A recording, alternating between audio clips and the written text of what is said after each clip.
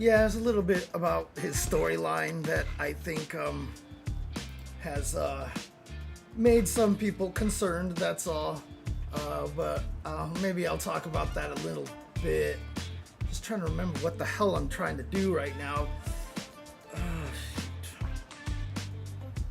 Oh, there's what I'm trying to do. Okay. Come on, let's start fighting.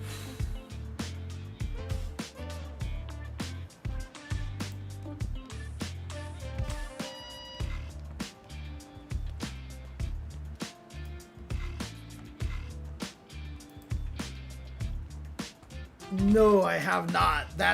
But I know all about it.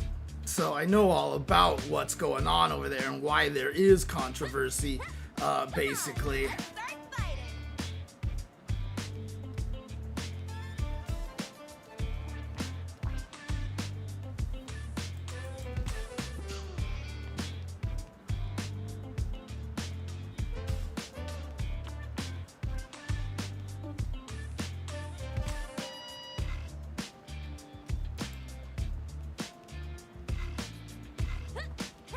Come on, let's start fighting.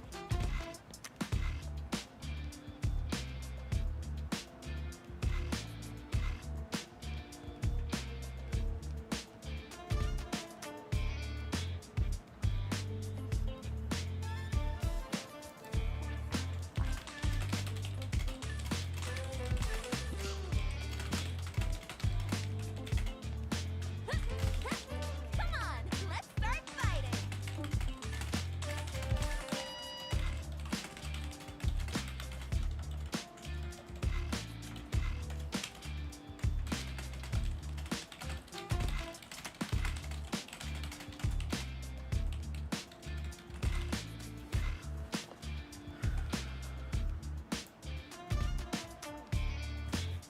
Was it a video describing the problem, or was it watching his ending or something? Or was it like playing through the entire thing?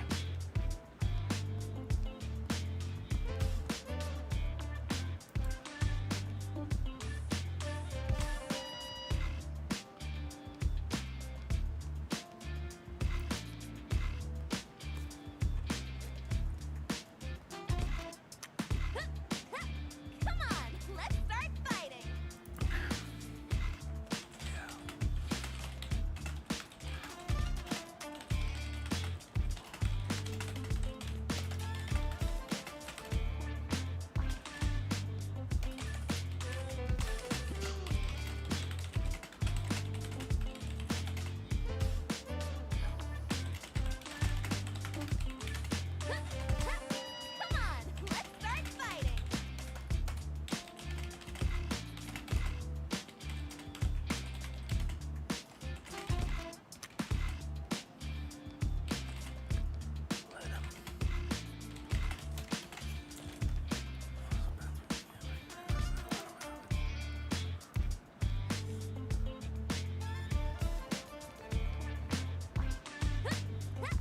Come on, let's start fighting. Come on, let's start fighting. Come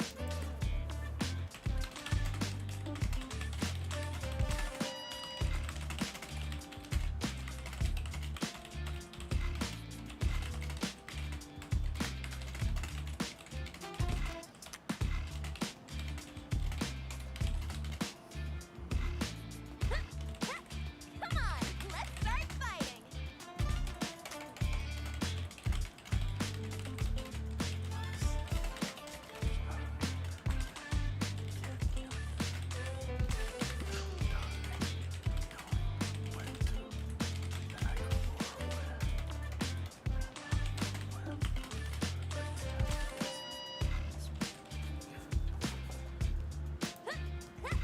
Come on, let's start fighting. It was 15 minutes. Oh, it was just a guy talking. Okay. Got it. Oh god, everybody's mad about it. So it's just because Tekken promised, right? They promised the back to basics, and then they didn't, right? Like they basically didn't do it, I'm assuming.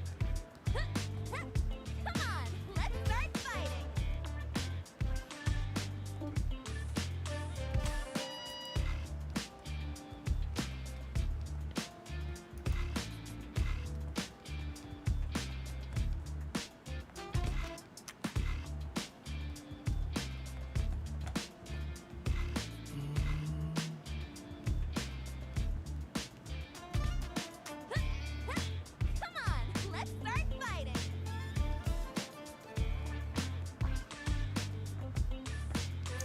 I thought Jack got like super buff by that make some noise move, right? Didn't he like get like considered a lot of buffs from that move? I thought that move was like really good.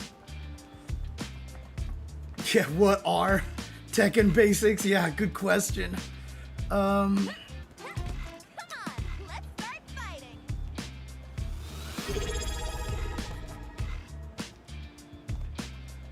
Hey, what's up, JNV? Thanks for the sub. What is happening to my window over here? There we go. He has 90% combos now. Jesus. Oh man. All right, let's mess with some of these characters here, shall we? I have not had a chance to see anything about Alex basically at all. So I just need to check to see what this character is all about at this point. But yeah, I mean, so far from what, you know, I've been hearing from a lot of people. Sorry, my hair is a mess right now. From what I'm hearing from a lot of people, it sounds like the biggest winners of this are... This side is not... the biggest winners seem to be... like Dhalsim. Like almost everybody is saying like Dhalsim is like super good now. So, you know, all the Zangief players are crying now. Do this really quick. Come on, let's start fighting. Makes sense. Would that be unbalanced or is this okay? Yeah.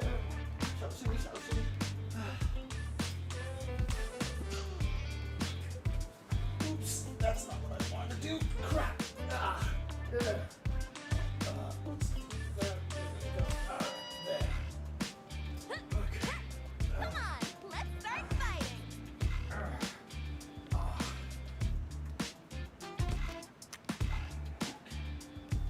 Problem is I can't have that pointing straight forward because if I do, I'll blind myself. But I just want to see because it's really dark on this side over here. But I guess it's fine.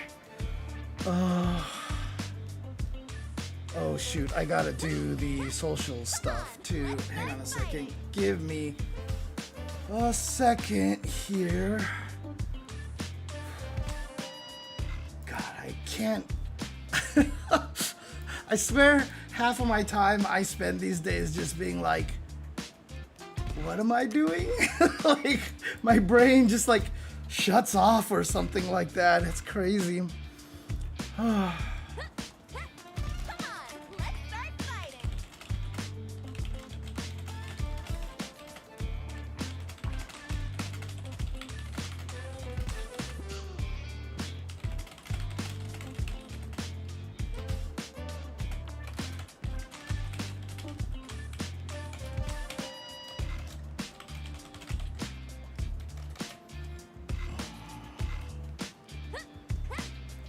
Okay, we're just gonna do it this way. I'm not worried about it. Let's just do that. Let's do that. Where is he? He is here, like so. Yeah, okay.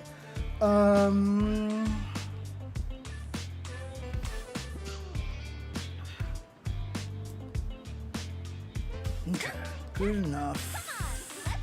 Let's copy all this text like this. What? Why can't I copy the text? Hello? Alright, maybe I'll just do this so I don't have to worry about that. Copy, there we go. Okay, let's do this. Paste. Enter, stream links, kill picture, add a picture. Oops, that's not where I want to be. This is where I want to be. There we go. Alright, post. And then copy link, go over here.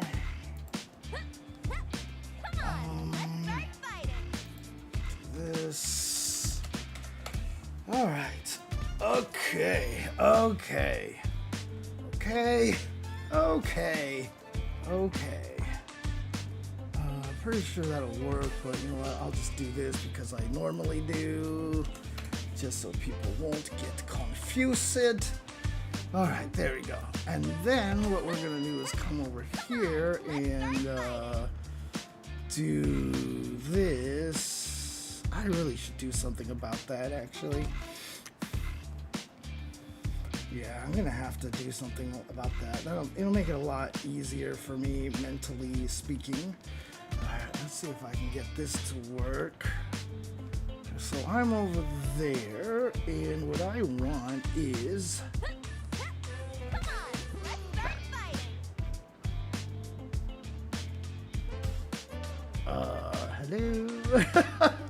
Hello? Give me 1 second. What is happening here? What is happening here?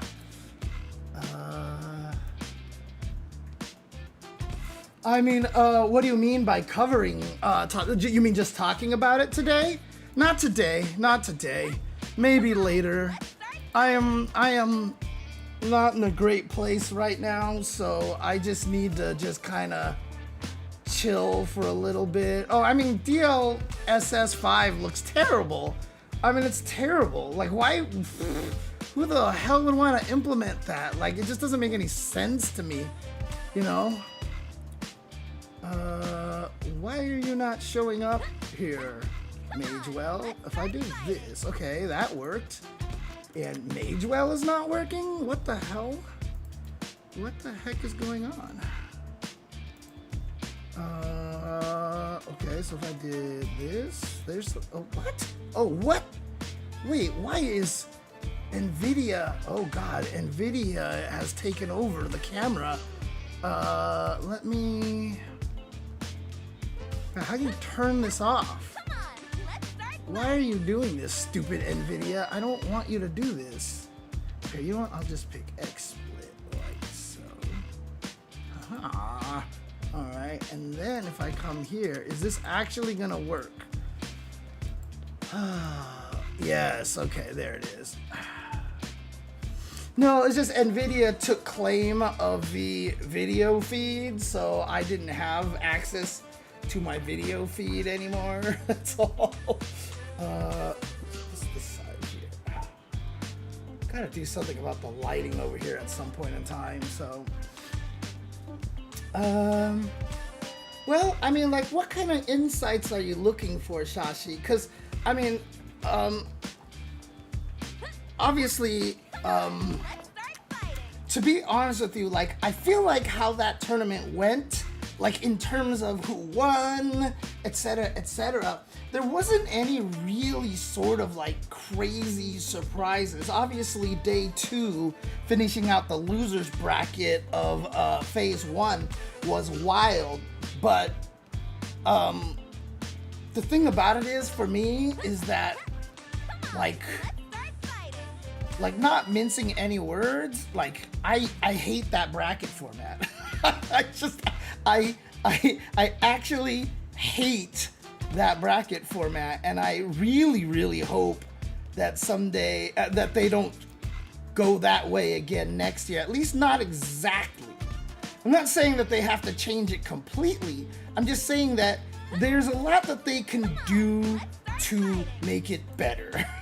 Because there is a lot of things about it that I am not a fan of. Hang on, let me do something over here. Oh, look at this, I can zoom. Woo. Oh, that's the max I can zoom. Okay, there we go, cool. And then, what did I want to do? Yeah, I really don't like the format. And I think the format is actually guilty for a lot of the weirdness that's been going on, and a lot of the upsets, to be honest with you. I would much prefer something different. Something different. It's not that it wasn't hype. The matches were really hype, but I just felt like, so the way they schedule it, well, again, there's just so much I want to say about this format here. But, like, for example, and again, You know, like, I'm not trying to talk down of anybody, but if you think about it, players made it to the second phase. Like, Yon Angel, for example, beat Kaba on the winner's side, lost in the winner's finals, then beat Kaba again to get to phase 2. So in other words, to get to phase 2, he only beat one guy. He only beat one player, right? And then, so in phase 1, there are a lot of double jeopardies. And 2, in phase 1, the way they had it scheduled, having one in one day and then the losers in the next day and stuff, 9 out of 12 players who lost the winners finals lost in the losers finals. 9 out of 12. The first year they had this format at EWC, it was 7 out of 8 players who lost the winners finals, then lost the losers finals. Now, the second year of EWC, this didn't happen, so, you know, you can't really call it quite a pattern. But the way that they scheduled it is that losers finals match that the person coming from the winner's side, from the winners finals, had to play, is their first match of the day. And it's the only match they're gonna play on day 2. The losers of the winner's side show up, they play one match, and that one match determines if they are in or out. And then you get to the round robin, which is just bizarre because there's only 3 people in the round robin. So, like, the real question is how do they get from 48 to the top 16 in a way that makes more sense, right? That makes it so that it feels natural, because unfortunately 48 is not a factor of 2, right? Because in order to have a perfectly balanced bracket, you need 2, 4, 8, 16, 32, 64, 128, 256, 512, 124, 248, etc., 496. You know, you need those numbers to be able, 4096, I should say. But you need those kind of numbers to have a balanced bracket, but you have 48. So they have to come up with a format to get down to a top 16.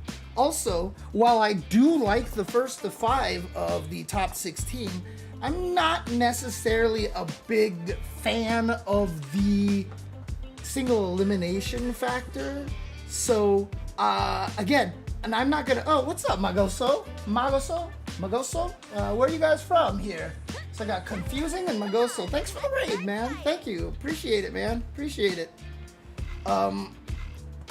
So, yeah, exactly. So if they happen to have a good matchup, it might be kind of free just to get into the second round.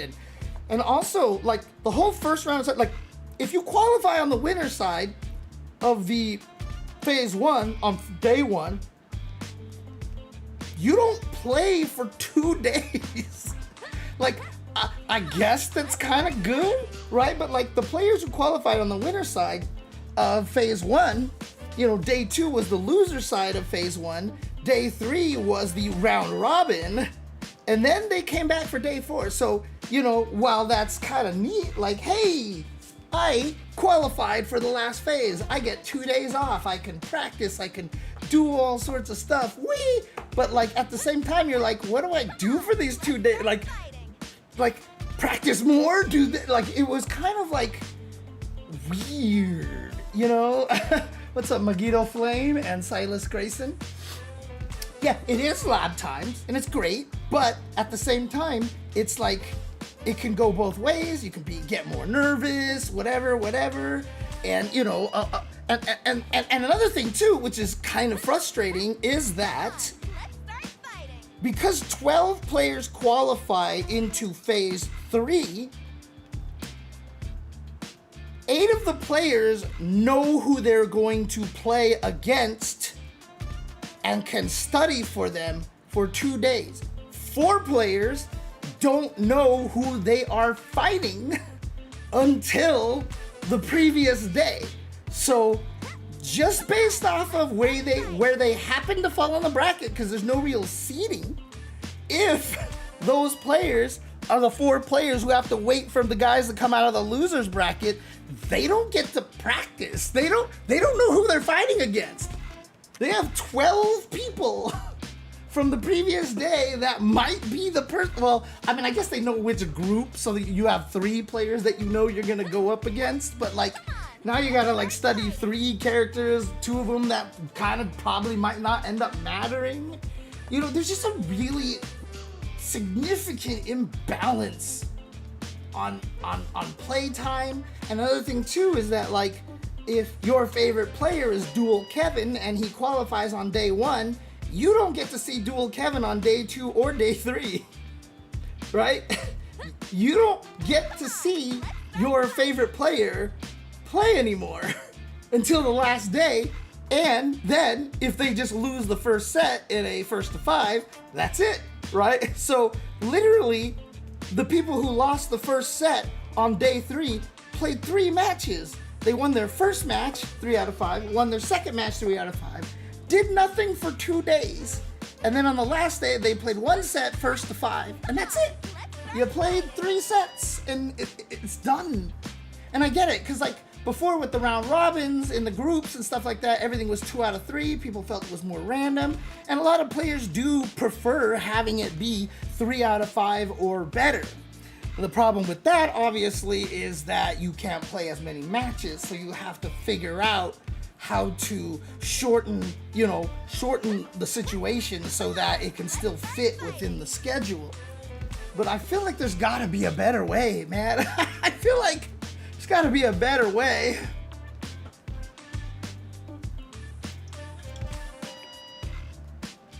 I don't think they can get the replays, actually. I'm not sure exactly how that works, how it works on the local machine. Does it save? I've never played locally on my Street Fighter 6. Does it save the local replays as well, that you can actually gain access to? Because the thing about it is, when the replays are online, then you could just go to your own machine, and if you're online, just do the match ID, and you can get it that way. If you play locally, I don't think it uploads the matches online, and so I don't know if there's actually a way by which you can transfer them from machine to machine. So they would actually have to borrow that literal machine, right? Hey, what's up? Geraldo Bones. What's going on? Thank you for the subscription. Appreciate it. Formats that the hot hand player... Wait, so still though, do you prefer formats that the hot hand players, James? I think... rephrase that, Mr. G, because I didn't get what you meant by that.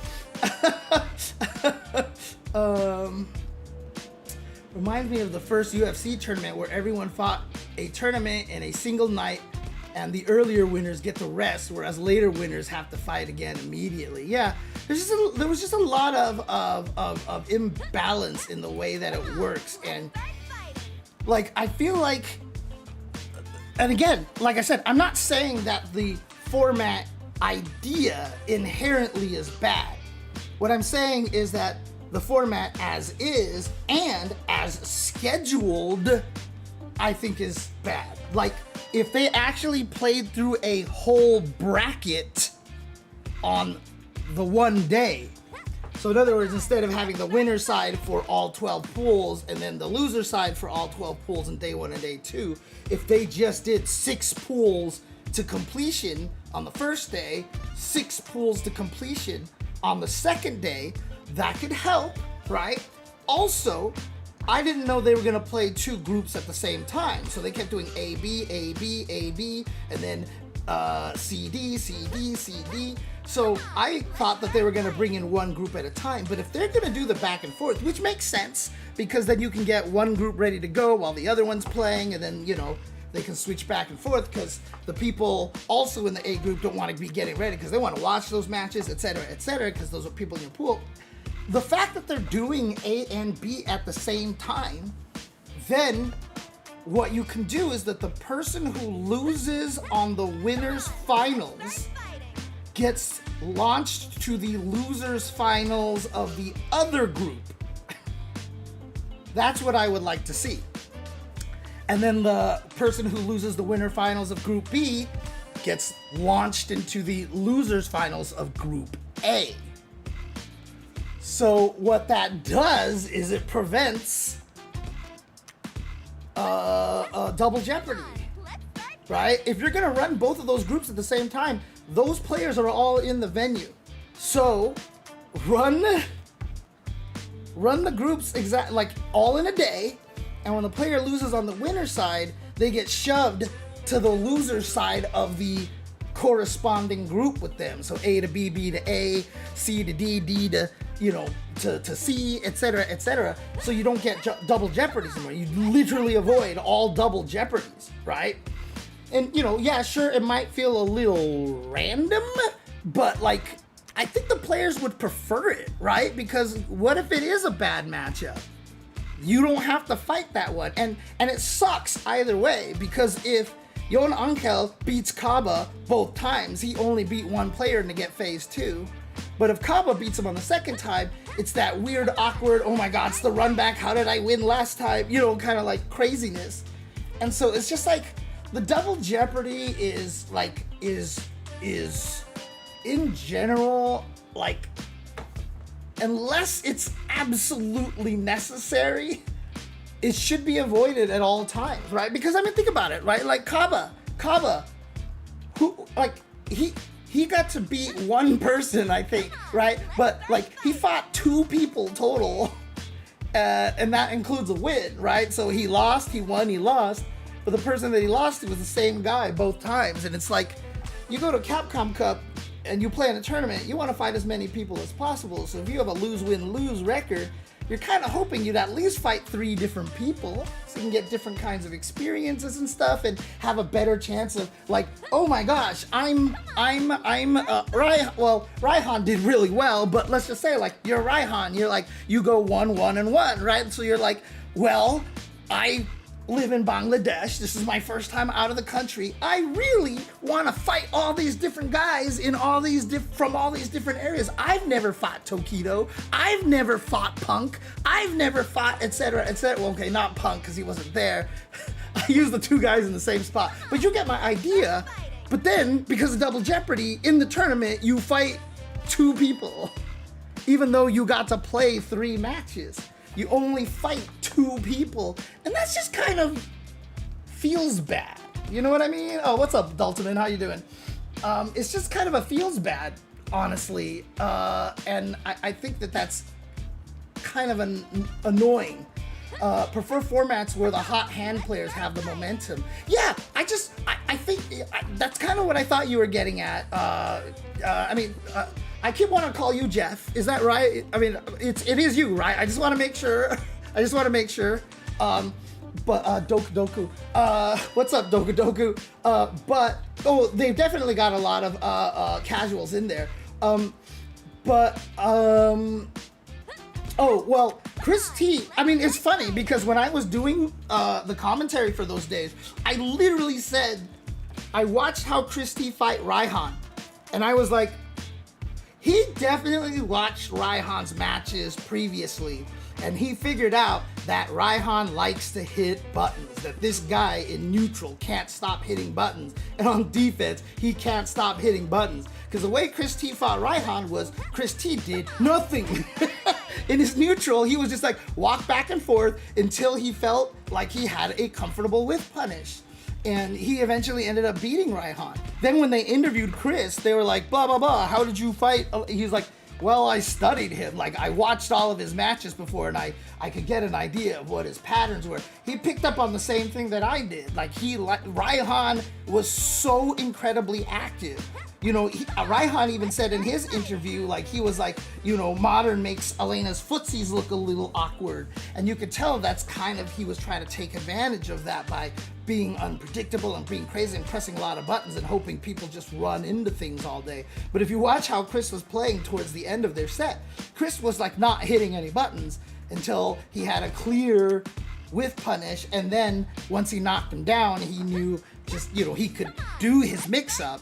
If it worked, good. If it didn't, he backed out back to neutral and he continued to play that way. So, but that's a little bit of a, but yeah, the day definitely helped. And that's what I mean, like, different people will have different amounts of time to study and practice in the format that they're using. So it's kind of weird. Again, I'm not opposed to trying something unique like they did. I just would like to see something different. Now, if EWC wants to maintain this format, that's fine. They made it up, and they do play the whole group in one day.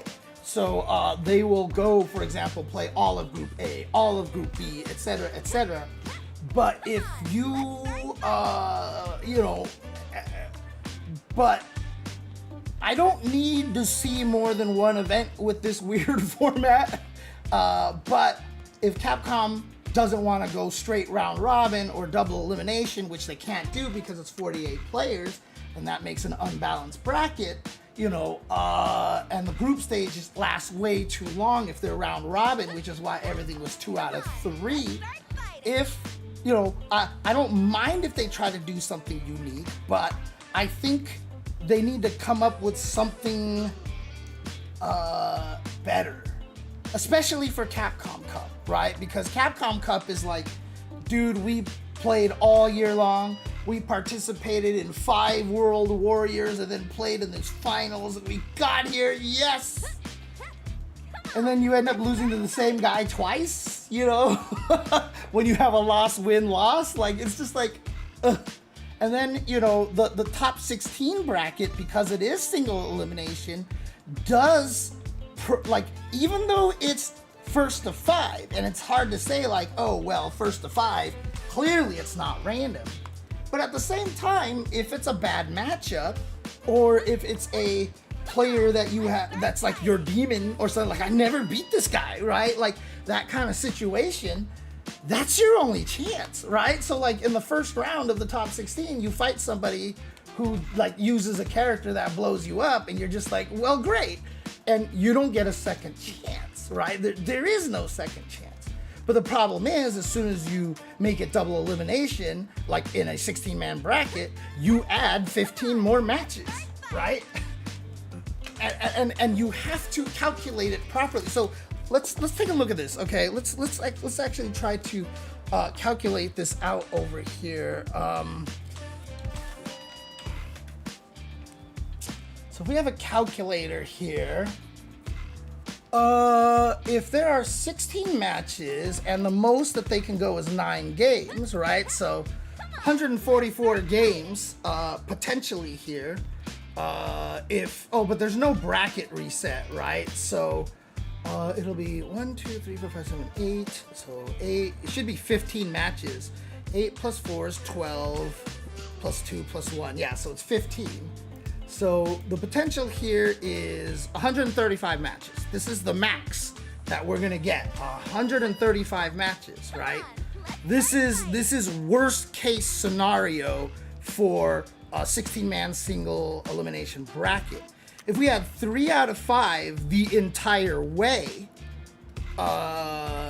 what that turns into is 16 plus 15 potential matches. Because everybody needs to be eliminated, so they have to lose twice, so that's 15 plus 15, and then there's a chance for the bracket reset, which adds an extra, so that should be 31 matches, and if they go a max of 5 games, that's 155.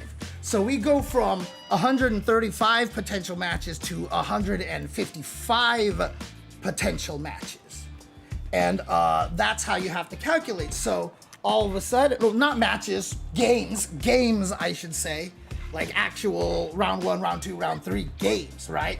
So that becomes the new potential. So you go from 135 games to a potential 155 games, and you can see that clearly that would take longer, right? It's just going to take longer.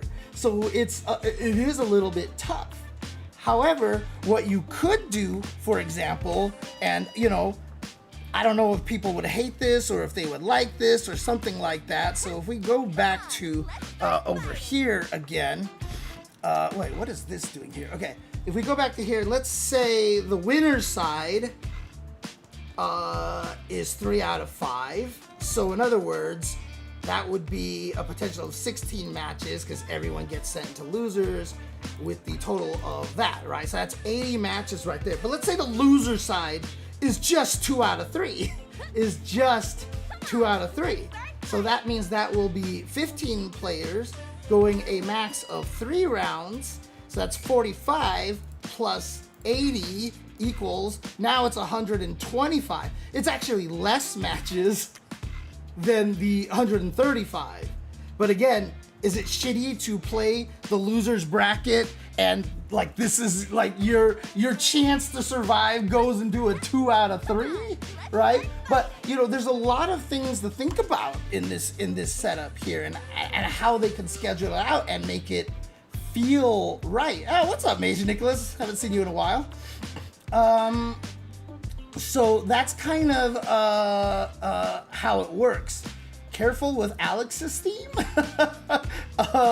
Let's see. I'm kind of a huge fan of the teleport change on Kim. It's such a neat idea. So Zibbity Samil, I'm guessing. I'm gonna be honest. I don't think it does anything. I don't think that change does a damn thing to Kimberly. It basically is a cool, cute thing that has literally no effect on her gameplay in a lot of ways. So that's where I stand, because anything you can try to do that's cool with the teleport,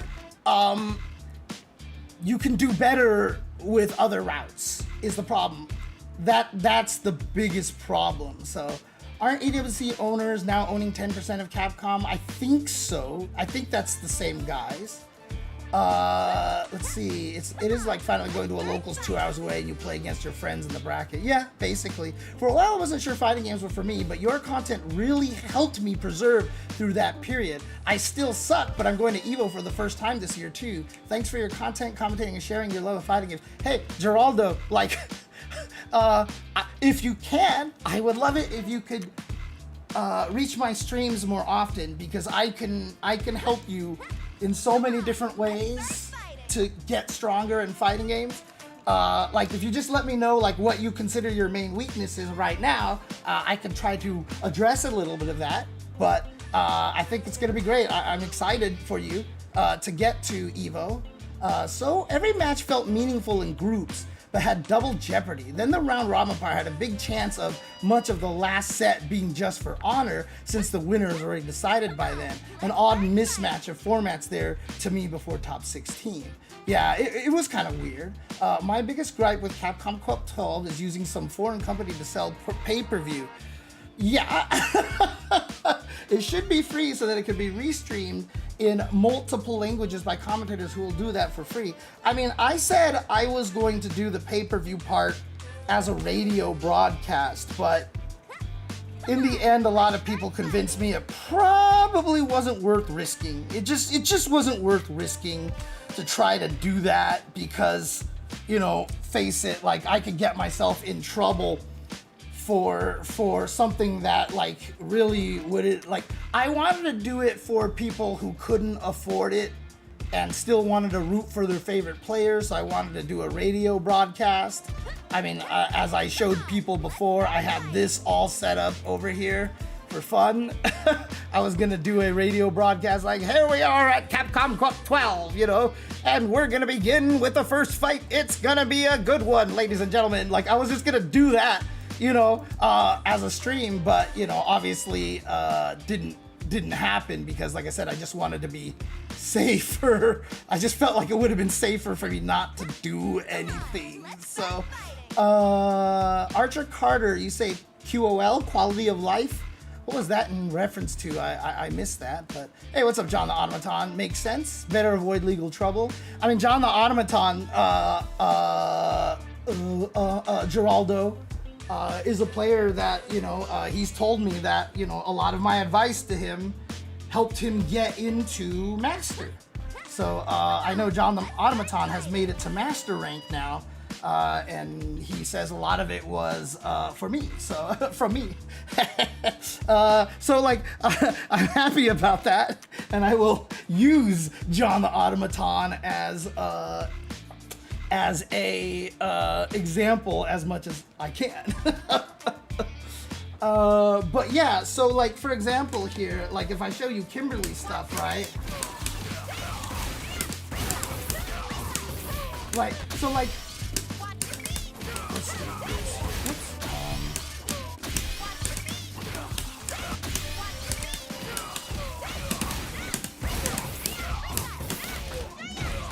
Right, so if you do something like this, it's cool, right? Like 3,723 damage there for one bar. That's like kind of the best use of it, like that specific combo alone. But like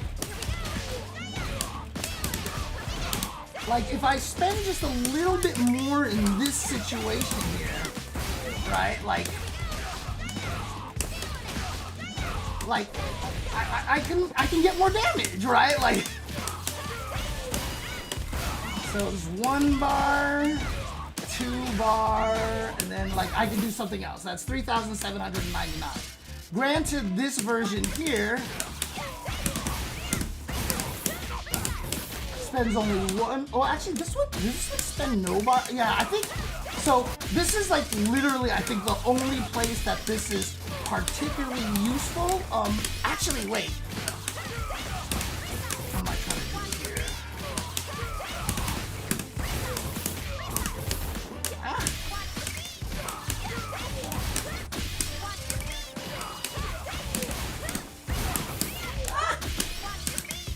My muscle memory isn't used to this yet.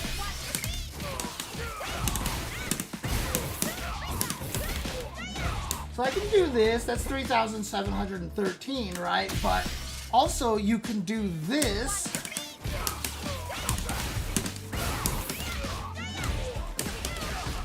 Right, and like tack on something at the end over there and get more damage. It's only in this double bomb situation. So like, if I do 1 can like this, right? If I literally do 1 can like this, and then I do something like, whoops.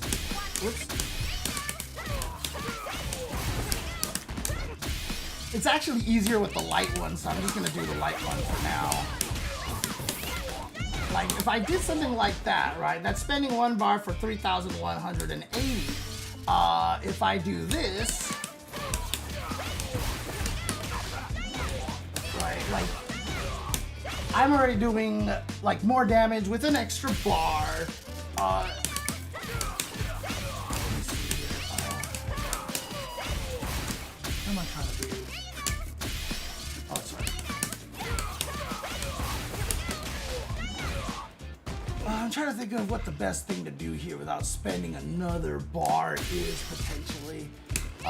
But basically, the way that it feels like is that this setup here is particularly designed for not spending any meter. This is in particular for spending no meter, basically.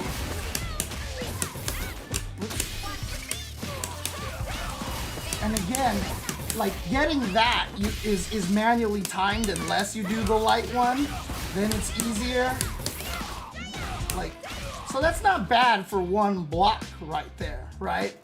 But if you ever spend any more than just the 1 bar, like, I don't think that path leads to anything in particular. Like, I've been coming up with some crazy stuff. I've been trying to come up with, like, I found stuff like, let me see, oh yeah, this is what it was. You know, like cool things like that, or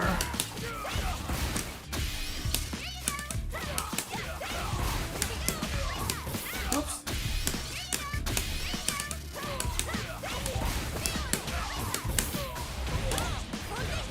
But like none of this stuff, like you can see there, I'm getting 3,000 damage off of this.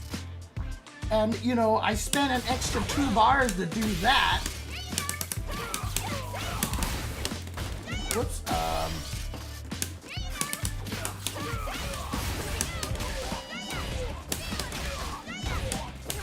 See, I'm already over 3,000 having only spent 2 bars, right? If I just do this... No, that doesn't work. If I just do this, right? I'm at 3,354 damage.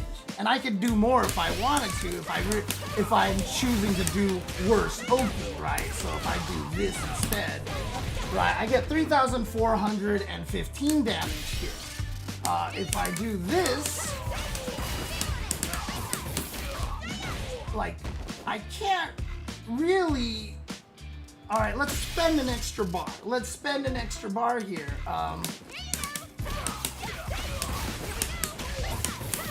Oops, that's not what I wanted to do.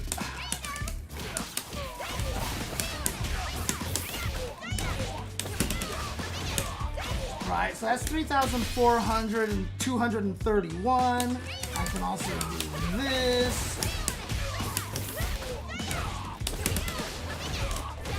Right, that's 3,244 for 2 bars.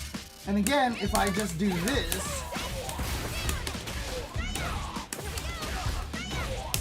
I'm already at 3,354.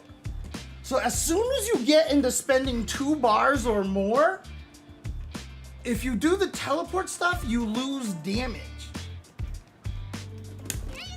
And on one can like this, you can't get a juggle. Like, the only juggle setup I've found so far is literally 2 cans, right? It's the only thing that gives you enough time to land these things, right? And if you're doing a 2-can setup and you land, you know, this anyway, so if I do this, for example,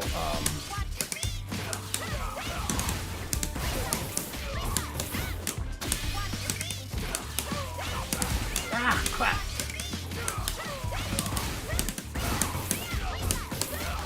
Right, if I do this, that's cool. So this again is the best use of this move because I did not spend any drive gauge. That was 3,713 damage. Like, that right there is the best usage of this thing.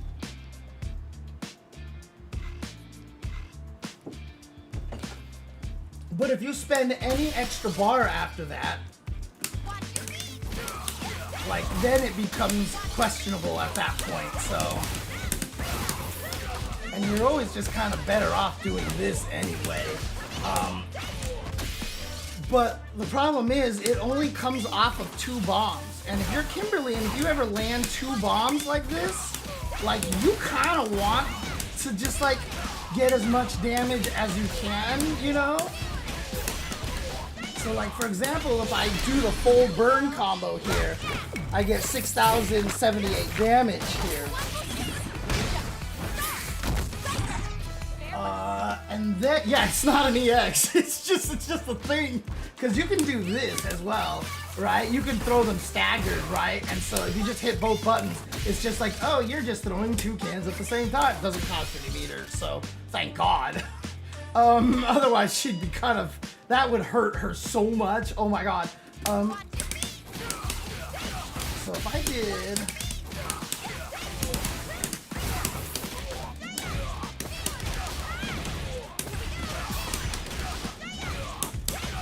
whoops, well, if I had done the super, it would have been 6,029, which is less than the other route, right?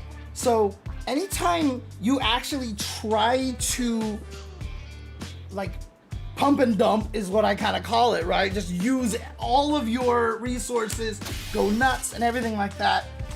The teleport doesn't do anything. And like,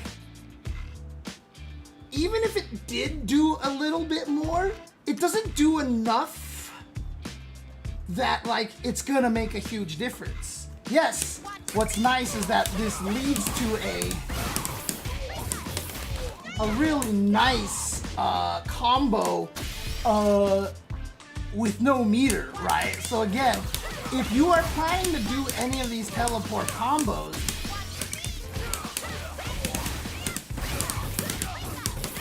God, my muscle memory on this is bad. Oh shit. Ah!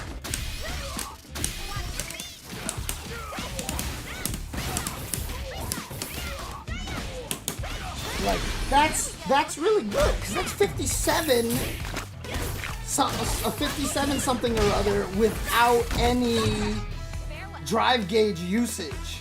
And that's really strong. And so basically, the best thing about this is that it gives her a lot of damage if she's low on drive gauge. Because one of the hardest things about this setup here is that if you were low on drive gauge here, you had to sacrifice a lot from your combo. So again, in terms of I don't spend anything of my drive gauge route, it's fantastic, but it's such a specific niche situation. It's such a specific niche thing.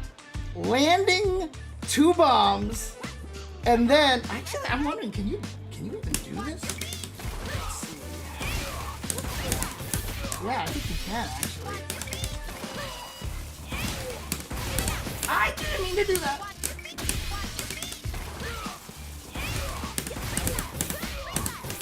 Okay, so this is too slow. Let's try crouching light kick. This is the hard part. That's 14.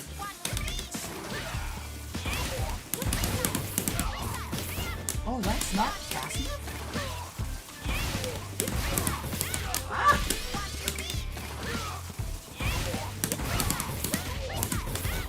Wow, really?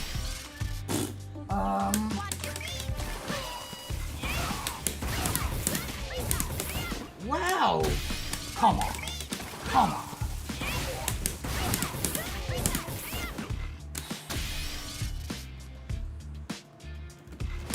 Well, this is the fastest move that she has. So in other words, you have to manually time this one.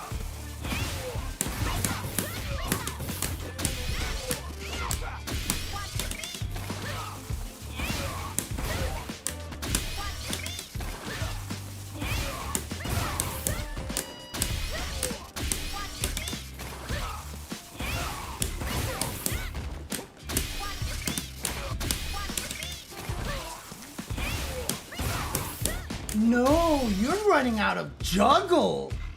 Wait, no way, because those bombs don't actually... Is it the throw that does it?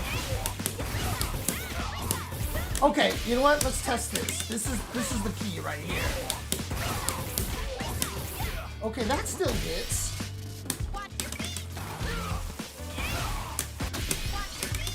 It's not working. Actually running out of juggle there because the throw into it like messes it up, because that clearly looks like it's high enough. Yeah, okay, so this is 8 frames, this is 7 frames. Let's see if that connects. Yeah, see, that connects. So is it really just because it is... Well, this is 8 frames. That'll tell me a lot.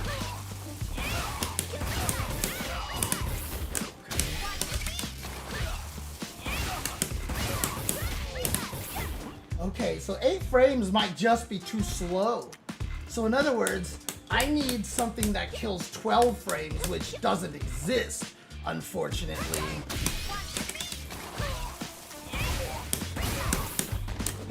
Or I need to manually time this.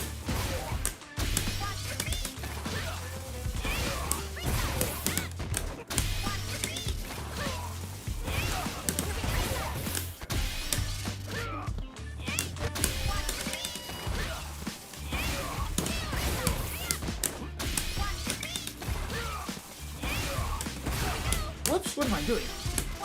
I just need to see if it works at all.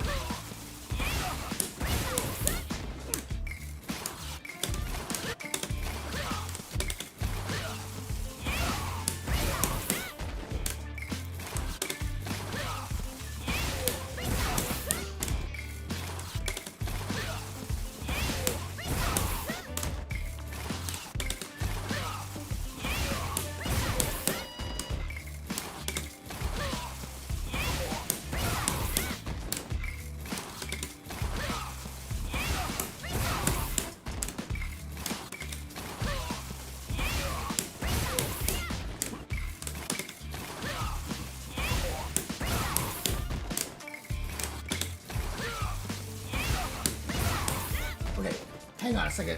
We gotta do this more systematically here.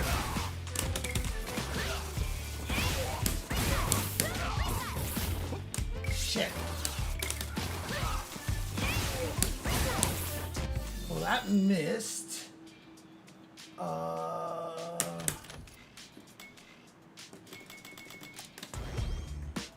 1, 2, 3, 4, 5, 6, 7, 8, 9. So I waited 9 frames there. Okay, that missed. 1, 2, 3, 4, 5, 6 frames. So I need to wait a lot longer than that. Whoops.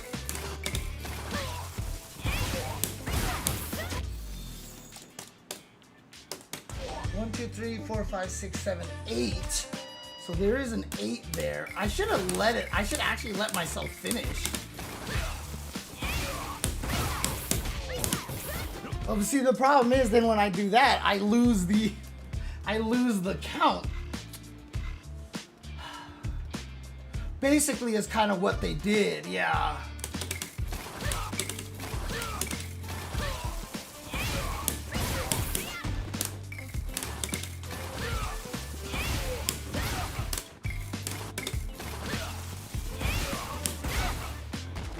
Dude, why can't I teleport here?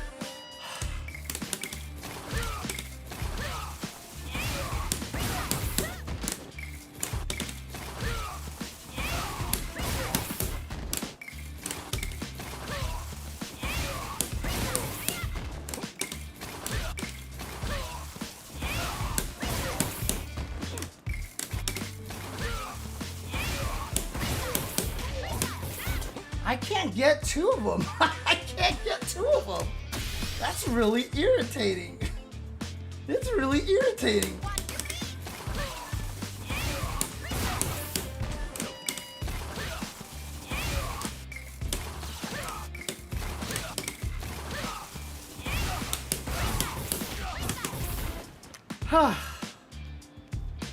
Oh no, this is not something I've ever been able to do before, JNV. I'm trying out a completely new thing. I'm trying to find a brand new combo I have never done before here.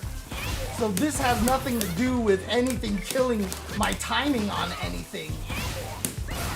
It's just from the juggle rules that I know, this is really odd because this works.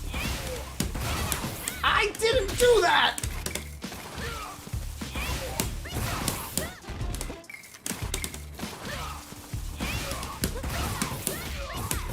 Like, that still works. Oh, but I can't even get the arc step to connect. So yeah, throwing him into the bomb changes the way that the,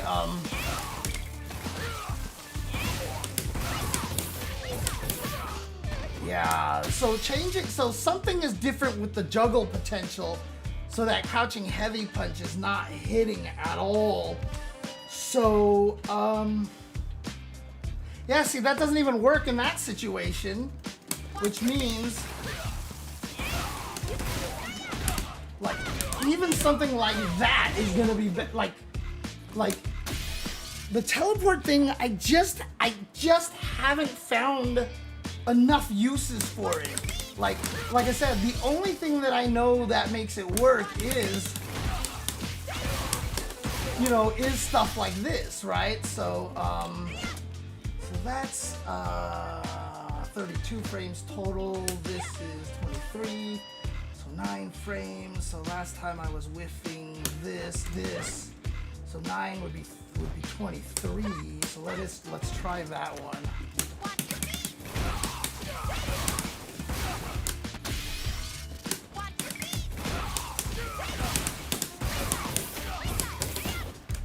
Maybe not. Let's try this thing. Whoops.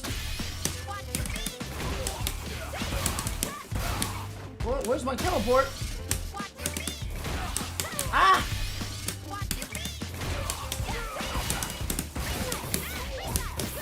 Yeah, see, that's too slow. Okay.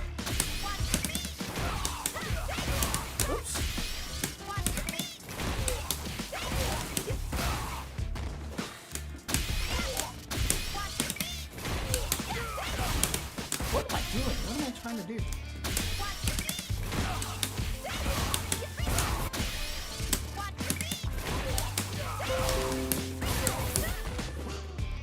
my god, was that too fast?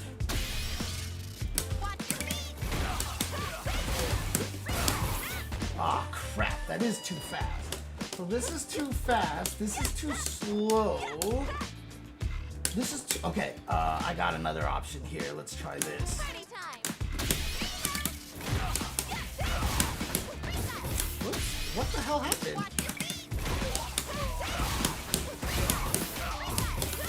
There it is. Okay. So I can do that in that situation there. Like I said, it feels like it works best if you don't spend any meter.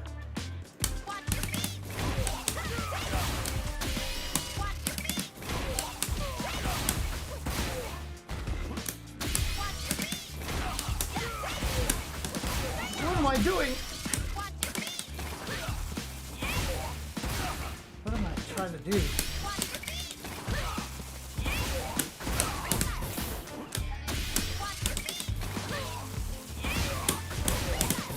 Okay, what am I doing? What am I doing wrong here? Okay, my brain is fried right now. Jesus, I left a lot of space there.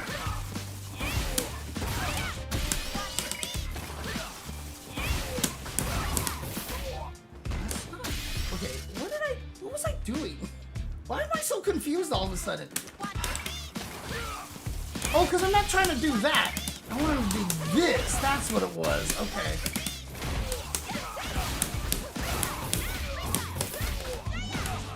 Right, so, yeah, like...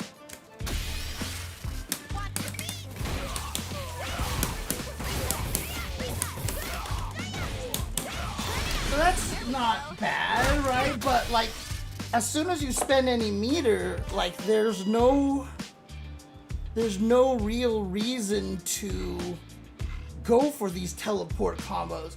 Because as soon as you get to the point where you spend some of your bar, you're always better off doing something a little, like, doing something better for more damage. So the problem is that, what do I have as the whiff on? I always forget.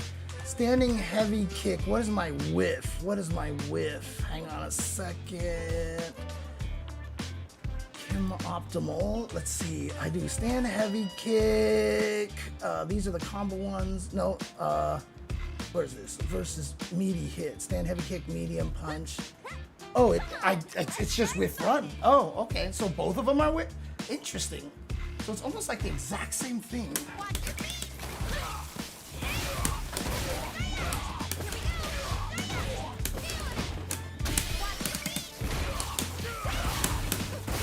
Whoops! Oh no.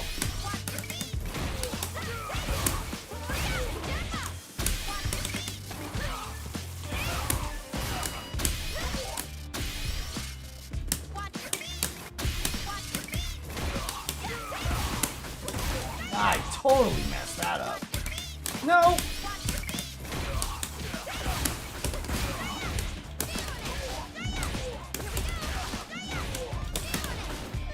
Well, so if I did...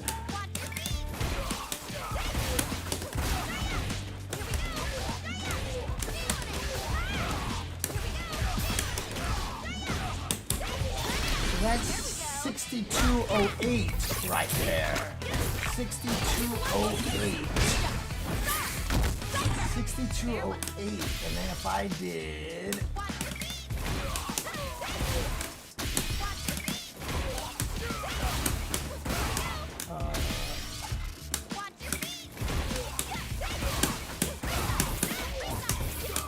shoot, that's not what I wanted to do.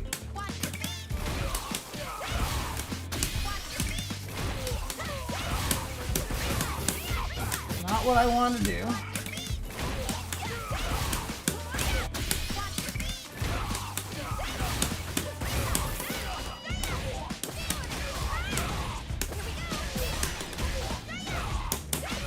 See, that's only going to be 6159. So that's less damage there. And I don't think that there is a route that the teleport can actually get you more damage. Let's see here.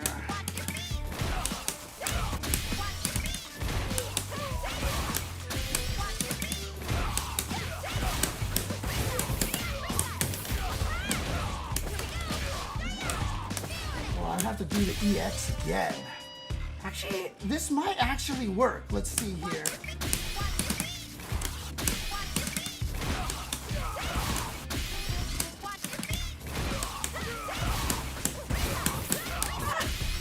Oh wait, what did I want to do?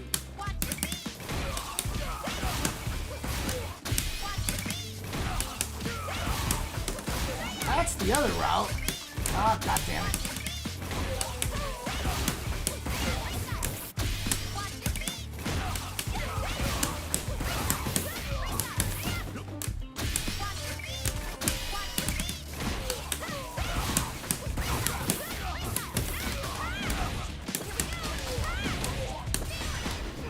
It doesn't hit anymore. So that doesn't hit anymore. What can I do instead? What can I do instead? Let's see.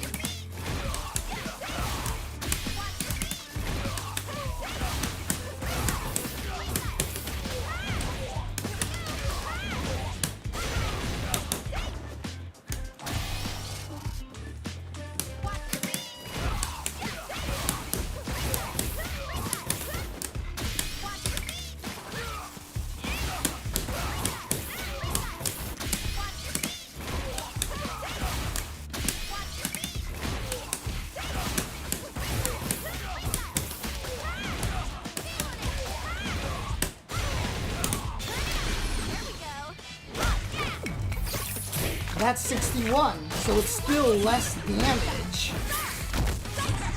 Farewell. See, this is just the thing, is like, I cannot find a route where the teleport adds more damage in this kind of situation. Could there be a teleport combo whose teleport allowed Kimberly to dodge and then counterattack? Not as much, but what you can actually do, maybe. So this is one scenario that I really wanted to test over here. Basically, if JP does this, for example,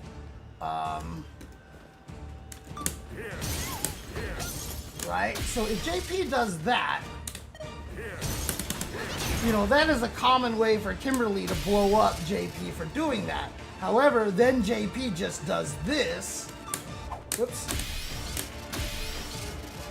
I don't need to be a screen away. Right? Then he just does that. And then you get murdered, right? However, I also know that you can do this, which is really fun. Right? Like, that's cool. Right? So if you predict that he's gonna jump at that situation, you can actually teleport and punish him like that. Now, can I do this instead? Ah, crap. Ugh. God damn it. But at least it knocks him down, so what can I do? You know, I can do something like that, but can I do better? Can I do better?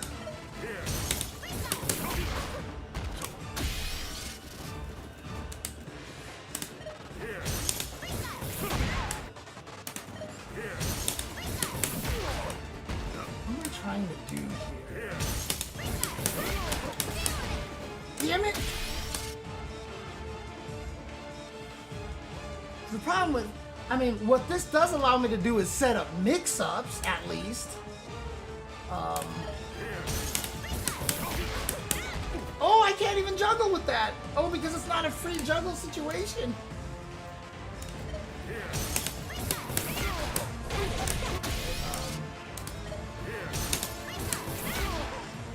Well, I guess I could just do that. Let's see.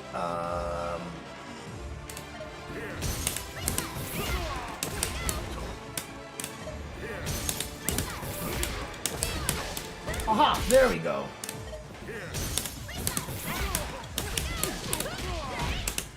So I can do that. That's cool. That's cool. So for example, that's a setup that you can use it for. But in general, like this is only if you know they're gonna neutral jump. Like teleport is a neutral jump punisher if you know in your heart of hearts that they're going to jump, right?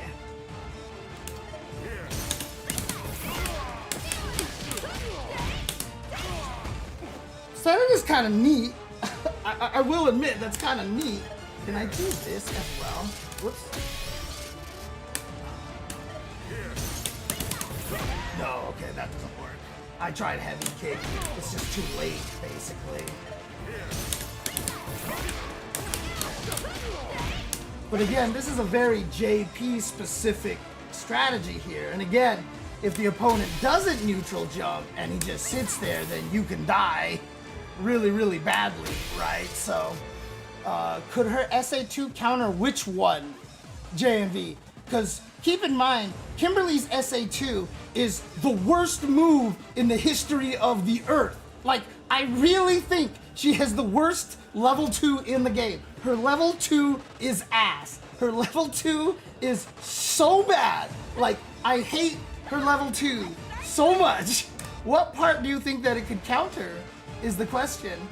Like, are you just talking about like that and just basically hit him like that? Like, I got just as much damage by doing, whoops.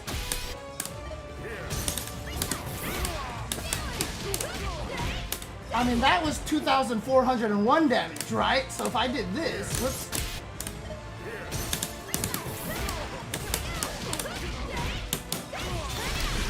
So if I did this and I decided to spend, oops, wait.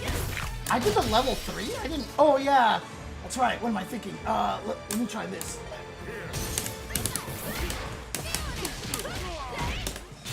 That's what I wanted to do. So spending a can, I just did 2,981 damage.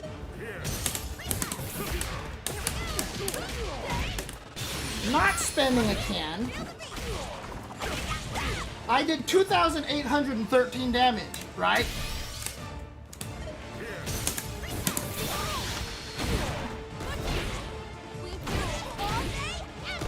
That's less damage. For 2 super meters, I got less damage. I hate her level 2 so much. I hate her level 2 so much. Want to see something else that's really cool? Let's set Cammy to wake up with her level 2 super here, right? Okay, no, that's block reversal. I want here. So let's, yeah, so that killer bee spin, right? So what I'm gonna do here, I'm gonna try to throw loop her. Okay, let's try to even make a better one. Let's,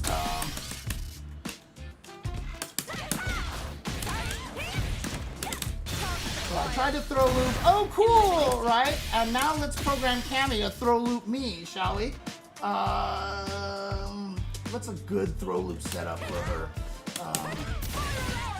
This is dash. That's plus 11. If I just delay it a little bit like this, let's see. Yeah, that's a decent one, but I want to just have something that's like accurate. So let's do it. What if I did like, whoops? That's plus 30. So if I do this, that's plus 12. So what if I did? That's plus 7, and this is a 22 frame move. That's 26. So that's plus 4, but now I'm too far away for the throw, which is annoying. Okay, so this is 22. That's 21. God, do I not have a good button for this? Well, let's try another setup then. Let's try. So I do that. That's plus 39. Whoops.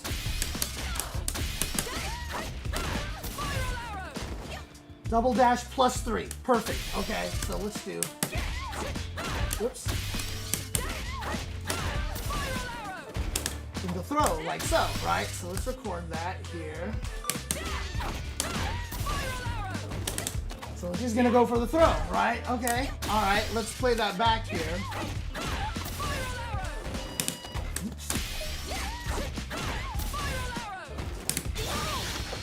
Kimberly, ladies and gentlemen, Kimberly! I give you Kimberly, ladies and gentlemen!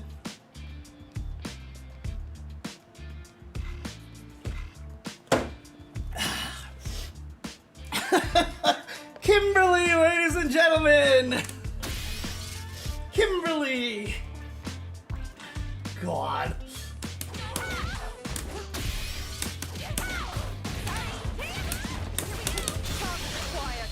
Hey, look at that! Cammy hits you!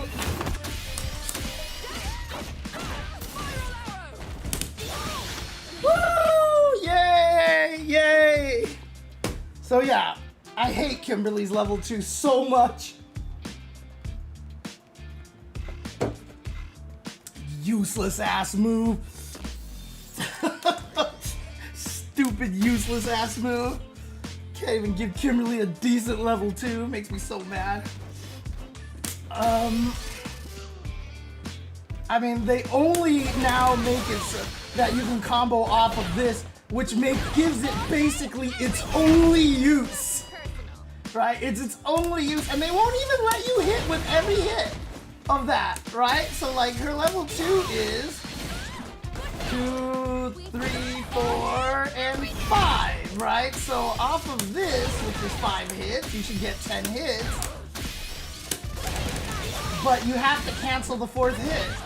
You have to cancel the 4th hit in order to get this.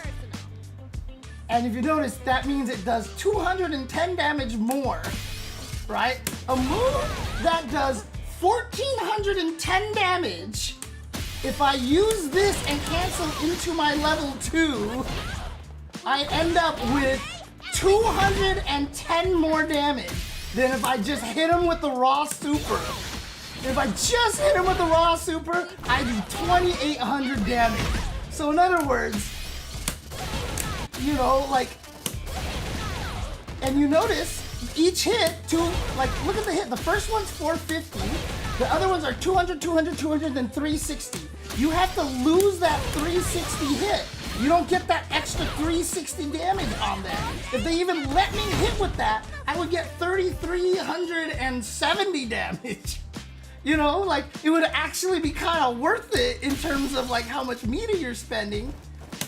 And then on top of this, when everybody's like, actually, this person's level 2 is worse. This person's level 2 is worse. And I said, if I use my level 2, I nerf myself because I am running out. I use up my resources to get my level 3 buff. So if I use my level 2, I'm literally nerfing myself from getting my level 3 buff. There's my dissertation on why Kim has the worst level 2 in the world. Hello, cute hag Lauren. How you doing? Anyways, this is not the anti-Kimberly stream that it's supposed to be. And again, even if I was in charge of balancing and I made this patch, I probably would not have buffed Kim. There may have been like 1 or 2 small things that I would have given her. I still think she deserves a wall jump. And make it so that like it's a spin kick plus punch in the air and it uses a spray can. Like, can you imagine if you did spin kick plus punch in the air and she like explodes a can at her feet, and so she just kind of like goes bow and just kind of like explodes off the wall. Like, I think that would be kind of neat. Like, it would make it so that it makes a lot more sense that she doesn't have, you know, she doesn't have, what do you call it? She doesn't reload her cans automatically.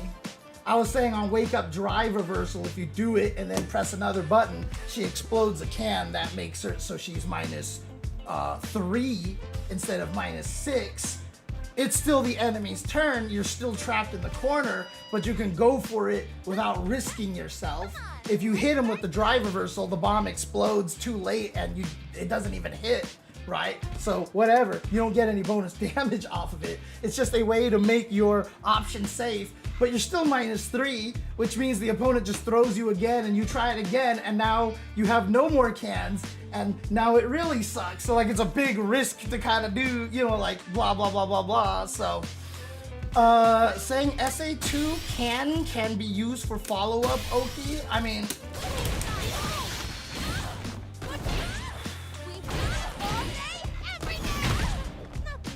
you get plus 22 frames.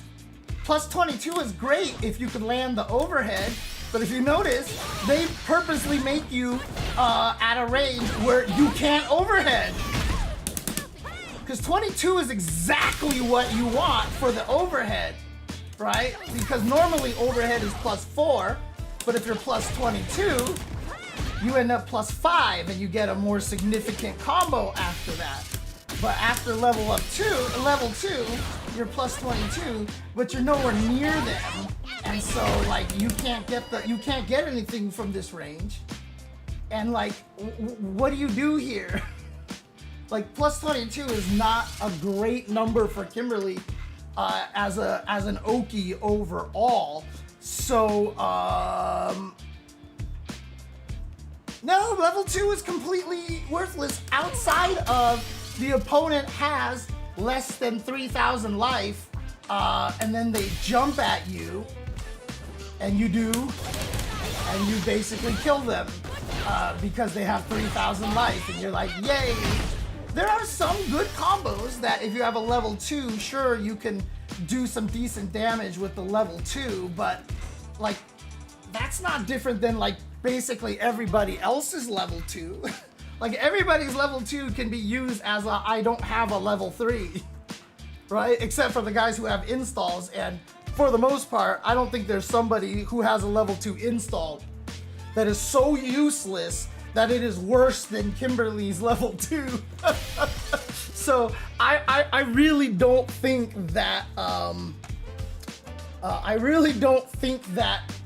her level 2, it doesn't give her any extra, you know what I mean? Like, and also keep in mind too, like they had to increase its damage so that it actually did more damage, because Kimberly's at 90% damage at the start. Like it did less than this before. It did less than this at the start. Oh man, I don't think the patch is cheeks creepy. And I'll explain to you why. Someone else pointed this out, and I think this is a very, very, very valid point here. So a lot of people are mad about this patch because they're saying that, you know, clearly we wanted more. We wanted more changes. Where's the system mechanic changes? Etc., etc., etc. Oh, Zangief got fucked. Yeah, okay. To be fair, that is fair. Zangief got fucked. But, the thing about it is, as someone pointed out, and I have noticed before, let's take a look at the patches, shall we? Here's all the patches. Date update, date update, date update, date update, date update, season 2 patch. Date update, date update, date update, date update, system 3 patch. Date update, date update, date update, date update, date update, date update. This is not actually the season 4 patch. This is not the season 4 patch. Now, when it happened in season 3, everybody was coping, but it said 2025-06. Like, this is what it said, and everybody was like, oh, but, you know, maybe in the next patch they'll do it, but we're here, right? And it's later than every other year, right? So before, like, obviously, you know, we had an end of February, this one we have a beginning of February, this is already middle of March. So this is the latest a last patch for the season has ever occurred. In other words, we do have another patch coming, which I assume will show up with Ingrid. So when Ingrid comes out, that'll be the official season 4 update patch. And so we still have a lot of time. We still have some time for potentially bigger changes. Past years, we were coping. We were like, please, please, please make more changes, and they didn't. But that's because we were already seeing the 2025-06 ver, 2024-05 ver, but we don't see that here. So I have faith that we are gonna get some more changes. Come on, let's start fighting. So yeah, I'm not worried about it. I'm not worried about it right now. Right now, I'm not worried about it. But, to be fair, Creepy Sleepy, yeah, Zangief didn't really get any help. Zangief really didn't get much help. Is there anybody who has any question on any of the particular changes in the patch that they would like to see explained? Is there anybody who has any, like, hey, I saw this in the patch, I don't know what it's for, like, especially if it's a character you use, you're like, I don't know how this helps my character, can you explain? Oh, the drive rush versus jump change, that's an easy one. So in previous patches, like I pointed this out in season 1, by the way. I was like, why is this not fixed yet? Basically, let's show you here. You know, when the opponent drive rushes, like so, right? You know, that screen freeze right there, people are like, oh my god, it eats inputs, right? But if you actually do it, you notice that it doesn't actually switch the eat cameras. Even if I hit the button during the freeze, it comes out eventually. The problem is that when two moves overlap, it has to pick one. So in other words, if I input heavy punch and then medium punch, both during the freeze. Switch the cameras.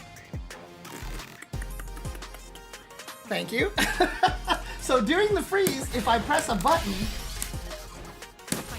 like you can see my move still comes out, right? So like so.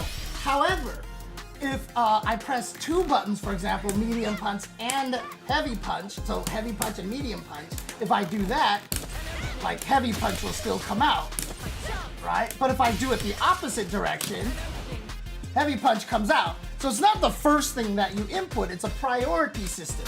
There's a priority system just like Super Freeze, right? Just like Super Freeze. Basically, if you input 9 things at the end of a Super Freeze, if you humanly could, it picks the one that has the highest priority. And in this game, heavy attacks have a higher priority than middle attacks. So even if I do heavy middle, it comes out heavy. If I do middle heavy, it comes out heavy. Because heavy just has a higher priority than middle.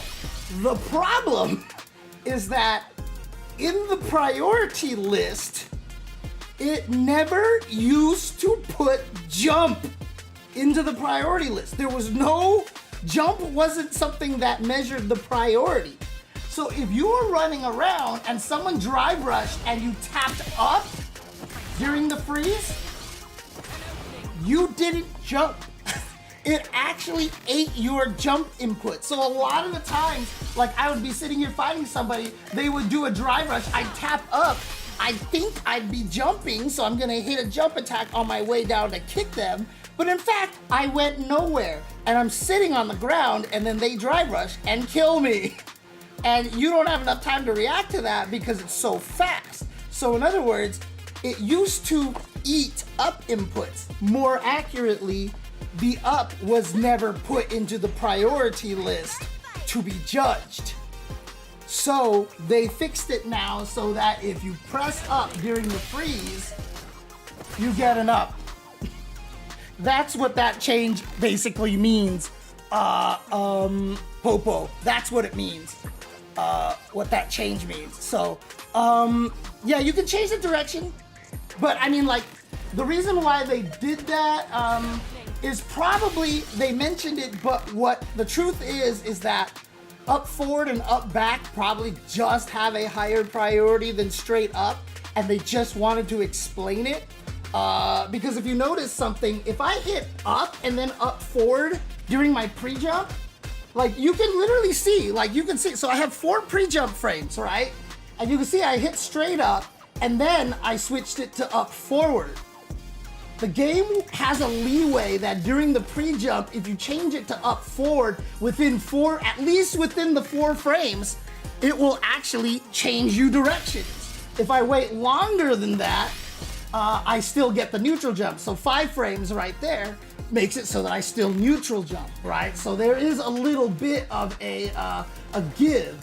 And so there kind of already was like a priority with the jumps, because if you notice, if I do up forward to straight up, so if I like do an upside down fireball like that, like you can see, my up forward was only 1 frame and I immediately switched to up, I still get up forward. So forward jump just has a natural, quote, higher priority than regular jump.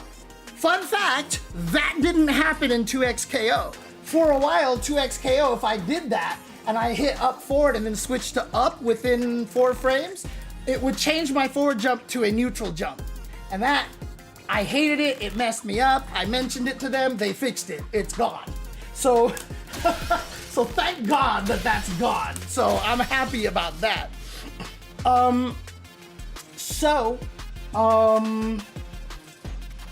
That's all that was, Popo. So I explained way too much, but I like over explaining things because it's fun. I get off on this kind of thing. So so I get off on explaining over detailed stuff and, you know, talking about how the system works, blah blah blah blah blah blah. Yeah, the fact that you don't notice it is the point. Like they did a good thing. Oh, Ryuzaki Uchiha. I have not, and I really wanted to see Cammy's changes because I am like super fascinated by this, and I think this is such a cool change. I think that this is a cool change, and if you don't know what her change is that at least for this change, the dive kick change, they didn't change anything about the dive kick except when you actually get it plus, I think, you get a screen shake? Is that what it is, right? Yeah, there you go. I got the screen shake.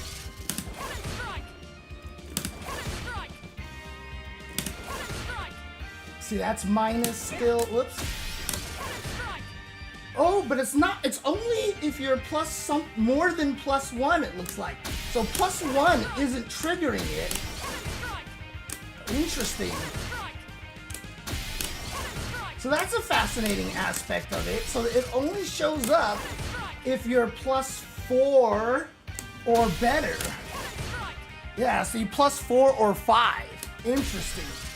Does it have to be a toe clip? Is that just what it is? It hits if it hits the lower box. So even if I, so for example, I have a meaty setup for this. What is my meaty setup here? Shit, I don't remember anymore. Crap. I wrote it down somewhere. I think I wrote it down somewhere. Let's see here. So I did, oh, that's right. This is back heavy kick, drive rush, stand heavy, punch, push, leg, stand medium. Okay, so I have this set up over here, and I'm gonna set her to crouch over here. Oh, I can't set her to crouch because I have to launch her. Okay, so if I did this, okay, so I do get the shake on that because it's close enough. And I guess if I hit it meaty enough, then it does mean that I hit that last, I'm hitting the bottom frame anyway. Yeah, so there you go. So I'm hitting low enough. And so that's basically one of the changes. The +1 thing might not be a glitch, like someone's saying. So a lot of the times what they do is they tie it to certain frames of the dive kick, right? I don't know if that's the case for this. Oh, they can't tie it to certain frames of the dive kick. That's why. they can't tie it to certain frames of the dive kick, because if I happen to hit you super late like this or something, like if I hit you super late somehow like this and you block it, they can't make the screen shake, because her height is what determines how plus she is. So they can't tie it to a specific frame. So yeah, what I'm guessing then is you have to hit, like the hitbox has to overlap with a certain hurt box of the enemy. And that's how it triggers the shake. Whoa, why didn't that trigger the shake? Is it only on standing?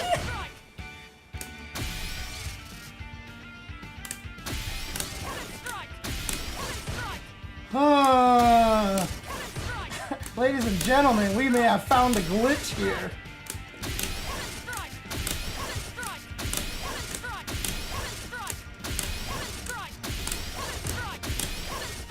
Huh. Alright. Oh, it does shake on +1. It does shake on +1, but that's because it's tied to a specific active frame. That one and the burn knuckle will shake the screen if you block it on the active frames that are plus. But you can calculate that because they are grounded, and the only time they can hit is if it's making them plus. Again, Cammy has the problem that her dive kick is height dependent, although it doesn't look like I can find a way to actually make that happen.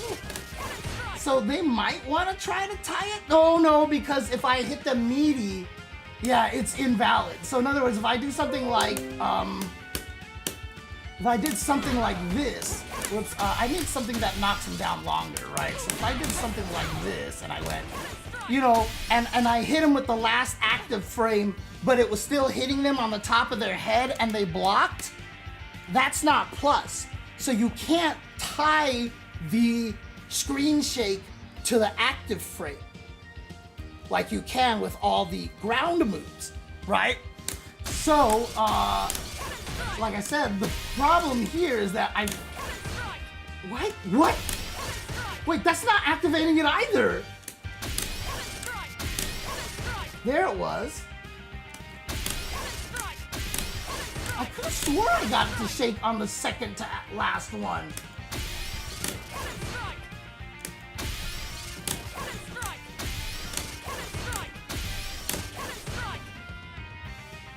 That was the last active frame and it didn't register.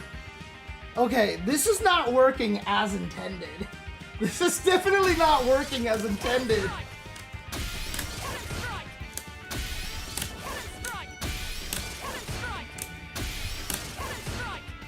Huh. See? That was toes, Archer Carter. That was toes right there. Can someone clip that for me, please? Clip that one for me, because that was toes for sure. And I didn't get the shake. Like that one. Like I'm okay, maybe I'm hitting the ankles area, right? But like, I feel like that should trigger it too.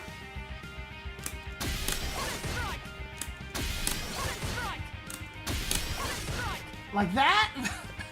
So weird. So yeah, she can be plus without the screen shake. Oh, that's okay. That's a problem, because the reason why this was a good buff for Cammy is because a lot of times when people are in neutral and the opponent's walking around and you do this, you're not sure if you're plus, you're minus, or what. And so sometimes even if you are +1, like let's say I do something like that and I'm +1, I don't know if I can hit the button or if they can hit the button, because sometimes you don't notice where you hit them. And so you end up in a situation where you're like, I don't know, I think I'm plus, you hit the button, you were actually -1, and then you die. And now if you actually see the screen shake, you know that it's your turn, you can press on, you can press your 4-frame button and know you can win. But apparently, the ability to trigger the screen shake is very touchy and probably needs to be buffed a little bit or something. See, I got it to work on the crouching, but see, like,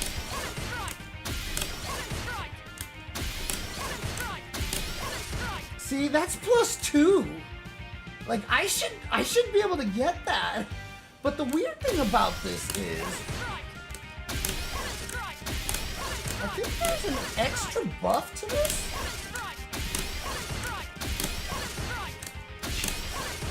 Dude, you have to be so goddamn precise. Holy crap. What? Bro.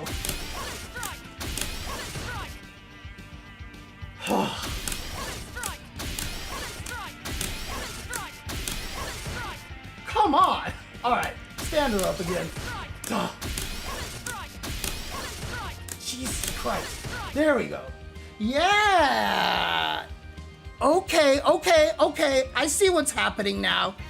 I see what's happening right now. Okay. Let me read this patch notes here for a second, because something is very suspicious here. Cannon strike. The final of the changes, yeah. The screen will shake on hit or block on a perfect strike, and then knockback time on hit or block is increased by 2 frames. Reduced pushback on hit or block. So if you actually look at this, the reason why it's not triggering all the time, because it's not just telling you whether it's plus or not. Look at me doing this dive kick here. Look at the yellow bar at the bottom. It says 16 frames. It's 16 frames of block stun, right? 16 frames of block stun. But if I hit it just right,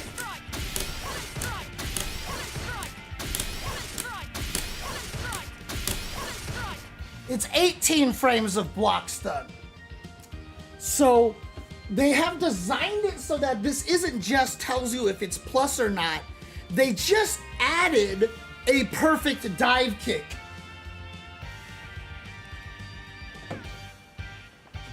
That if it hits in a specific way, you get a lot of plus, basically. So if I just hit you like this, I'm +8 here, but if I hit you just right, I'm +11. So now, if I ever see the screen shake, so like if I don't see the screen, shake, you know, I should just combo into this. But if you can actually react to the screen shake, you can get that crouch heavy punch. But Jesus Christ, I'm too far away to do anything. I'm too far away to do anything after that crouching heavy punch. That kind of sucks.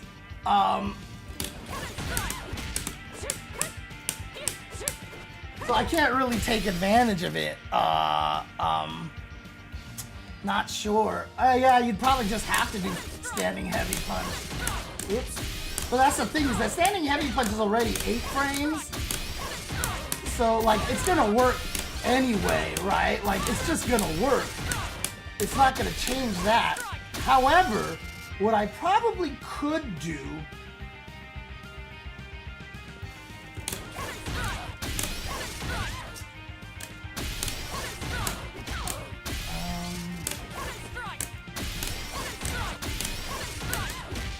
no, there's really not much. I was thinking about like a micro walk, but Cammy doesn't really have any plus on hit normals except for this, which only leads to a 6 frame, and that's just another one of these, so that doesn't really give you anything. And this, and as I said, we've already been doing that. However, you know, if you do get a knockdown and you can time this right, so let's see, that's 1, 2, 3, 4, 5, 6, 7. So I need to kill 7 frames? Jesus. There you go. Now I could probably do something with it. So if you have a proper setup for it.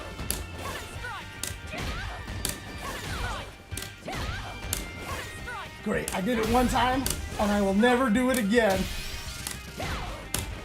All right, I'll use my setup.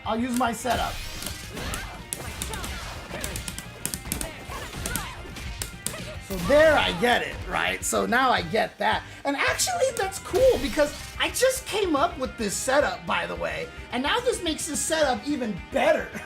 Because now I can get guaranteed meaty dive kick that even if they block it, so that's actually not bad. Whoops,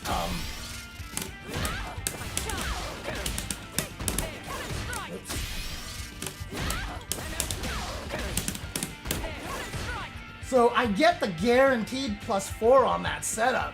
So actually, I came up with all this Cammy tech, and I'll be honest with you, I came up with all this Cammy tech specifically to send to Punk to help him at Capcom Cup. Like, I wanted to send him like all this tech. I was like, look, there's all this cool stuff you can do with Cammy. Here's all this stuff. And then he didn't end up going, and I was like, God damn it. So like, I figured out, for example, like the best thing to do here is always that. Light drill into level 3. Just do light drill into level 3. And if you are only gonna spend like one drive rush or something like that, don't. Because this will always do more damage than anything you can do with like, yeah, let's do this. This will do less damage than 3,960. So like, I optimized like all these routes. Like the only way you can actually get significantly more damage is actually,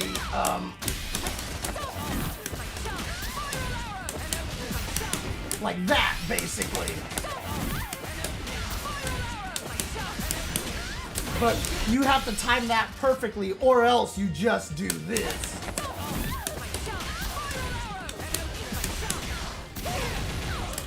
Like that. Like, only if you spend everything you have in your entire arsenal can you actually get significantly more damage than 3,960. So, like, I had all this tech, and actually, +38 was one of my new tech right here, +38, because, like I said, if you do this, that gives you a perfect meaty dive kick, right? And the reason why I liked this tech was because I could also do it was something like that, but I don't remember now. Yeah, so that hits meaty enough, or there was something like it was safe, and so now you had an overhead mix-up there, and so if the opponent just stood up and blocked because they were scared of the overhead like that, you know, basically it was a way to get a mix-up in there for Cammy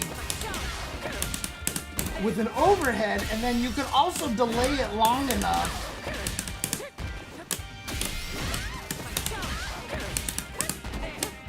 and still get the throw.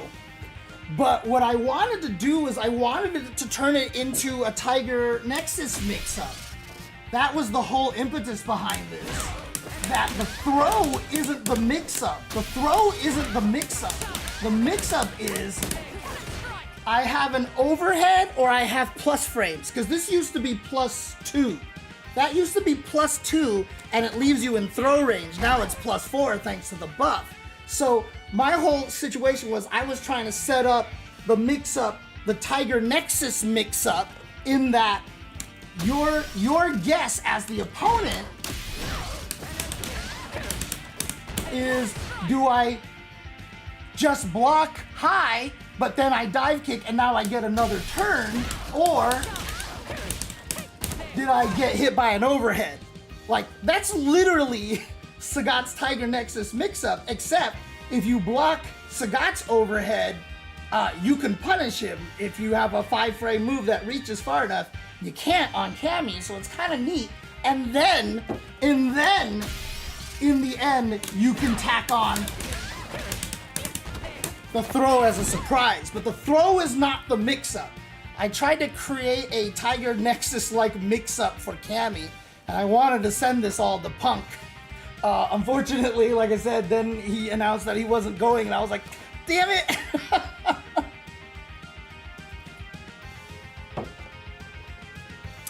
Who are you talking about, Archer Carter? Who are you talking about? The level 1? But that was kind of my mix-up with Cammy. I had some other really sick mix-ups with her as well. But like, you know, I wanted to send this all to Pup. Like, I was gonna just send him a video, like, here's all this cool tech. Which, actually, honestly, I might still do. And I don't know if he'll look at it and be like, whatever, James.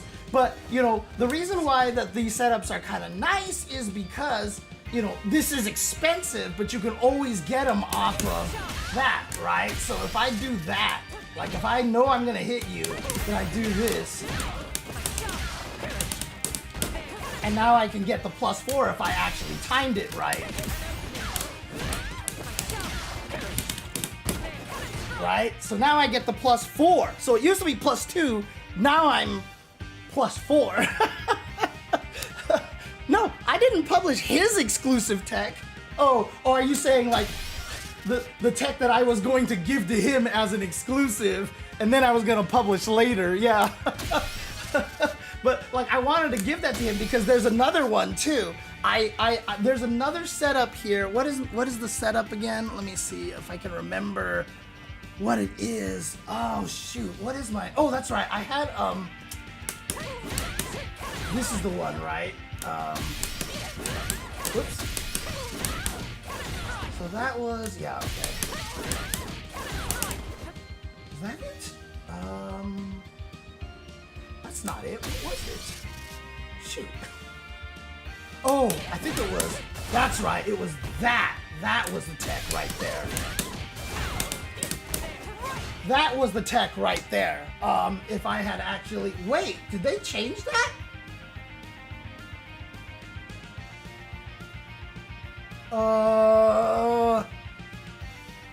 They didn't say anything about this. Hang on a second. Is there a hidden nerf for Cammy?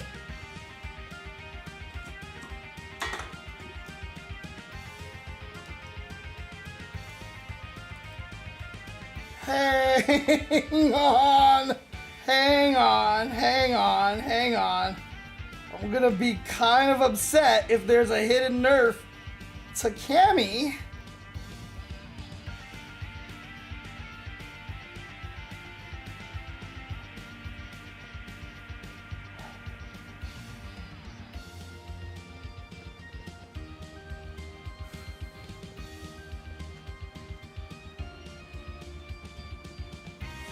It doesn't say anything over here. There's a hidden nerf to Cammy.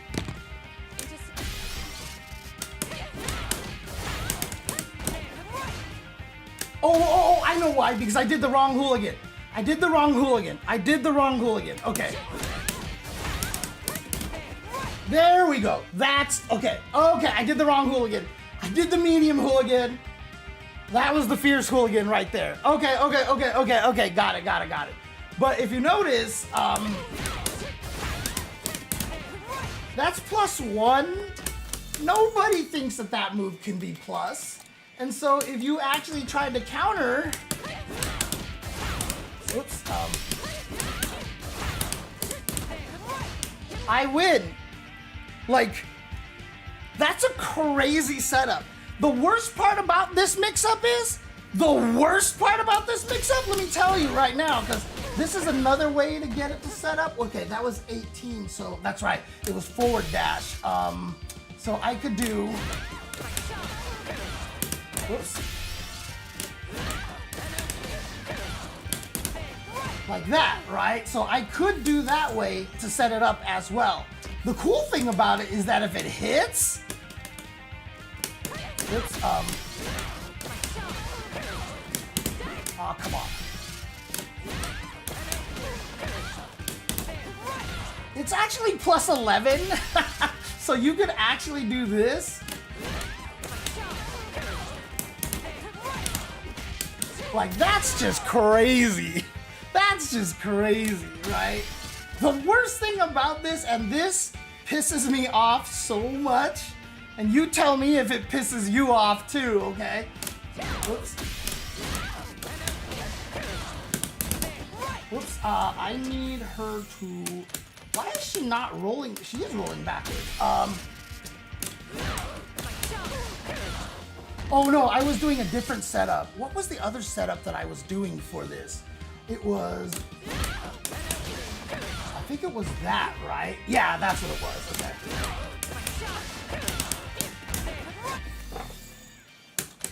Tell me that this doesn't piss you off the same way that it pisses me off, okay? Tell me that this does not piss you off the same way that it pisses me off. Like, if I have her set to crouch like this, and make sure she doesn't do anything on wake up here, okay. Let me try that again here. What was I trying to do? Oh, that's right.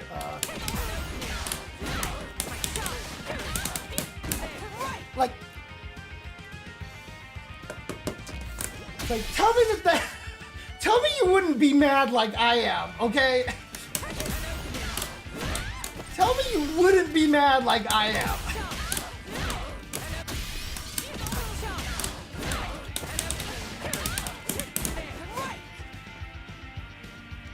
Dude!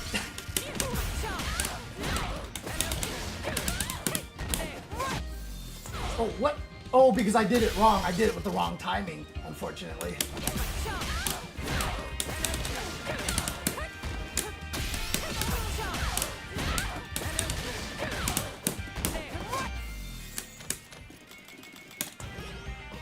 This pisses me off.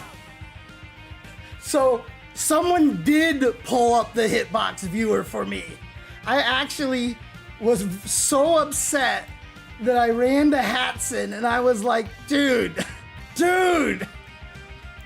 please show me. Like, I get it. I looked at the hitboxes and I was like, yeah, there's a very easy chance for this to miss. And it just drives me nuts.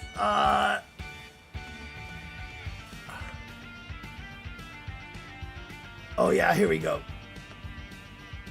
So Hatson made me this, and I'm still pissed about it. I'm still pissed about it.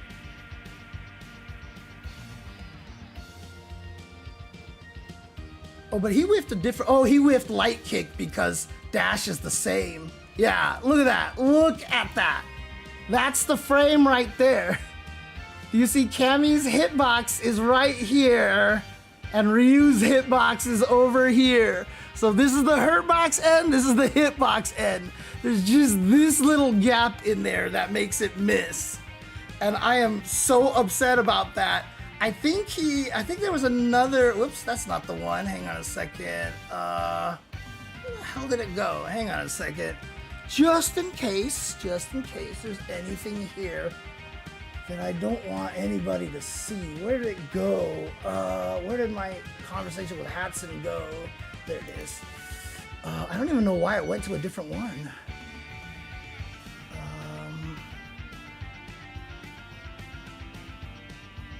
No, that's the only one that he sent. That's the only one that he sent. Like, that's just maddening, dude. That's just maddening. Like, come on. Come on, man. How is this missing? Look at this thing. Look at this thing.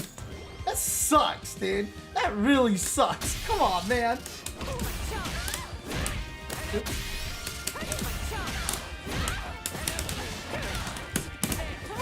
Like, come on. It just doesn't even look right, you know what I mean? Like, oh no, why was he doing it that setup? That's weird. I guess he was trying to show a different way than I was doing it. But that just drives me nuts. That drives me nuts, dude. Like, I'm so upset about that. Okay, but however, what's cool is that my old plus 38 setups are actually even better than they were before.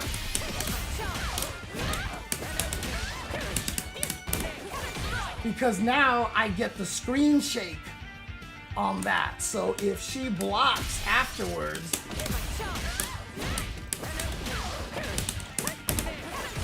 I get +4 in this situation, which means my throw is even scarier. And And what makes that really cool is that I can press something like a medium punch now and actually just get a counter hit and beat their button, right? So if I set her to do that instead,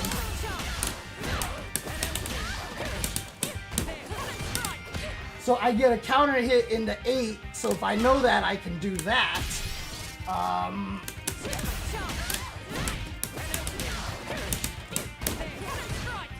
So, let me try that again.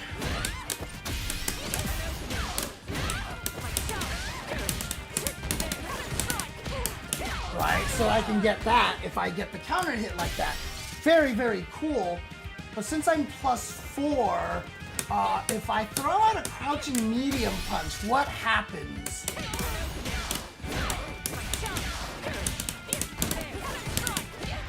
I win. Okay, so I win. So actually, oh, because I'm +4. +4.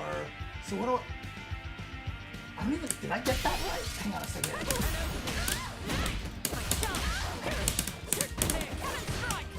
Oops, I didn't mean to do that.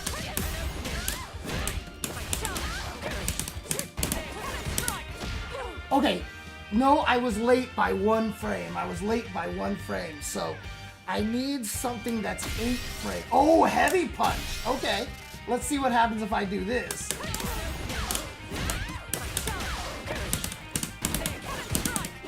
Okay, +10. That's great. That's great. Oops.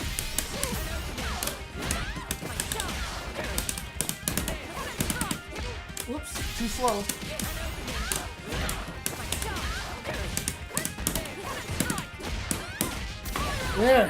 There we go. Nice little trade combo there. And if you want to kill at that point, you have spent a lot of meter to get here. Oops.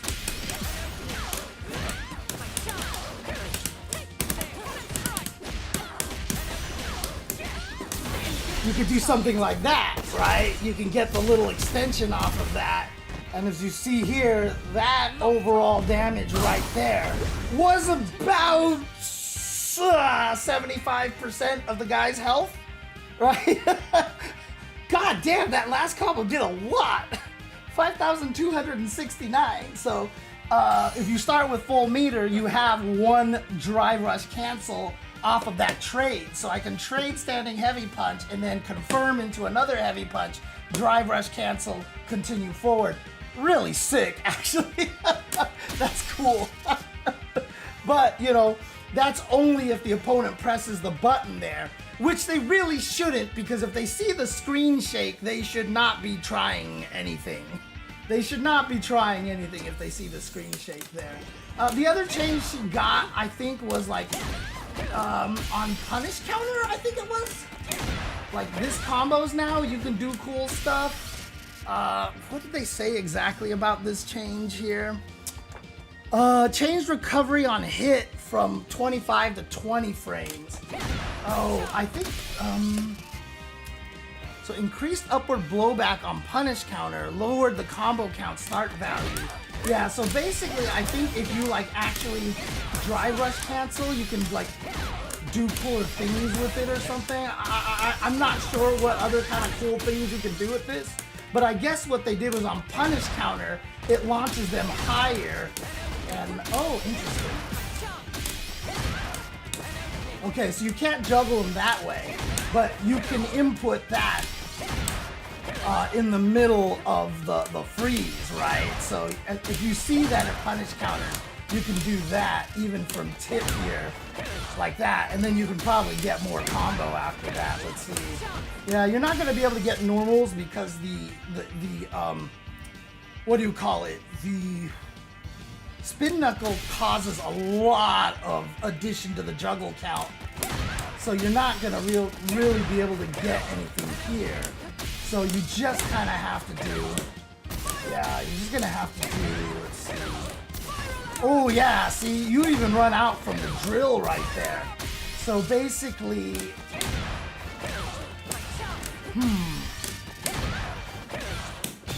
I mean, you could just do a level 1 like that, so it's always been cancelable. It's always been cancelable. What else could you do here? You could probably do... Oh god, that's not even fast enough. Crap. You could probably do this if you really wanted to. Yeah, but I mean, whoop-de-dee, whoop-de-doo. But since it launches higher, see, that's actually good too. Because it hits, maybe if I'm closer? Oh yeah, if I'm closer, that hits a little bit later. If I'm really far away though, no, I guess it hits about the same. Boy, they just calculated that perfectly. They were like, sorry, buddy, you don't get this. God, they did it perfectly. They knew what they were doing, so. But you can probably do this as well. So, interestingly enough, like, the higher launch, okay, that's 1600. That's 1600. What's the scaling on this? That's 2930. It's the same. It's gonna be the same damn. Well, okay, actually, because I did the level 1 too early, it missed one of the hits. There you go. So it's 3,000 either way. I guess what, you know, the benefit is that is if you do this, you might be able to get away with it. If you do this, you're gonna die, right? But like, you're not gonna do it unless you see the big screen freeze. So, you know, they made a big deal out of being able to combo it, like, you know, rush into moves, like cancel drive rush moves into like swing combination, and a light quick spin knuckle can be followed up with a level 1 super art during a punish counter without having to cancel. Yeah, I guess that's true, that's right, because before, the only way that you could even get the combo on punish counter was if you did a drive rush cancel, like, whoops. Like this one. You, like, I don't even, I think on punish counter, like, is that right? No, I thought it was different before. I could have swore it was kind of the same.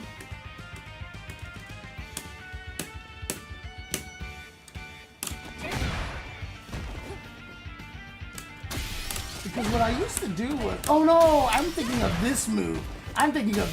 Yeah. On punish counter, this didn't launch before, I think. And so you had the drive rush cancel to do cool stuff with it or something like that. I don't remember. But you had the DRC in order to get anything off of the punish counter. So that's the other change that she has. So, in any case, I still haven't had a chance to look at Alex yet. Give me a second, guys. I'm gonna take a quick break and then I'll come back with some Alex. But what I'm going to do is I'm gonna try to finish my dailies in Street Fighter Duel. I'm sorry. Let me do that really, really quick. Okay. Hey, what's up, Danikin? How you doing? How you doing? If we're still fielding requests before Alex, how about the Guile crouch medium, forward medium punch target combo change? The ground bounce is super weird to me. Huh. All right, I'll check. Before I come back, JNV, I'll feed the cats. Let me just get through these stupid daily. Wow, I just mentioned cats and Jasmine comes walking by. Hi, Jasmine. Jasmine's not doing well, guys. Jasmine's not doing well at all, so.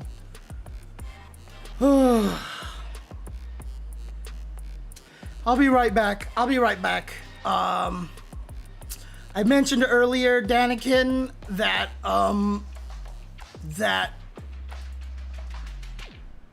Kimberly's change is so specific that it only benefits a double bomb setup successful hit if you choose to spend no drive meter.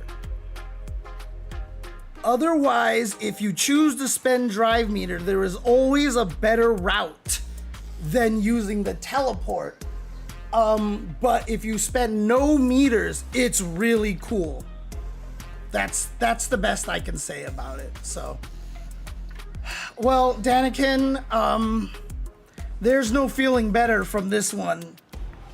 This is just straight up cancer. She's got a tumor in her jaw. There's no recovery from this, unfortunately. So, yeah.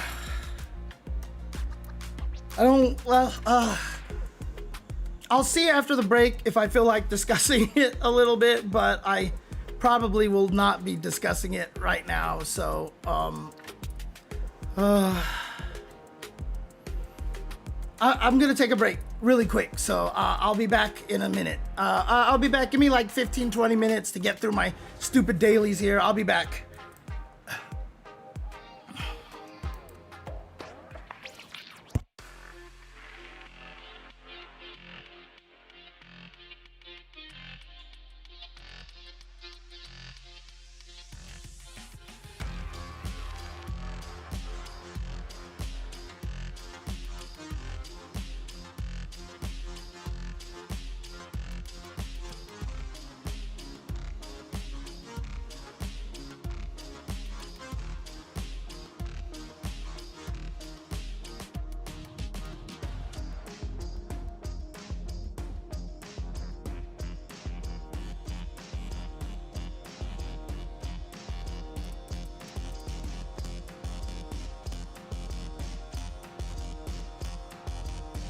Well, never mind, it's under maintenance. Shit. So I'm gonna miss out on something that I really kind of needed.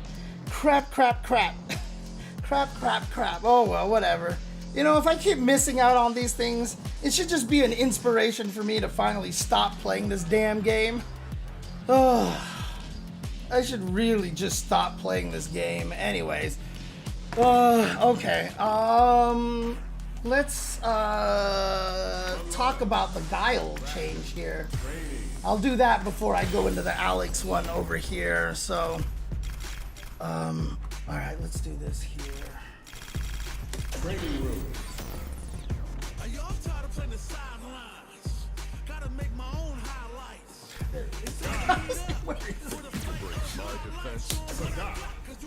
God, I can't believe they didn't do anything to Sagat. Can't believe they didn't do anything to Sagat. I'm so scared of Sagat now.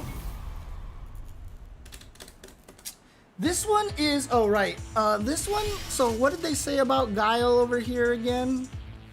What did they say about Guile over here? Let me see. When crouching meeting kick lands at a punish counter, the second kick will now also act as a punish counter. When hitting as a punish counter, the effect has been changed to a knockback to a ground bound. Drive gauge, oh, so it ground bounces right now? Oh, poor girl.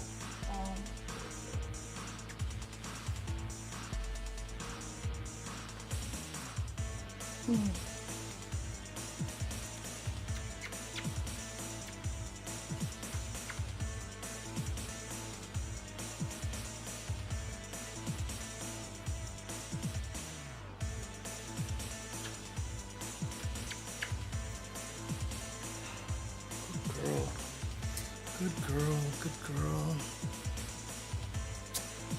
Let's see here. Oh, Jesus.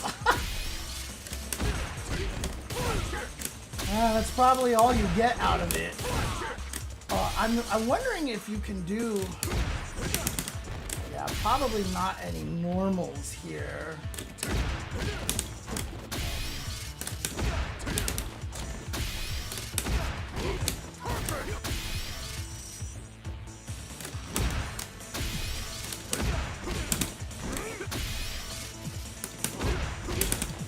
I think I have to cancel it. That's not gonna hit. Let's see, heavy flash because 7 frames startup. let's see. How do you? God, I always forget how to do Guile's supers here. So Sonic. Oh, actually, the Sonic Hurricane is that. That's a startup of 8 frames. Okay.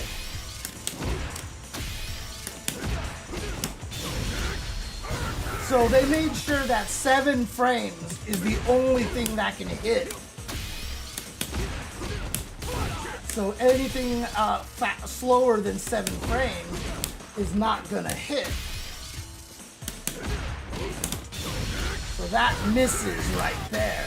But how fast is his level 3? It's 9 frames. So you can't get that either. So they just made sure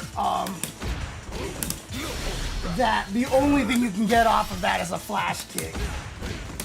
That's the only thing you can get off of it. So if you happen to land this, you get a flash kick. That's all.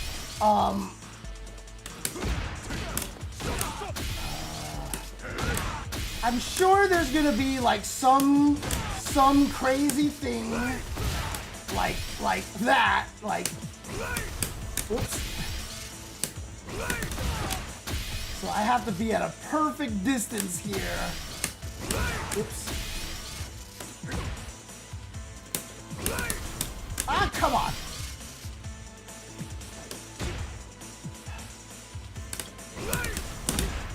Oh, I'm just too far away. Now, I don't know if there's gonna be a good way to do this, to be honest with you. That doesn't even last at all. Oh god, I always think it's kick. Why do I always think it's kick? Alright, so if I do it from about here and I go. So I would need perfect distancing basically.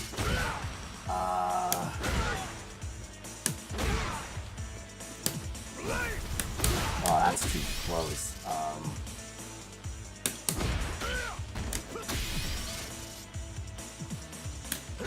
Alright, let's try that. Oh god, it's too far. Let's try that. I thought it was freaking... Nope, that's not far enough. Let's try that. Ah! I did it with kick again. Jeez, when my muscle memory and my brain just associates the input, like it's just like it's so hard for me to get away from it. It's so weird. No, that's too far. What if I did this and then did this? Does he move forward from that? He does not. This? Oh, he moves forward a lot. Holy crap. This? Oh, he moves forward a lot there too. Wow. Okay, so I'm way back over here. Does he move forward on that? No. No. That doesn't move forward. This doesn't move forward. That doesn't move forward. That moves slightly. That's too fast. Alright, I'm just gonna micro walk it. There we go. I did it with freaking...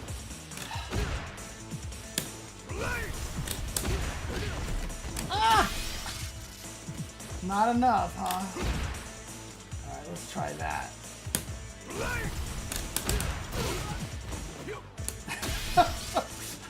Oh god. Even if I can do anything like this is too useless. It's too useless to have any sort of like practicality in any way, what shape or form. Oh god, yeah, look at that. That was even still too far. Like that one time I got it, I felt like was just the perfect distance. Oh god, it doesn't work.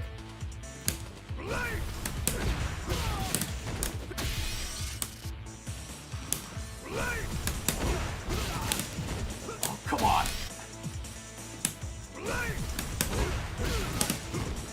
I can't charge up fast enough. because I'm not charging. I'm not doing proper charging here.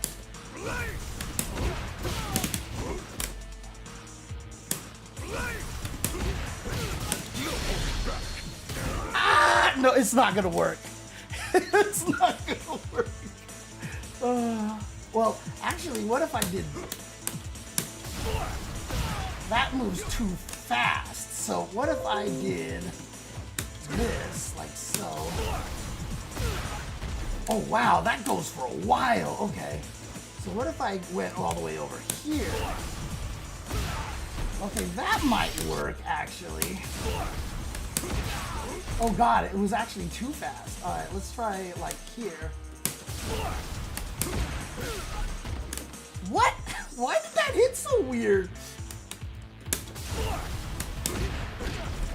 Ah, it ran out. Okay, let's try this.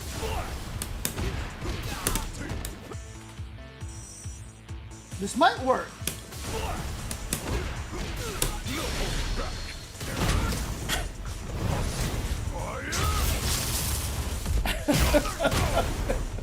I am the best.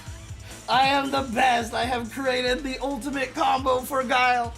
That's so useless. Actually, now that I think about it, why am I even working this hard? Because I should just be able to do this, right?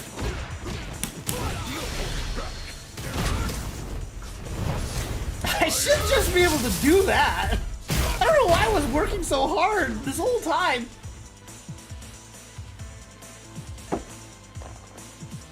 Never mind. That's all you have to do. That's all you have to do. Oops. Wow.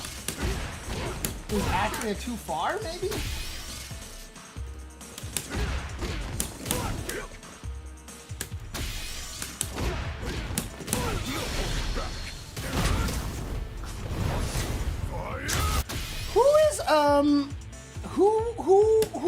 Who? Oh yeah, you're right. The different speeds on the Sonic Blade. Who was in the chat saying like, one day I'll learn how to use a charge character? Who was saying that in the chat?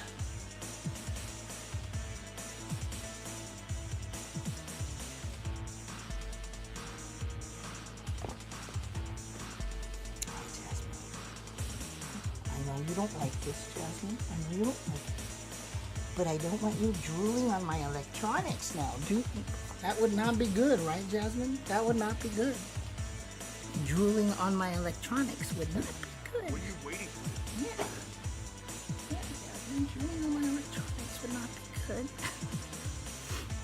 Good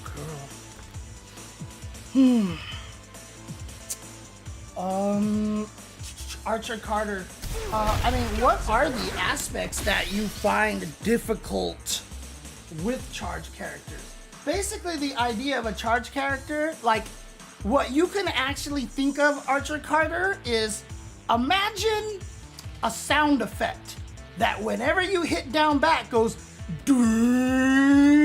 like that, right? And so it goes and then you're charging up, and then you're charging up, right? So basically, that's kind of what you want to do. You need to build this muscle memory timing into your head. So like I can do like, oh, okay, I'm charged. You know, like you just kind of want to build this timer. Another way to do it is like a lot of people in the old days would go strong, strong, sonic boom. Strong, strong, sonic boom. Strong, strong, sonic boom. I don't even think Guile needs to go that long in this one. Let's see. Oh wait, that, yeah, of course. Yeah, if it's a screen away like that, actually I don't even think it has to be a screen away.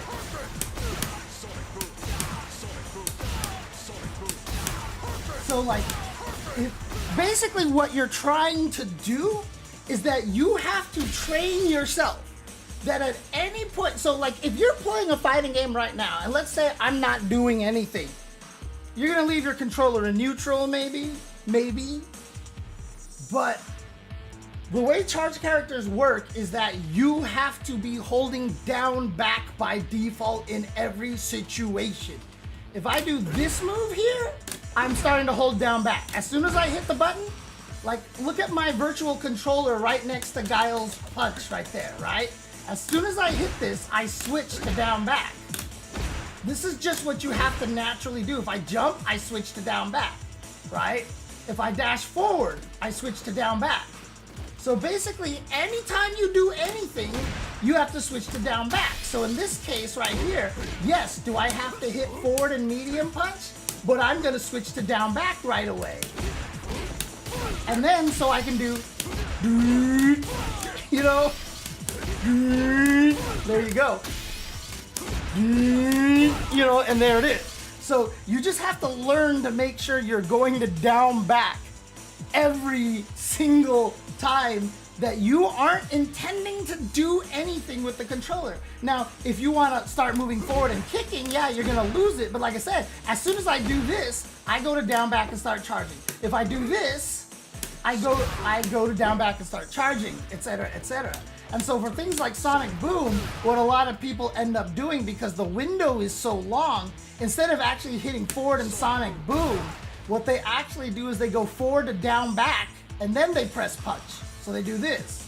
Can you see that? Did you see that? Like on my virtual controller? Like I go forward to down back, and then I hit the button. So, Jesus. You have to do it. Am I not charging long enough? There you go. So basically, that's what you do right there, right? If you, I guess you have to do it really fast. Actually, does it even work? Because I noticed, oh, it worked, yeah, because I definitely hit the button at down back according to that thing up there.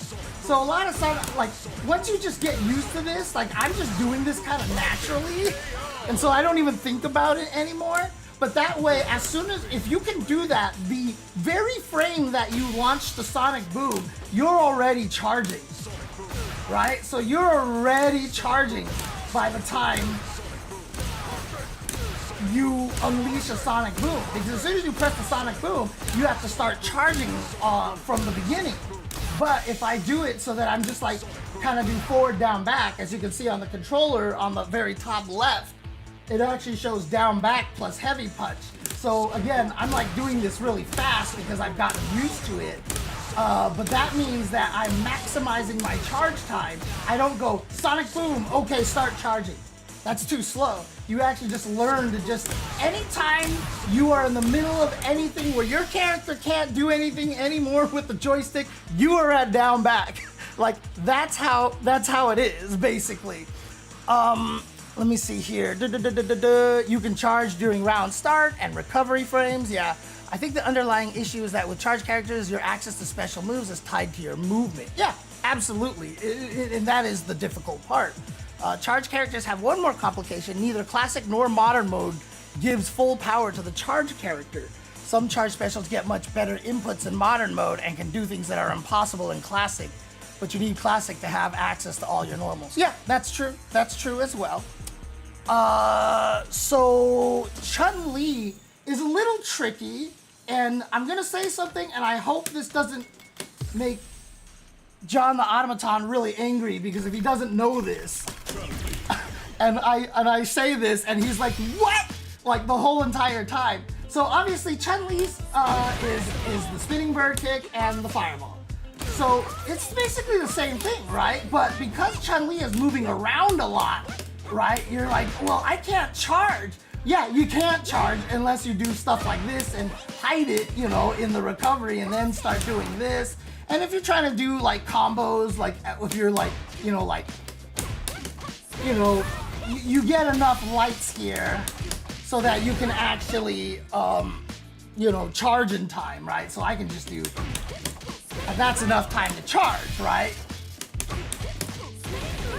The tricky thing about this obviously comes from the stance, right? Because if you have the stance like this, you want to be able to do spinning bird kicks in this situation as well, but the stance is quarter circle back, right?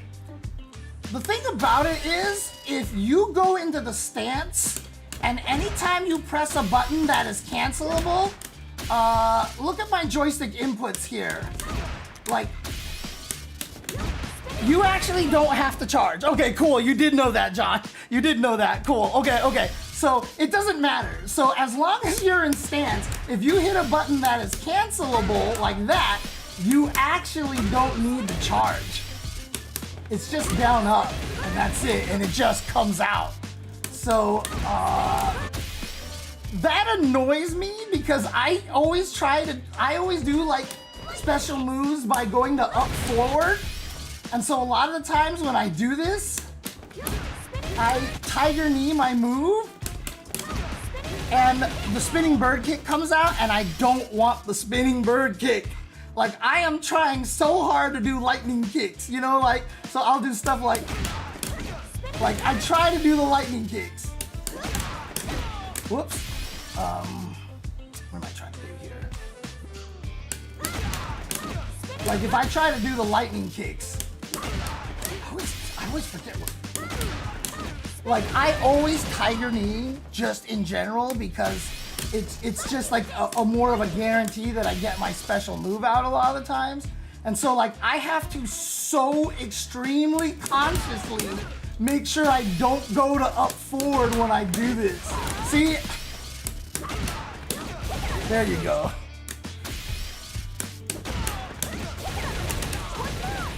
Are the inputs overlapping when you try to tiger knee it or something? Yeah, I explained it earlier, Star Ocean, that if you ever input two things at the same time, the game just builds a priority list.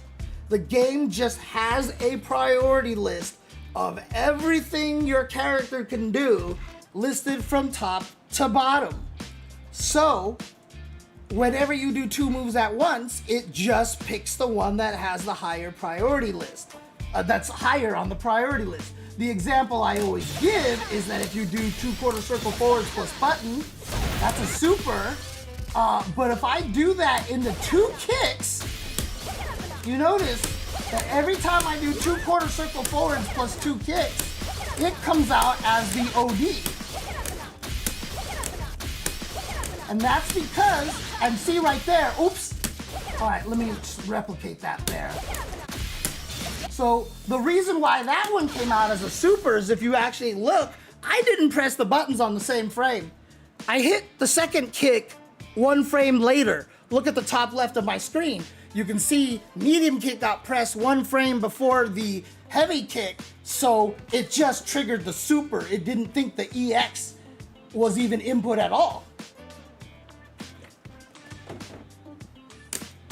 So, what this means is that ODs have a higher priority than supers. This was never the case in old Street Fighter games.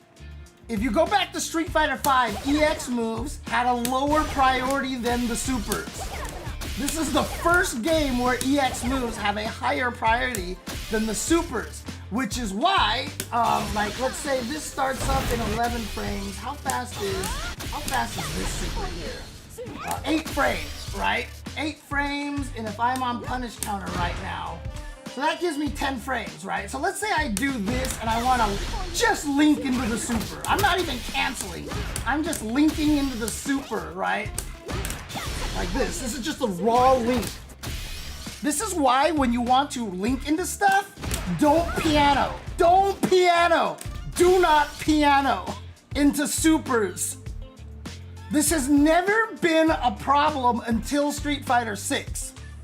Don't piano into supers. Because if you do this and you accidentally hit 2 buttons at the same time at the start or anything like that, or you do it too early and then it detects the multiple buttons you're pressing, as you can see at the top up there, the OD has a priority. This also happens when you get knocked down. If you want to do a wake up super and you for some reason find that you come out with ODs by accident, if you're trying to piano, you're gonna come out with an OD.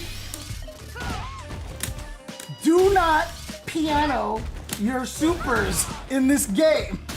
Do not piano your supers in this game. So, gosh, he gets them slower than I think. Do not piano your supers in this game. Double tap a single button. Double or triple tap it. That's it. If you're ever doing a super, double, triple tap the same button. Do not ever piano your supers.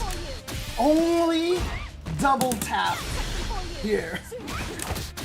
Now, when you're canceling, it's usually a little bit safer because, see, they didn't even work there. Jesus Christ. Did you see that? It came out after, yeah, see? Don't piano your supers in Street Fighter 6. Do not piano your supers in Street Fighter 6. I still don't know why it's like this. I still don't know why the supers have a higher priority than, why am I not canceling that? I don't know why supers have a higher priority, have a lower priority than ODs. I don't. It's never been like this. It has never been to the point where if I did 2/4 circle forwards into 2 kicks that it came out. My suspicion is that they took out EX moves from Street Fighter V and using the same base code, blah, blah, blah, blah, they figured all the stuff with the drive gauge was kind of more important. And they just put the drive stuff like kind of higher or something, and they didn't realize that this is what it caused. So that's the only thing I can imagine why they did it, or they just didn't know. They just didn't know. So yeah, that is a thing. that is a thing. So oh, I see. If you don't have charge, you get legs. If you do, you get spinning bird kick. That's actually kind of neat. Yeah. So if you did something like if you did that, like not with a good timing, like if you did, wow, that's all I need to charge? Dude, why does spinning bird kick charge so fast?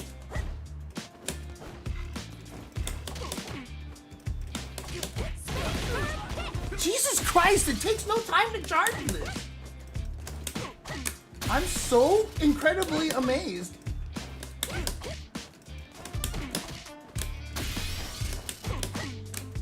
So wait, why was I doing that before? And now, okay, it just takes no time, wow. Yeah, but case in point, you can just tiger knee it there. Yeah, see, if you mess up, and if you get it right, you get that. That's cool. Yeah, if you do it too early, you come out with the leg, so at least you get something. But if you are charged, you get that. That's kind of neat, actually. That's cool, that's cool. Yes, they fixed Drive Rush eating up, which I am so happy about. So happy about. Oh yeah, wasn't Mr. Crimson getting random teleport in his combos because he used the 3-punch kick button for supers or some reason? That sounds like a very possible thing, but I don't know if teleport has a higher priority than supers. So far, all I know is it's the ODs. I think he might be getting teleport because he's hitting it and he's trying to, I don't know, I'm not sure. I'd have to see the thing. So let's see. It's mostly useful for light 5 light punch counter hit 2 medium kick in the spring bird kick. Oh right, yeah. Like that basically. Yeah, okay, see. Yep.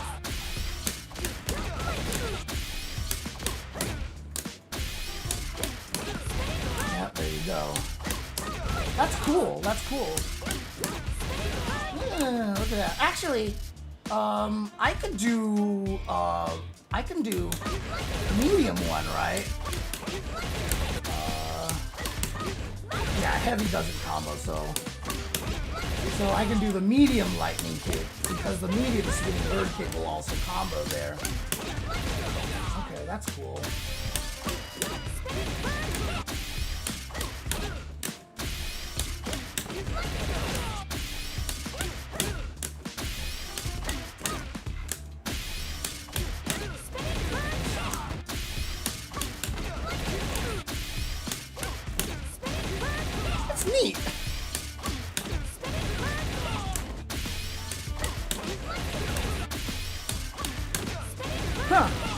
That's really cool. Oh, but yeah, that's that Archer Carter. After now we've gone through all this big giant thing. Well, so the drive rush eating the jump inputs never affected flash kick. It never killed the flash kick. It's not that it's not detecting up. It detects up. It just never put the jump in any sort of priority list, right? If you do 900 moves during the drive rush freeze, which is impossible, but theoretically, the highest priority move will activate. The problem was, the bug was before, jump was just not something they put in to the list, right? So if you hit up and kick and register the flash kick, you should still get the flash kick input into the queue, like into the priority list. So it shouldn't eat it. It shouldn't eat it. I mean, it did back then. So again, I'd have to. I wish I had the old version because I would love to test it. But I don't think that's actually a problem, to be honest with you. I could have swore I tested flash kicks as well. So I'm not sure. I could turn on my PlayStation 5 and test it at some point by disconnecting it from the internet or something like that, if it hasn't auto updated already in the sleep or something like that. So, but in any case, I really want to test Alex, so I really want to see what he's up to, and I swear I can probably spend like 700 years on Alex because he is brand new. So I just want to take a look at this because I haven't even watched this yet, even when they released it early. So I just want to see what they say about this character here. Character guides. Yeah, this is the right one. Oh, right, but they need to know your control type and all this stuff like this. Okay, let's do. How to play Alex. Alex is a character that gets in the opponent's face and brutalizes them with powerful attacks. Control the space with long-reaching attacks while using forward-moving attacks to close the gap quickly. Okay. While in close, use an array of options from Prowler stance to break down your opponent's defenses. Ow, that's brutal.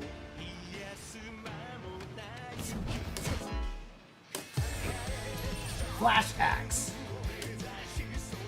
A slashing elbow attack. It's easy to use in combos or as a way of checking your opponents. The medium version can cancel into Prowler stance when it hits. This is just the flash chop, right? The light version combos from a light attack. Oh no, that's different. What? Whoa. Oh, that's cool. You can actually try it yourself. Oh. I didn't even know you could do that. Nice one. Oh, so this isn't the flash chop? Oh, weird.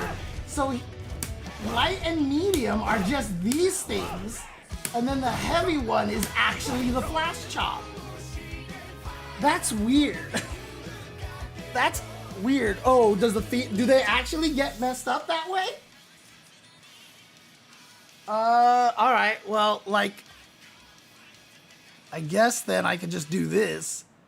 For now, sorry, there's not gonna be no audio here. How do I get back? Return to previous explanation? Okay, a slashing elbow. Okay, there we go.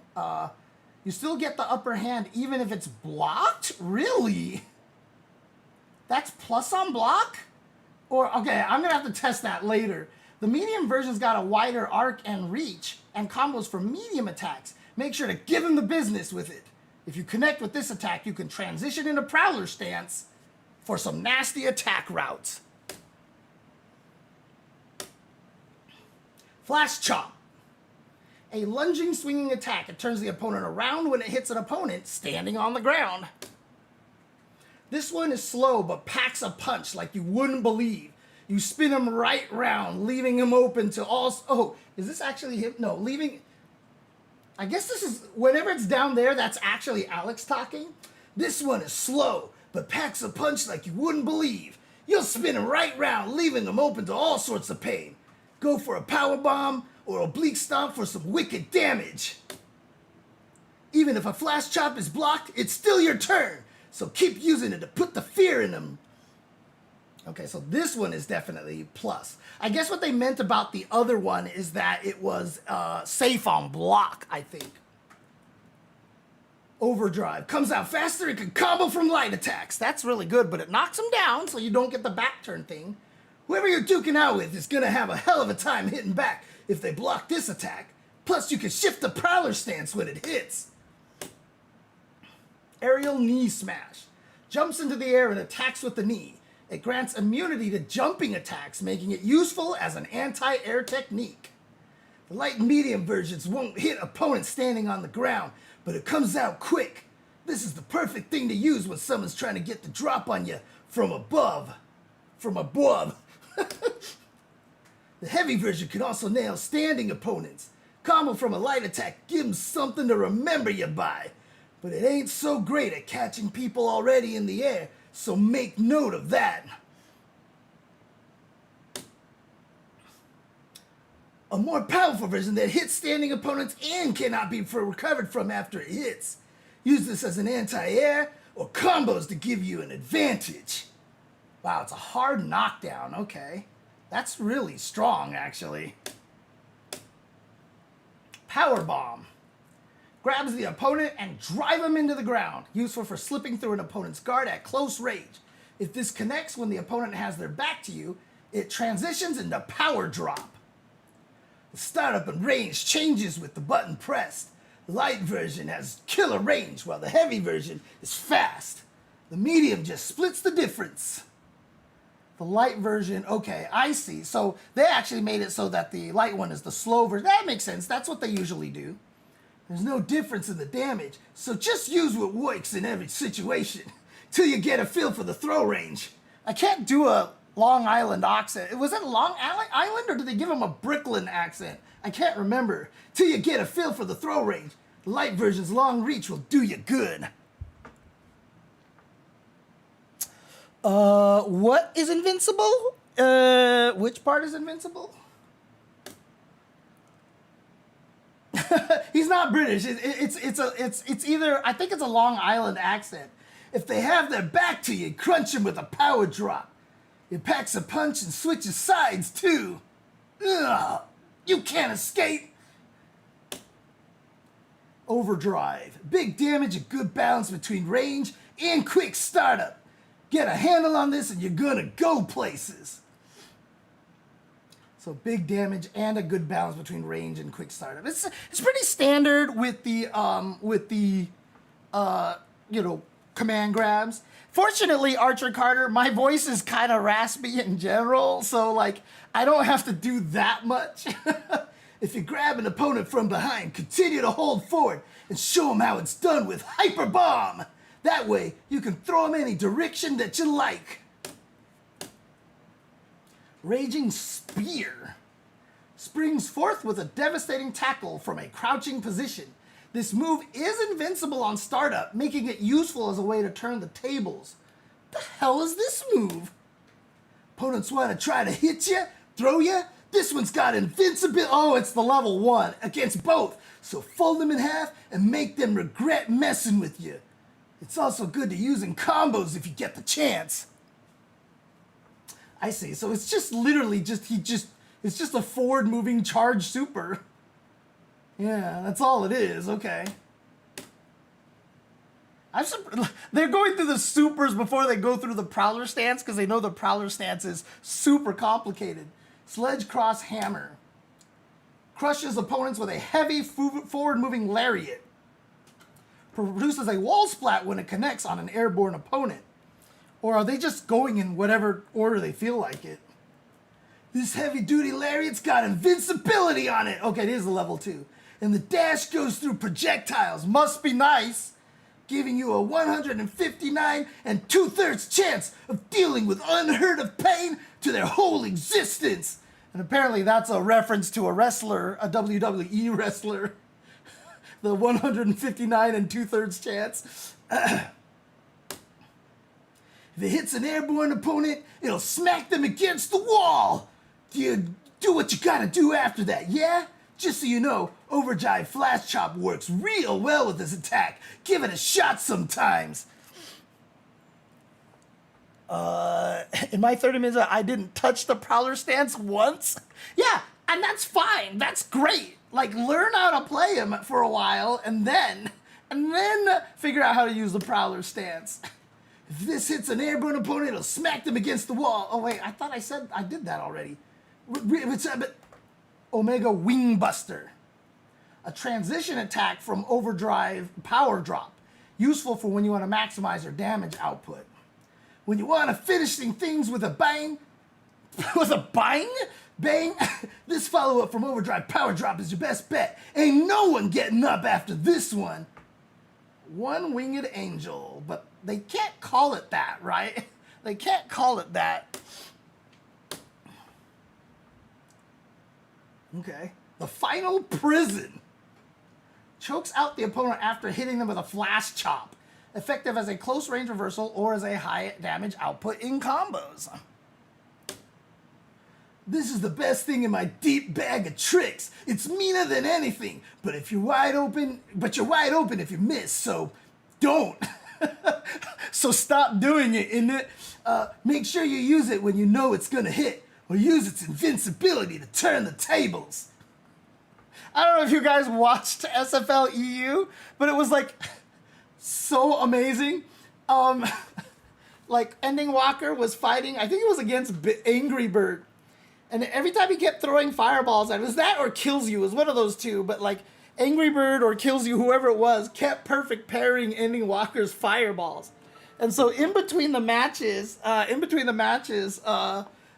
one point in time, like when the guys were talking to each other, Ending Walker was like, wow, he keeps perfect parrying my fireballs. And Problem X responds with, so stop doing it, innit? Just so stop doing it. And the commentator was just laughing there like, that's some sound advice, you know? Oh, man. So what does this look like again? Pow. Oh, I see. Okay. If he hits you, the Flash Chop is just part of the is part of the animation thing. Fundamentals 1. My throws do some crazy damage, but you ain't gonna find many opponents who will stand there and take it. You'll need to stalk them, hunt them, and leave them no place to escape. This is where standing heavy kick plays a big role. It reaches so far it's got its own zip code. And hitting with the tip means you won't eat a counterattack. Always mind your distance in a fight. It's good advice. Want to take things a step further? That's Brooklyn again. Want to take things a step further? Use medium attacks. Standing medium kick takes care of those low attacks, while crouching medium punch can be canceled into special moves for bodega quality damage. When you get someone who sits back and blocks, put them on notice with the drive rush into a throw. You can use a held heavy attack to apply the heat. Fundamentals 2. But smart opponents won't just sit there. They're gonna try and bait you out too. They'll be looking for your throws and long-range attacks and jump them. But take mental notes of their habits. If you got a read on their jumps, make them kiss asphalt with the aerial knee smash or crouching heavy punch. When you're in Prowler stance, you won't have access to those attacks, but shoulder launcher will launch him into the air, leaving him open to aerial knee smash. As an anti-drive rush is sick, okay. They haven't even talked about the Prowler stance. Let's talk about hunting with Prowler stance, thank you. You'll go into a low-profile stance with a truckload, that's not what Alex probably would say, a truckload of options to choose from, but it would sound a lot like truckload. And those options are wicked good. Yeah, wicked, there you go. There's that Long Island dialogue right there, wicked. You've got stuff to sneak through defenses and others that will overwhelm anyone. They ain't easy to master, but put in the grind and train up and you'll be an expert in no time flat. Wicked little critter. He flips the puck to Bobby Orr. He shoots, he scores, wicked little critter. Your long-range attacks are gonna be slashing elbow and air stampede. They work against opponents both in the air and on the ground. Smashing elbow. So that's just the, smash elbow. And then that's basically what he used to use, the stomp, right? Oh, well, I mean, I already know about it. Well, if you're talking about the ending, Mage Nicholas, yeah, I already know about that. When you're performing air stampede, press left or right to control the distance you jump. That makes it rough for anyone to guess which side you'll end up on. Yeah, so basically the stomp that he had before. When you're up in their face, go for palm jab, which can cancel into other attacks. Another option is heavy lariat, which can be held to absorb an opponent's attack armor. Okay. Interesting. Oh, what? It didn't even look like he was doing anything. Wait. So that's the jab. And then if you just... Oh, I see. He just started it right there. Okay. Keep mixing things up to lay on him. Big pressure on him. Stepping in the ring with a parry-happy opponent? Mix it up with hyper takedown and dangerous armbar to make them rethink their life's decisions. Oh, God, he's got the DDT. Okay, why would you use one over the other? We'll figure it out. Prowler stance is a mad good technique. Wow, they actually put the phrase mad good.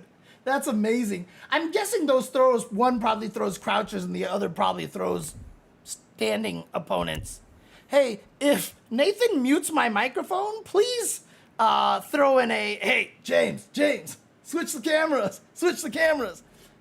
Prowler stance is a mad good technique, but you gotta tame the beast if you want to succeed. You can enter the stance from a neutral stance, but you can also cancel certain attacks in the Prowler stance too.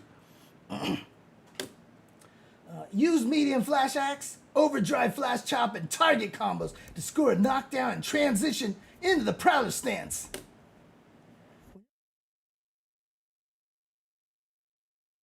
I got it. When you're all up in their business, make them block a held heavy attack or crouching heavy punch. Transition into Prowler stance and keep pressuring them. Nathan, you keep muting my mic. Prowler stance isn't all sunshine and rainbows, though. You can't block while in that stance, so anyone with a bit of smarts can counterattack you if you get too predictable. Advance 2. There are moves in my arsenal that'll change depending on my opponent's state. This is going to affect how you approach the fight, so listen up. First, if they got their back to you, hitting them with an oblique stomp or power bomb is going to give you some different looks. So if they have their back to you, so that's what that looks like, and that's what that looks like. Hit them with an oblique stomp from behind, and you'll throw them the next Thursday, sorry. That's cool looking, actually. That's really cool looking. So you have this follow-up that takes them forward like that.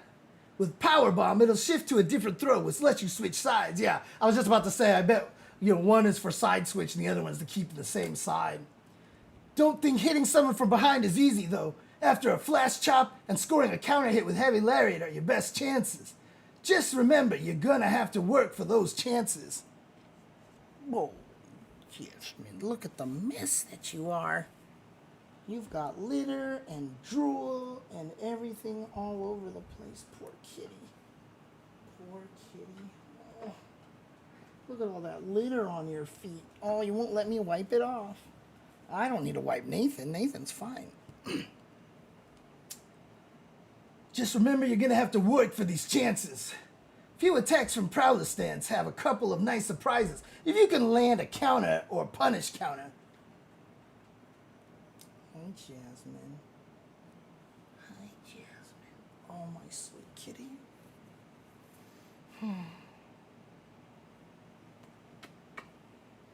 I know. You don't want to be picked up. I'm sorry.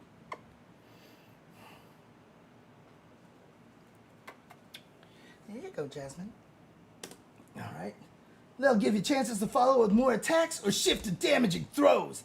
Maybe the difference between whether you're a champ or a chump. Whenever you're lost, just head into training or refer to the command list to study up. All right, there you go. So let's actually check out Alex over here. But before I do that, what I want to do is this. Let's see. Character background music settings. Let's go to Alex and let us pick some of his songs here. Let's do this. So he's got Alex's theme, so we'll pick that. He doesn't come with a stage, right? Alex doesn't get his own stage, if I'm not mistaken. Down and out, extreme battle. Yeah, so he doesn't get his own stage here. But he does have some music here in Street Fighter 3. He is Jazzy NYC. And then number 2, he's Jazzy NYC. And then in number 3, he's Jazzy NYC. He's not in Street Fighter 4, but he's in Street Fighter 5, and he should have an Alex theme here. These are stages here, like bonus stages they gave us, but I don't think any of them are the his stages. He uses the Macho Ring, but the Macho Ring is the stage that's already existed, right? That's the ring that's already existed the whole time. So I don't think that there's anything else over here. I will pursue other songs for him in the future, but I just wanted to set those all up just so I can do this.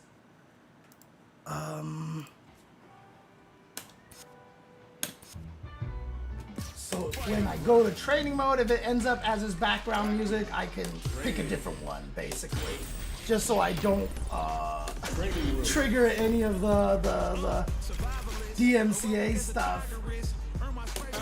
Alright, so this, I have costume 1 and 2, so let's take a look at his colors here. Oh, classic color, that's cool. Blue and yellow, very yellow, like kind of yellow blue. Gray, red, pink, orange, white, black and green. And then costume 2, I'm assuming, is his original. Yeah, there we go.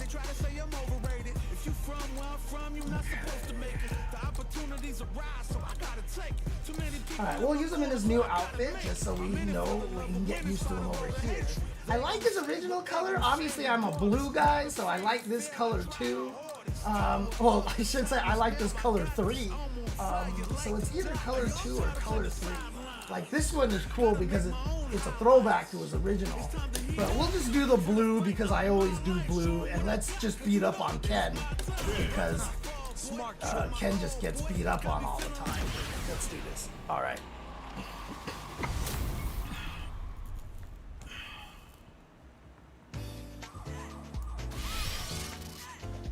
Oh, nice. Got one of the original ones. So let's take a look at what this guy. So this is his 4 frame. That's his 5 frame. Oh, so only standing light punch is a 4 frame. Actually, now that I'm here, let me also update my document here to put Alex in the list of 4 framers here. Let's do this over here. Oh, I have to sign in. I was like, what the heck? Why is this not working? Give me a second here. Oh God, did I actually type that right? Did I type it wrong? Did I typo? No. Okay, cool. So if you guys haven't seen this before, I have this. Let me show you guys this thing right here. I have this sucker right here, in which I keep track of a lot of random data. I plan to add a lot more tabs to this. I just haven't had a chance to do this yet. So the key right here, oops, let's turn off counter hit, is I want to know what his hit stun is. His hit stun is 16. So over here, I'm gonna add him to this list over here, right here, because 16 is gonna be his best, which is 4 frames, and the hit stun is 16. So these ones I'm going to color. So let's turn this off over here. And let's color these ones the appropriate color here, like so. Jasmine is sleeping on my, what? Oh, it's that one over there. Okay. So this one is gonna be this color here, like so. Okay. Now, just to be thorough, oh, Jasmine, you're drooling everywhere again. Sorry, Jasmine. Oh, my poor girl, my poor sweet girl. Oh, my poor sweet girl. Okay, so crouching light punch. Oh, you switched it to the other controller, and then, oh, there we go. Okay, there we go. So that's, why is it on counter hit now? Jasmine turned on counter hit. So 5 frames and 5 frames and 16 frame hit stun. Stand light kick, 6 frames and 16 frame hit stun. Okay. And crouching light kick, 5 frames and 16 frames. Wow. He's consistent with 16 frames. But that means Alex is a 16 framer, 4 frame button character.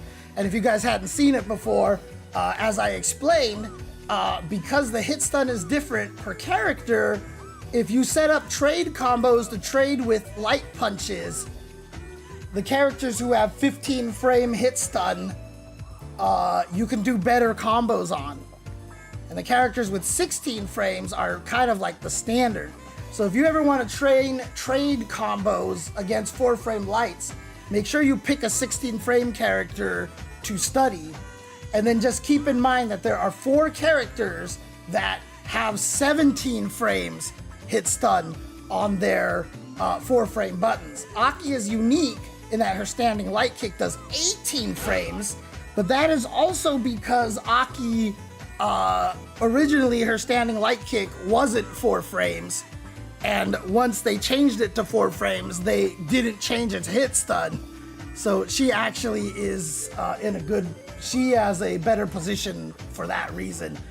She can nullify a lot of trade combos.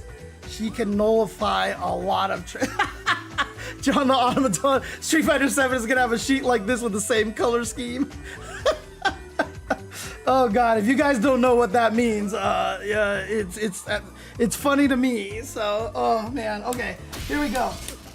So again, let's see. So this is +5. Wow. What? 7. Okay, so this is good. Wow, that is far. Okay, there is a range where it misses, but if you are close enough, that will connect. And this is cancelable, obviously, so you can do stuff like that, right? But there is a risk that it's gonna miss. Wow. But it reaches far. It's like specifically max range, it looks like. Interesting, okay. Crouching light punch on counter hit is also, oh wow. Oh wow. Oh, because crouching light punch reaches farther. Ah, okay, there you go. It's good to know. Standing light kick, this is, yeah. So counter hit doesn't get you anything. Very standard. Crouching light kick, +2, so on counter hit, +4. Most chance you're not gonna be able to get, but these are chain, right? Which ones are his chains here? These are all chains. Okay, so all of his buttons chain except for standing light kick, so he can definitely do stuff like this. Oops, yeah, so he can do that to chase people trying to walk away or jump back. So like if they block this attack right here. So in other words, if I make the guy standing and he only blocks, let's see, block all, he only blocks standing, right? So if they try to walk backwards, if you can confirm that, oh, his crouching light punch pushes him, on block pushes him really far back. So no, it doesn't work. Wow. So he doesn't get that then. What if I do this? Oh, I can do that. Why does he have 2 jabs? What the heck? What the heck?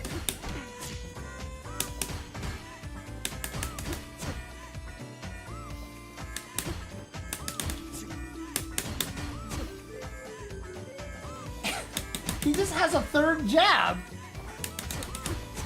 That's weird, but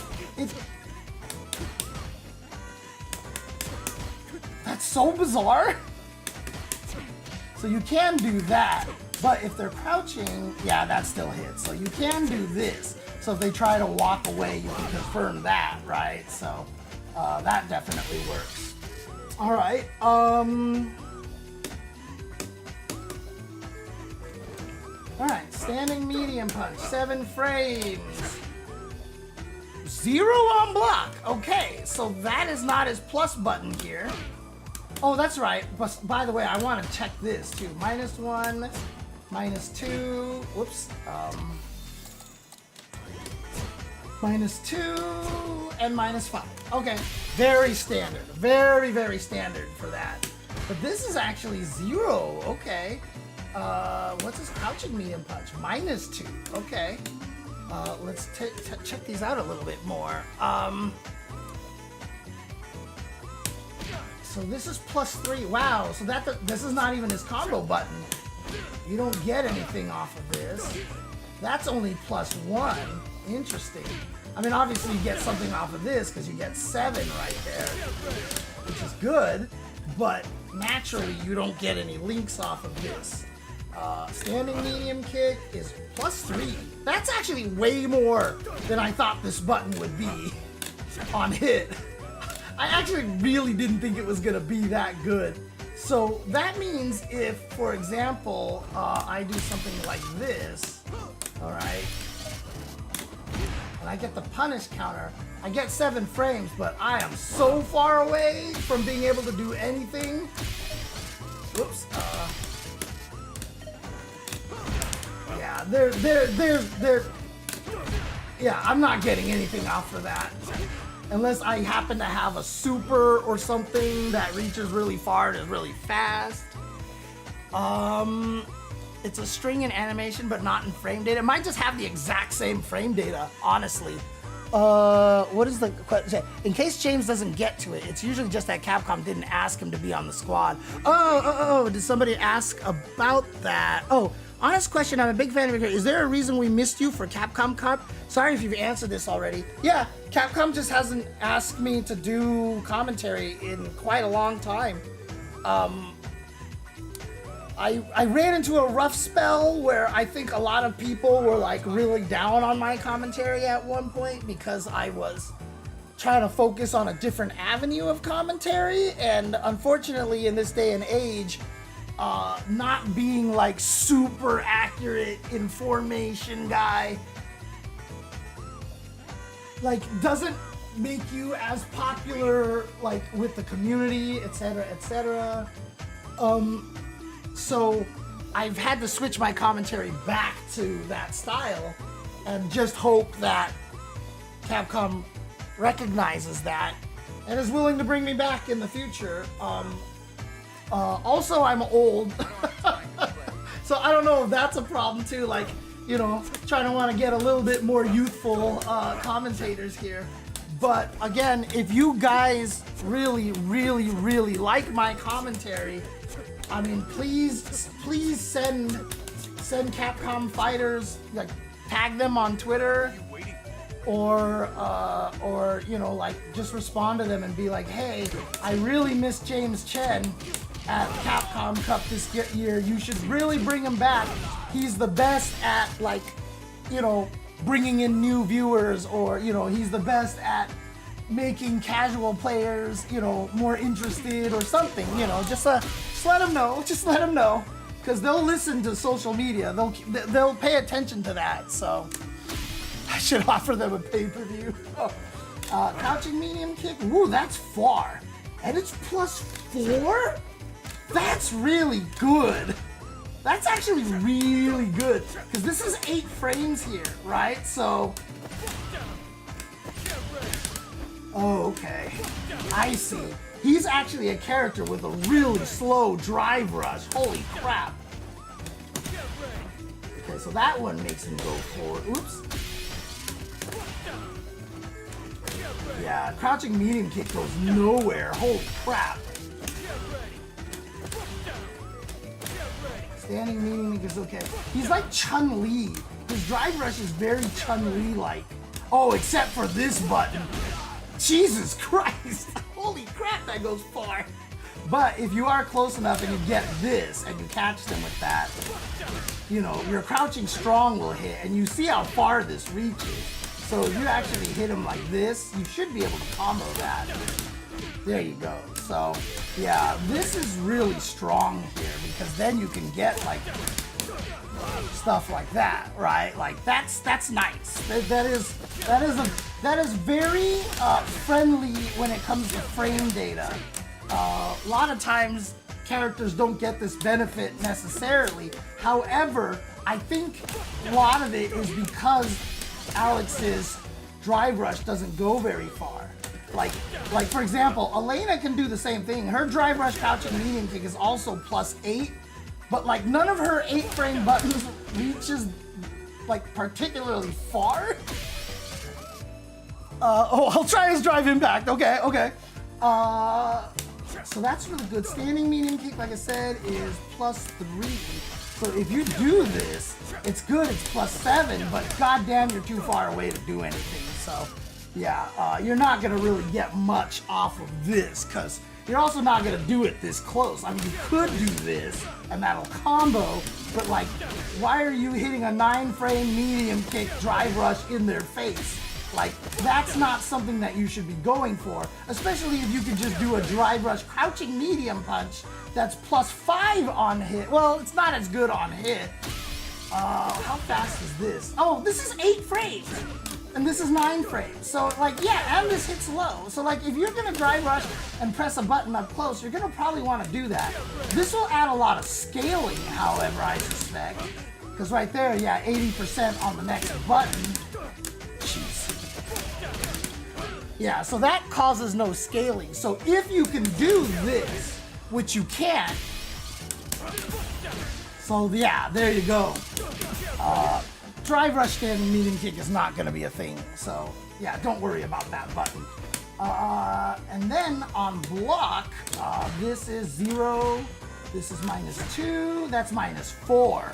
So that's actually really good poke, but if your opponent has a far enough reaching button, so for example, if Ken does crouching medium kick like this, there's nothing you can do about that, okay?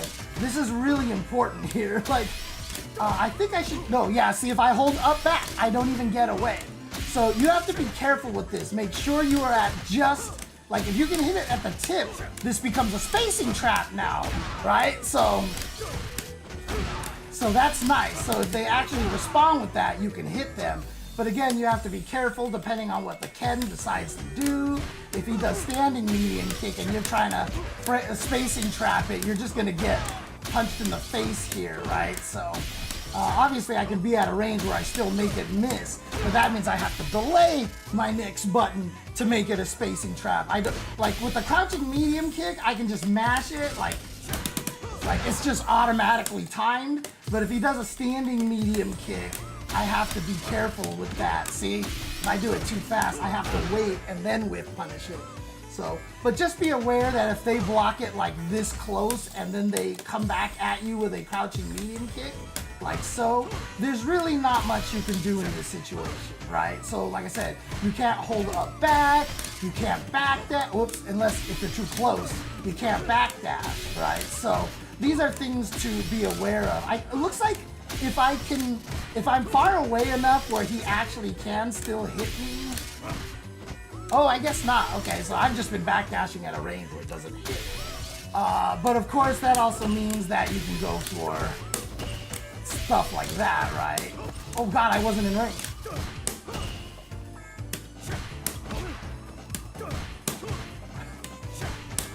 Jesus. There we go. So you can go for stuff like that, basically. Yeah, I'm not surprised. I'm not surprised that he's got some good meter draining stuff from drive gauge. Oh, that's right. This is -2 on block. This is really good. Having a low that you can poke at somebody that's -2 like this, on block is really good. Drive rush crouching medium kick is gonna be really strong because you're +2 in this situation, right? So if you go for something like this, oops, like that's pretty good. Like, oops, I'm sorry. Like if you do that, that's pretty good. Because now you're +2, and so like if you're close enough, like that startup 9, that startup 5. Oh, it's too far. Okay, that's fair. What about this? Oh, that's still too far. Oh crap. Okay, maybe not. But if you wait a little, oh shit. Okay, no, never mind. Okay, they were smart about that. They knew. So drive rush, crouch medium kick just puts you out of range of that. So you can kind of tweak that a little bit. Whoops. You can do a technique that I use with our meat guy, I think. Let's see. Hey, thank you for the sub, Tree of Woe, appreciate it. So there you go. So that's a trick. That makes it a little bit slower so that they can get away from that. But what I'm doing here is I'm actually doing half circle back, forward, and then the buttons, right? So normally if I do this, I'm outside of range. So if your opponents get used to you pressing buttons afterwards, taking your turn like this, right? That's too slow. What is, like this would be fast enough, or a light punch like this. So if you do something like this, and you check them all the time and they get used to blocking that way, and then so you want to change it so that you can command grab them. The problem is the OD is too far and misses. However, if you do half circle back and then tap forward and hold it, like hold forward a little bit, because of the window, you see how I micro walk like that? Like I micro walk into the command grab, right? So if I whip a button like this, see, you can see me kind of micro walk into command grab. So I can do that, right? So as long as you do that, you can actually micro walk a little and catch them from standing still. And like I said, this thing is just outside the range. It is literally just outside the range. And if I like tap forward like that, okay, so it's still out of the range. But even if I walk like 2 frames maybe, or even 3 frames, I can reach them, right? So literally, like that works. So you can do that. You can do that. Yeah, well, obviously if you miss, like command throws are all like that, you're dead. But that's what you want to do here. So like you can actually find a way to sneak that command grab like that. If somebody wants to clip that segment where I talk about this, feel free, so I can maybe put it up on Twitter or something. But yeah, that's a good way to take advantage of for standing still. Can I do this off of the heavy one? Let's see.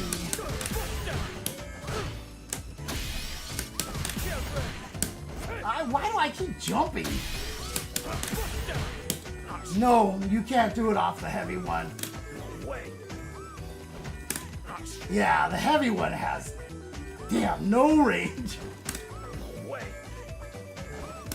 Oh god, yeah, you're not gonna be able to do that. What if I do medium command grab? So medium command grab doesn't work. Light one does reach. However, the reason why that's not good is because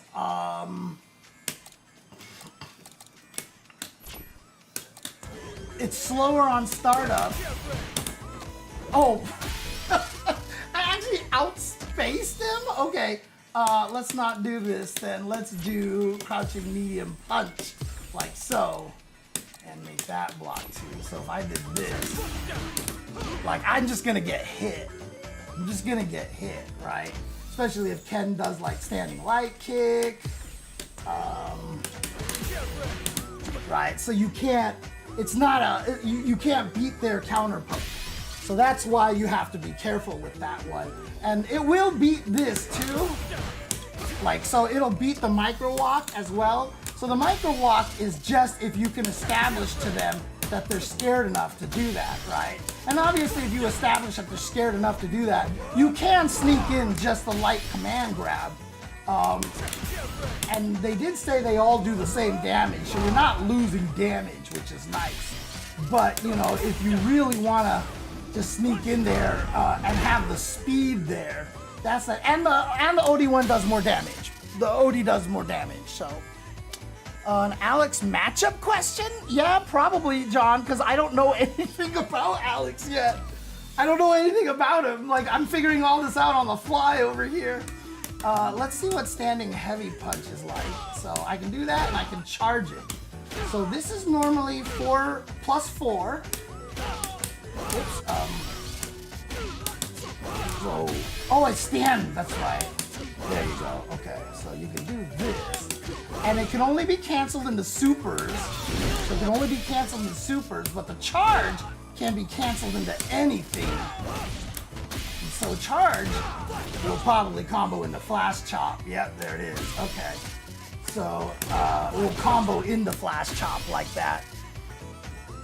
I have a hunch that Dhalsim can wreck. I think Dhalsim's gonna wreck a lot of people now, because Dhalsim scares the hell out of me right now. So that's good. What are they like on punish counter? Oh, Jesus. So this is one of his, like, I get cool shit moves here. And I bet you when I combo this in the Prowler stance, I can do all sorts of things. Oh, that one gives me even more.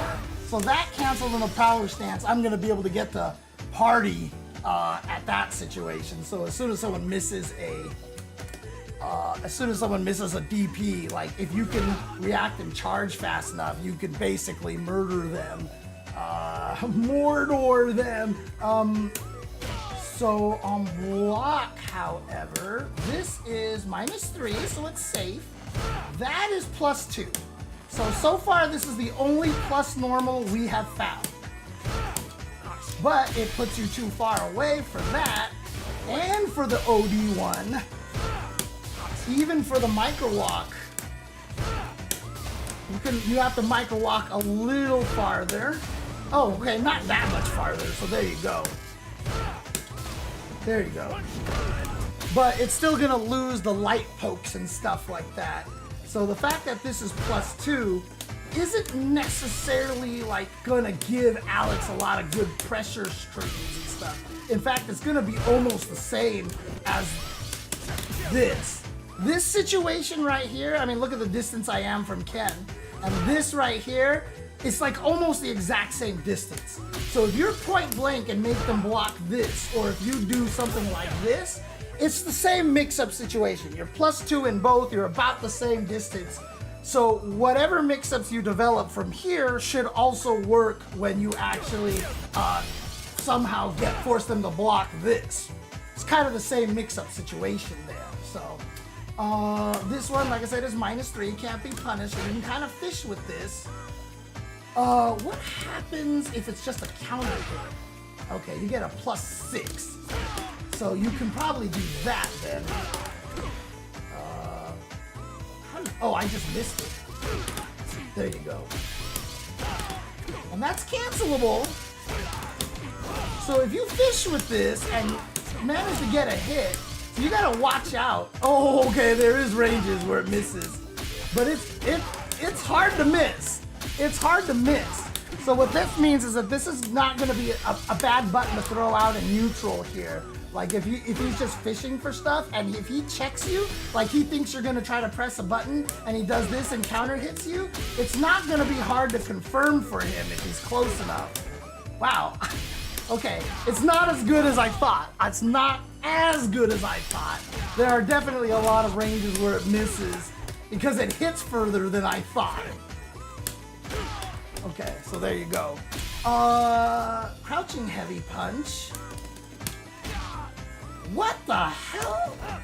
This is not what I was expecting at all. I thought he was gonna do a shoulder charge, but maybe that's only from the Prowler stance. What the hell button is this? Oh, it does hit him crouching.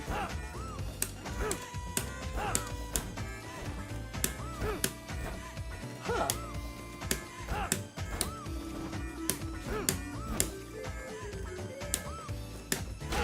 Yeah, it doesn't have a difference in range on crouching or standing. It just doesn't have a lot of range in general. It's -3 on hit. It's only super cancelable. It might go into Prowler stance. We'll look. But yeah, for sure, this is going to be an anti-air, right? I mean, that's going to be a really good anti-air. They mentioned that in his player guide as well. So it's just going to be a good anti-air. The problem is if he's jumping, you're not going to be able to like. Oh, only the first frame is super cancelable. If you hit a later frame, it's not going to super cancel, it looks like. Yeah, see, if you hit at a later frame, it's not going to super cancel. But even if you do hit him like this, it's not a knockdown, so the super won't hit. If it's a counter hit, they still recover. If it's punish counter, it knocks him down. Okay. So again, the only real way that you're gonna get any sort of punish counter is if your opponent tries to hit you early with a jump attack like that, right? And so if they, oh God, that actually hit long. All right, let's try this again. Like so, right? Like if they try to hit early, so like they're trying to stop your, but like I can just, oh weird, that's a punish counter, huh? How did, why is that a punish counter? That should just be... Okay, sure. But if you do land this, obviously, now I can just do whatever the hell I want. So, okay. On punish counter, not counter hit like Blanca for some goddamn reason. Anyway, so that's crouching heavy punch. And then on block, this is -5. Okay. So yeah, you just don't use this on the ground next to somebody. You just don't. It's specifically for anti-air. Standing heavy kick, great button, plus only 1 on hit. On counter hit, okay, just standard +3 on punish counter. Oh, it's a knockdown. So I can probably do all sorts of stuff once I get into the Prowler stance. There. So we'll take a look at that in a second. On block, this thing is -4. So if you can space this out, this is very, very good. But obviously, if you abuse this button, your opponents will start perfect parrying this. So you gotta be careful. But what's good is that if you mix between this button and this button, you can throw off perfect parry timing, right? So that's just a thing. But obviously heavy kick reaches farther, medium kick doesn't hit from here. But at ranges where medium kick can hit, you know, you can throw out a heavy kick like this to throw off their perfect parry timing, but you will get hit out of this button if they're swinging. Like this one is obviously 9-frame startup, this one is 16-frame startup. So again, if Ken is just walking around and doing this kind of thing, you know, you want to try to hit him with this. But if you've gotten Ken scared and he's not hitting buttons and you could tell he's just trying to perfect parry your stand medium kick, then you can throw this out, you know, at a little bit closer range, at a range where nobody's 4-frame buttons can punish you. This is all very standard Street Fighter 6 stuff. This is not unique to Alex, okay? But since this is kind of standard neutral-ish kind of things for Street Fighter 6, I'm just saying, okay, these are the buttons that Alex will use to do the things that a lot of other characters can do. So, could the opponent use it? Oh, yeah. This and this will kill. These things will be dead by DI. DI will murder these buttons. But again, like, this one might be the only one that you can DI on reaction, and you have to be looking. But this button here, you cannot DI on reaction. It is a guess, and so if they just do this, and actually, this is his fastest button, which is nice. So if he just does this, and he triggers you into thinking that he's gonna do that, and the opponent DI, whoa.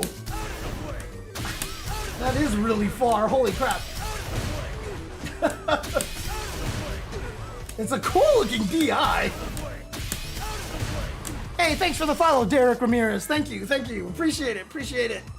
Yeah, DIs would mess him up pretty badly, but again, I'll have more to say about that if one of my suspicions, you know, it probably doesn't work.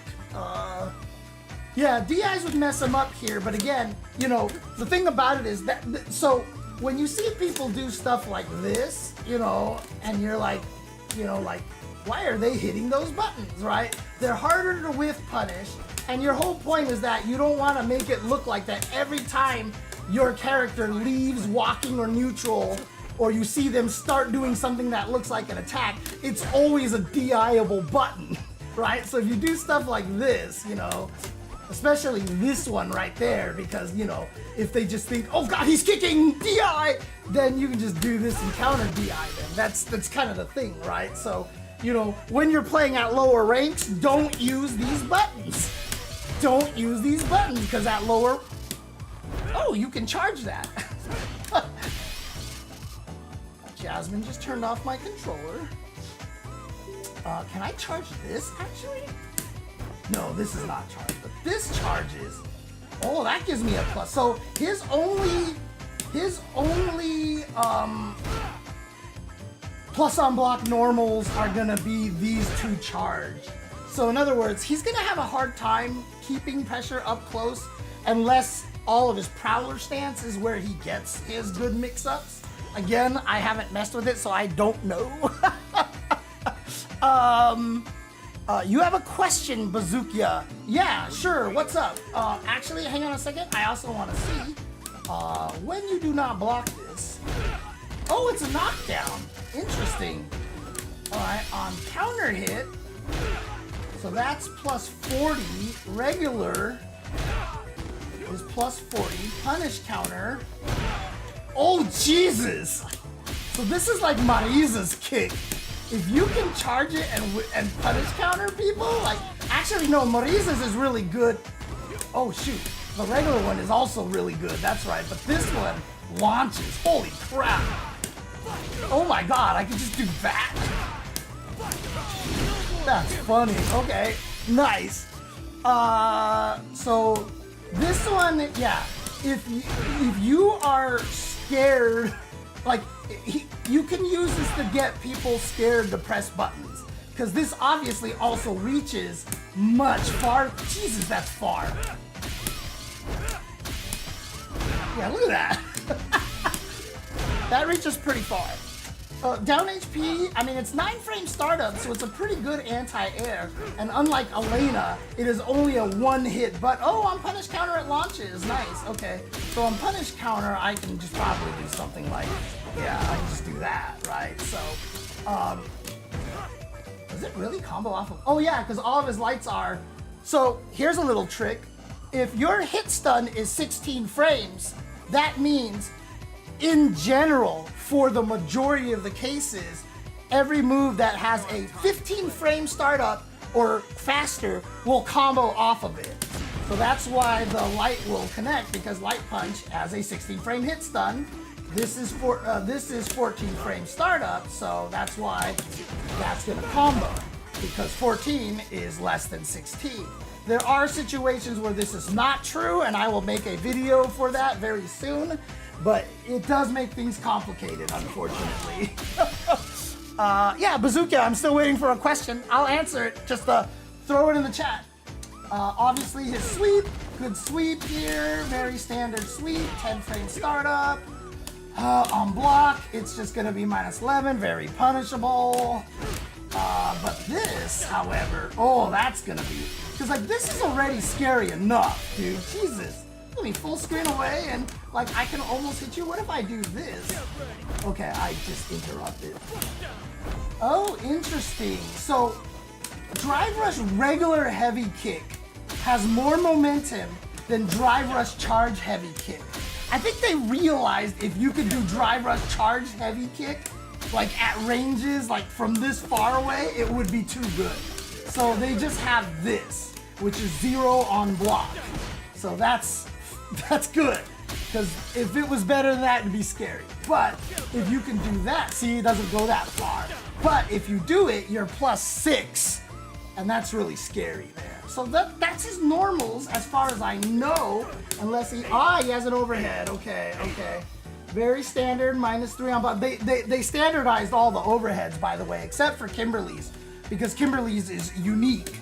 And I still think that they should have buffed her overhead a little bit, but in one way, but you know, they're never gonna do it, so whatever. But standard overhead, +7 off of a drive rush, and then on block -3 safe, and then drive rush overhead's gonna be +1. Very standard, very standard. Oh, he has a back medium kick. Interesting. This is his plus normal. There you go. I was wondering why this was here. I was wondering why this was here. So that's his plus normal. Luciana Silveira. This is the most important menu item in training mode. There's something called shortcut settings here. Now, there is a little caveat to this, but all of these things you can set to shortcuts so that you can use certain combinations of buttons or just buttons to change the setting. So for example, my RS click is the wake up setting. So I can choose them recover in place, roll backwards, random, recover in place, roll backwards, random. The hard part is that one of the nice things about this is that there is this. This is called the function button settings right here. If you set this to a button, it becomes a shift key. So normally if I hit standing medium, let me see. Normally if I hit heavy punch, it's this. But if I hold the shift key and press it, it becomes reset. So now I can just reset anywhere I want, right? Like that. And so once you assign function, you can just do every button that you want. I have switching which way they are to function and up. This didn't actually exist at first. They actually made function and joystick directions to change things. So I use function and up to change standing, crouching, and jumping. But I also have reset, I have record, I have playback, I have the block count here, I have their punish counter state right here, I have replay a save state, and I also have save the current state. Like, I do everything with the shift key. Now, here's the hard part though.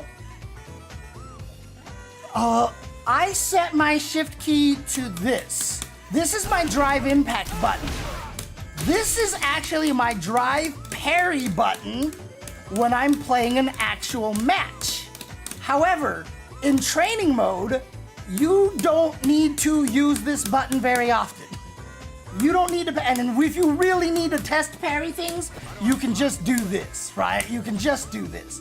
Now, obviously, if I'm training like reaction timing, I'll turn off the shift button. So if I go over here and you go to shortcut settings, I'll just temporarily jump in here, turn it off, and now when I come back, it's my parry button again, right?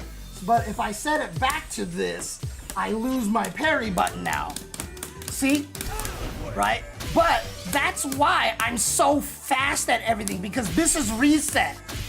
So like while I'm testing and I want to reset, like that's all I do. It's so fast that way. And then if I want to actually set it to, like I said, change the jump, I just sit here and immediately hit this and just up, up, up. You know, I just change between them. This button here is my counter hit state. This one here is my block state, which is why I have said I really want them to put numbers on these things, because if I'm doing this, sometimes I'm like, what am I on? And like, I forget. But if you actually saw 1, 2, 3, 4, 5 next to these things, it would be so easy to jump to the one that you want. Like you're like, oh, 2, 3, 4, 1, okay, there we go. And then this one, same thing, but sometimes I get mixed up on where they are. I really wish they would put numbers next to them, so it would actually be much easier to use those. But this is my record. This is also my playback over here. So it's easy for me to go playback and then test stuff, playback, test stuff. And then this is record, which also doubles, by the way, if the reason why I have that set there, because record also doubles as I want to move the opponent around. And then you hit playback and it just, it takes away the record. So normally you press the record one and then press the record again to actually start recording.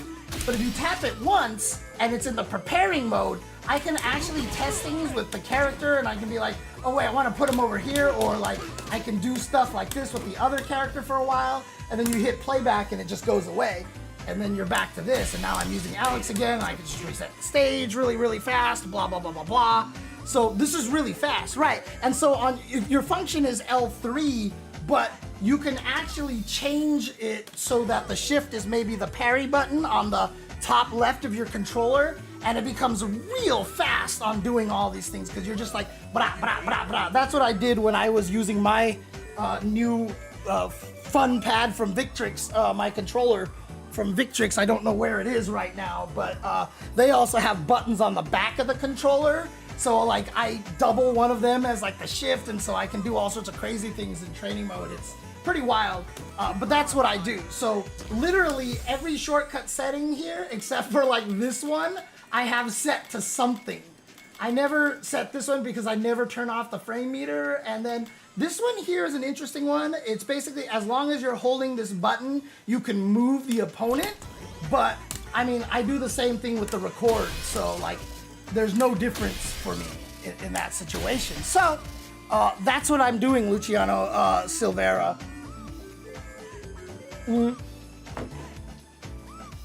It makes labbing, it makes testing, it makes everything that you do super fast. So like when I'm labbing things, I'm like, da da da, okay, wait, what does this do in the corner? Okay, back to the middle of the screen here. Wait, let me do something, let me record something with Ken. Blah, blah, blah, blah. Okay, I'm done with that. And now let's play it back. Like, my hands never leave the buttons. Like, I'm doing okay, now let me test punish counter. Okay, cool, let's go back. You know, like literally my hands are never leaving those buttons. I do have stuff set to like the select button and all that other stuff. This one switches from pause to standard. I also have this button over here that if I shift and do it, you can see it's counter attack settings on and off. So the reason why this one is really useful is because I have all these counterattacks set up. If you turn them on, they all turn on. So that's not very useful. The reason why that's useful is that if you do something and then Ken respond, like let's say I do this, on reversal after damage, he does like OD Shoryuken, right? So like he does OD Shoryuken. So I'm here, let me test something, and I do this and I go, oh shit, this is turned on. I don't actually have to go to the menu to turn it off. I always just hold the shift button, I tap it twice, on, off. And that makes sure everything is off. So if I had something on wake up, if I had something on block, if I had something on after damage, double tap that, it's off. So that thing is always on off, and all I do is double tap it and I turn off every reaction, and I can go back to normal labbing. So there's a lot, like learning how to use the trainer. It's funny because of the way I am and how technical I am, and because I'm a labber, like, dude, I will find ways to do this. Back in the day, like when I was working at Symantec, like we had to like re-image all these machines, and there wasn't any like re-imaging server. You had to insert a floppy disk into every machine, and like, dude, like the things I can do, if I showed you how I edit Notepad documents, like you guys would probably freak out at how fast I can edit Notepad documents. Like it's kind of nuts. Like I've learned to turn my hands into macros, which is why I'm so good at combos and stuff too. But yeah, this way it just makes it very easy for me to do all sorts of stuff in training mode as fast as humanly possible, so I don't spend a lot of time. The last one I'll give, I've given this tip for everybody many times, but in case you haven't heard it and you're in this chat and you don't know, one of the most important tips that I have, oh cool, look at this. Hi, my name is Daz. Just joined in here. I don't know if they're fighting game players or if they are something else, but you're just in time because I was giving one of my favorite tips for training mode in Street Fighter 6. Such a simple thing, but it is really important. If you look at the bottom of the screen on the left, you see that LB plus RB is go to basic settings. It's go to basic settings, right? So what I do, boom, like this, right? So every time you do this, you always go to page number 1. look at the top left of the, look at here. You always go to page number 1. So whenever I'm looking for a setting, I don't just like, I'm not like not over here. I'm like, shoot, where's the stand and the other settings? Shoot, what page? Oh wait, there it is. Like, I don't have to do that because I know that from the start page, changing the dummy to stand or a crouch is 2 RBs away from that, right? If I want to go to the reversal settings, it's always 4 button presses James, either direction. James, switch you the can do- cameras. So you could, wait, no, this is the camera we want to see. Oh, this is somebody new, they don't know what that is. A lot of times, I'll be like,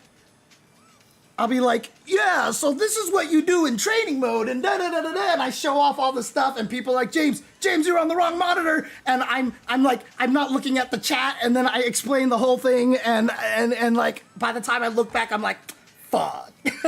So that's there for people to let me know to change the monitor. To get to the reversal settings, it's either RB times 4 or LB times 4. Doesn't matter, I'm used to RB times 4. So to get you around training mode as fast as possible, if you start remembering these things, like if I know that I want to get to these reversal settings and I just happen to be on screen display settings, I don't have to be like, wait, what page is this? And how far away? Which direction? I don't know. Every time I want to go to a page in training mode, I immediately reset 1, 2, 3, 4. You'll even see sometimes too when I'm like, oh, I need to go to the reversal settings and I do this. And I was already there. But it doesn't matter to me because I will always end up there all the time. Hey, what's up, Arichi? Oh, you've never played this game or any, so you don't play fighting games then. Okay, that's fair. But yeah, this is really helpful to navigating the training mode. So like every time I want to record multiple things, it's pause, go to basic page, left, left, left. And there you go. And you're there. Is it left or is it right? Oh, it's right. That's right. Because of the way the buttons are put down there, it's backwards. So I actually do go left, left, left, left. Yeah, because unfortunately the left is on the right is on the left when you're on a joystick. If you're on a pad, it makes a lot more sense. It's amazing that it doesn't destroy me, but that's because it's just muscle memory at this point. So if I had to think about whether I need to go left or right, I would explode. But that's a great tip for navigating the training mode. So yeah, from a non-fighting game perspective, we must seem insane to be discussing menus this intensely, yes. One of the things about learning fighting games, if you're new to fighting games, is that training mode is very useful, training mode is very powerful, there's a lot of things you can do on it, and there are a million options, and it is scary. And so learning how to navigate through these options and setting the dummy to do what you want or setting this to whatever is really important, because the faster you can navigate the menus and get the environment set up to what you want it to do, the easier it is to lab in training mode. So that's why I do a lot of this stuff. Yeah. Bazooka, you asked the question in ST, Cammy versus Dhalsim. It depends, because if you're fighting a good Dhalsim, the fight sucks. If you're fighting very standard Dhalsims, the match is very much in Cammy's favor. It only stops being in Cammy's favor when you are fighting very, very high level Dhalsims. So before I even start talking about this matchup, the Dhalsims that what level are you at? And what level are the Dhalsims that you are fighting at? Like if you're fighting El Trouble, I mean, good luck, dude. Like you're just gonna die all day. But like if you are fighting a lot of other Dhalsims, you should be able to. Hi, Jasmine. You're drooling. You're drooling. What are you waiting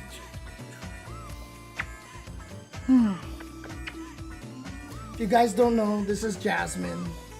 This is my sweetheart over here. I've been her owner for 14, 15 years now. She is tremendously sick. She has cancer, and so my poor girl doesn't have much longer to live at this point. And so I'm very, very sad.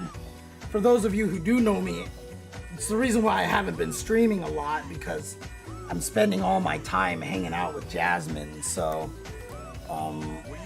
but yeah, she's very sick. And the hardest thing about it is that cats are so good because they're predators. They can't show weakness. Oftentimes, owners will keep a cat alive far too long because they're just suffering every day. And Jasmine, she's eating fine, her appetite's fine, I can play with her, she's still very affectionate and stuff like that. But that doesn't mean that she is not in tremendous pain right now. And so, you know, you have to be careful with your animals. Obviously, you want them to be around as long as possible, but you also don't want to make them suffer for too long, honestly. So, you know, it's a tough call to make. It is a tough call. I know Jasmine is in a lot of pain right now, and it is irresponsible for me to keep her in the suffering state. So, yeah, unfortunately, my baby girl doesn't have much longer here. So, you know, consider yourself very, very blessed to have been greeted by Jasmine over here and to have been able to say hi to her. Here's Jasmine. I'm not going to bring her up to the camera because she doesn't look great right now. If you actually get a close-up view, and you know, I don't want to do that to her. You know, I want people to remember her as her gorgeous, glamorous self. So, you know, it was a tough situation. Oh man.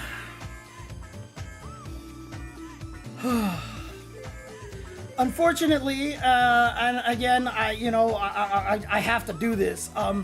If you guys want to help me out a little bit, one, I got the diagnosis about a month ago. It was very expensive. Unfortunately, when you do an expensive biopsy, just because the cat turns out to actually be, sick, doesn't mean that you don't have to pay the vet bill anymore. So if you actually want to help me, I would really appreciate it if you guys can actually help.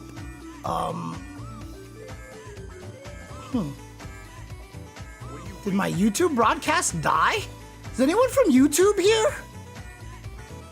No, Bazooka, it is a thing that you have to understand. And the reason why I can be so calm about it, talking about this here, but don't get me wrong, I have definitely had many nights where I am just unconsolably crying and stuff like that. Oh, YouTube is live? Okay, I don't know what's going on here then. It might just be my actual server thing, my stream server thing. Oh well, whatever. Any case, when you adopt a pet, it is part of the contract. Even when I adopted them, her and Nathan is my other cat who's over there. Even when I adopted them 14, 15 years ago, I told myself that, you know, this is something you can't avoid. And so I knew when you become a pet owner, you are signing a contract that you are going to love and take care of the pet, and that you are going to outlive them, right? And so, oh, there comes Nathan too. So, you know, as a responsible pet owner, it is something that you have to be mature enough to handle. And it is not for everybody. It is very, very difficult. It is very difficult. And these are my first pets. So, you know, losing these pets is gonna be devastating. So it's really, It's hard. It's hard. It is hard. It's absolutely hard. And if you are a person who doesn't think that they can handle that, you know, like I said, that's part of the contract of when you take a pet. You don't get to give away a pet when it's sick, so you don't have to see it happen and stuff like that. If you are, then I don't like you. You know, basically it's just kind of how it is. So, oh yeah, I'm sure it never gets any easier. I'm sure it doesn't. But like I said, it's just one of those things that you have to understand. And yeah, cats are way friendlier and smarter and affectionate than you think they are. You just have to find the right breed and the right personality. Because some cats, yes, will be very aloof. My ex, who is the one who convinced me to get cats, Jasmine, you're drooling everywhere, Jasmine. You are drooling everywhere. Has told me that Burmese are the dogs of cats. And if Jasmine and Nathan, who are both half Burmese, are any indication, yes, they are the dogs of cats. They're basically both about 14 to 15 years old, with Nathan being younger by like 6 or 7 months. So they're both the same age. But like I said, I think you just jumped in, Trajan. Jasmine is very sick, and she does not have long anymore. So Jasmine is just about ready to take the next step in her journey. Because even though she doesn't look like it, cats are predators. They are very good at not showing that they are in pain, but I don't think there's any question that Jasmine is in a lot of pain right now. So you do have to, as an owner, why I was talking about being a responsible pet owner, you do have to be aware that this is something that you're going to have to do. And frankly, like, the only way you don't have to do it is if your pet just passes away suddenly. But trust me, that is far, far worse. That is a far worse situation than you being able to give your pet a peaceful way to pass, and, you know, knowing that you can do it. What are you waiting for?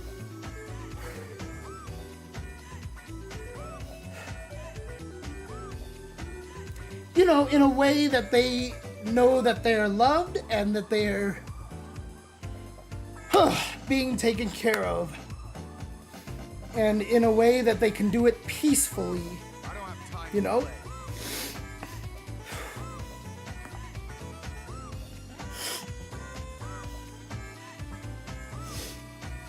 It's hard, as you can obviously see.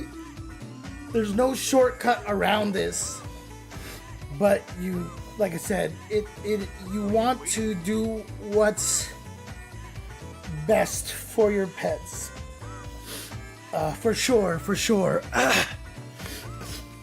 Yeah, Trajan. I mean, some cats do live very long. Some cats live shorter. It's just, it's no different than people. You know, some people, you know, they just have that misfortune. Some people, like Dick Van Dyke, just stay forever. So yeah, it's a hard one. It's a hard one. But again, this is what you take on when you adopt a pet. You don't get to give away the pet when they're sick. You don't get to turn your back on them. There have been many stories of pet owners who are unable to be in the room when their pet is being euthanized. And again, that to me is being irresponsible. If you are going to be a pet owner, you have to have the mental fortitude to be there for your pet all the way till the end.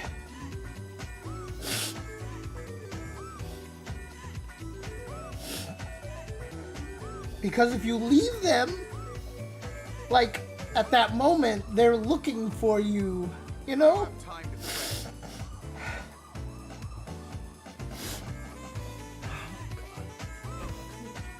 I know you hate being picked up.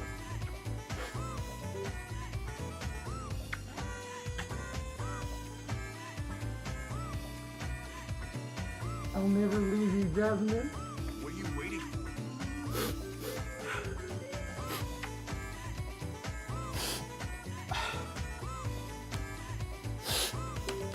I might have to mess with the Prowler stance some other time. Oh, man. I don't have time to play.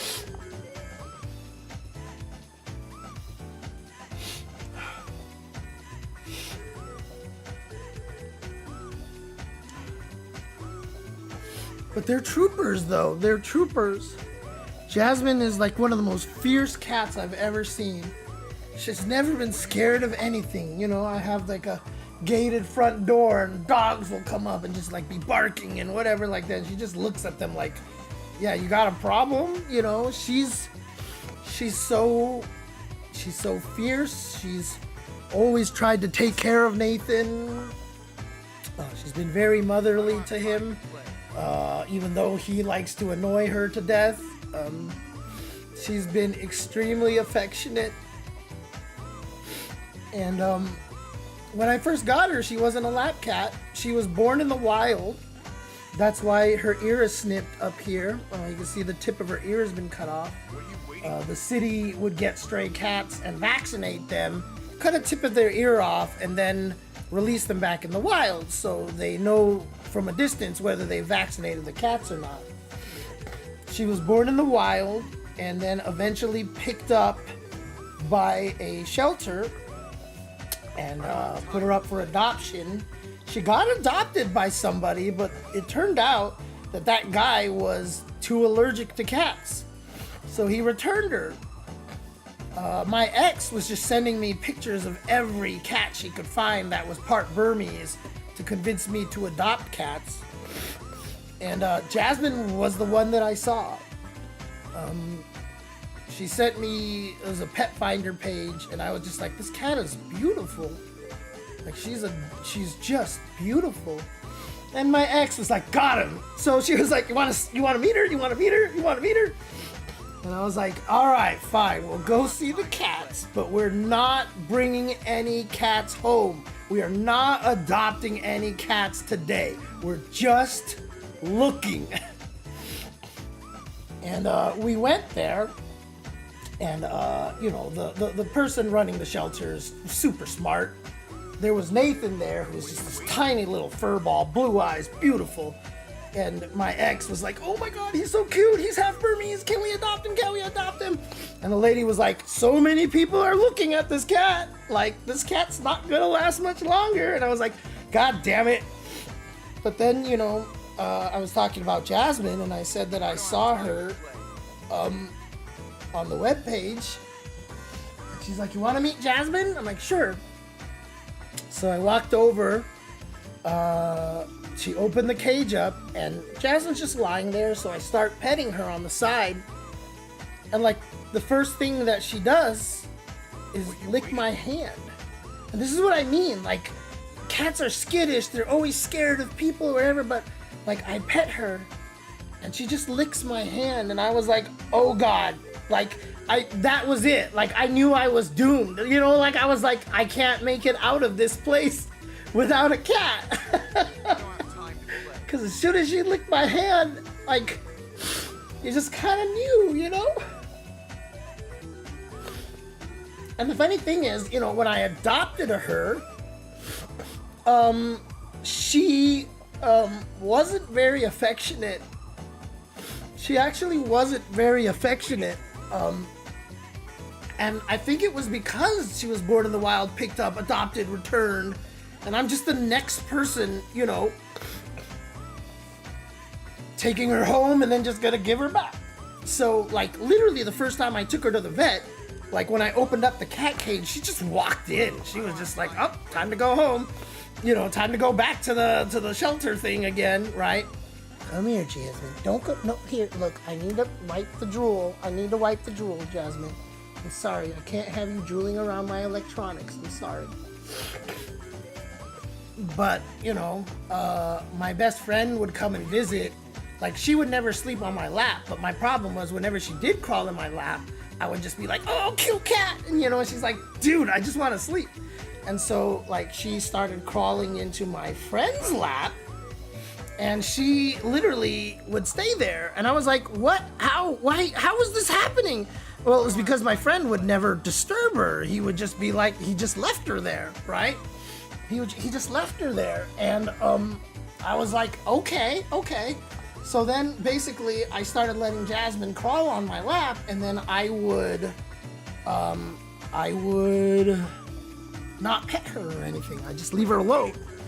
And so she started getting used to sitting on my lap.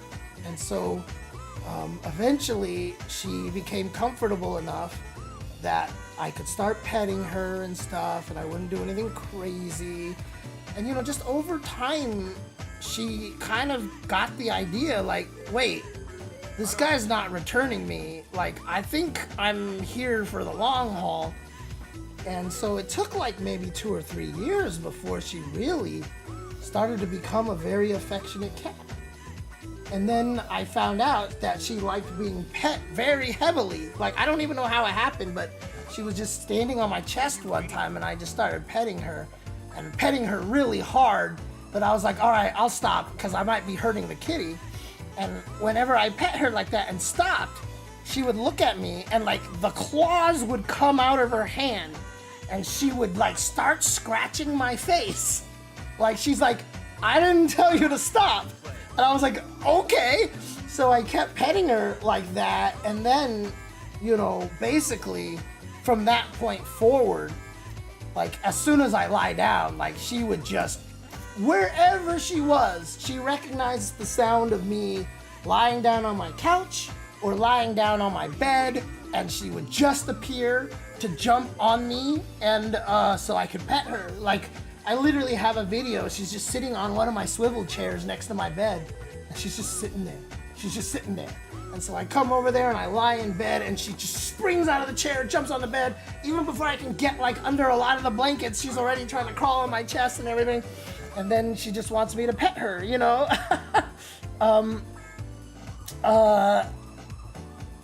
So, you know, from that point forward, like, we've been, you know, amazingly close.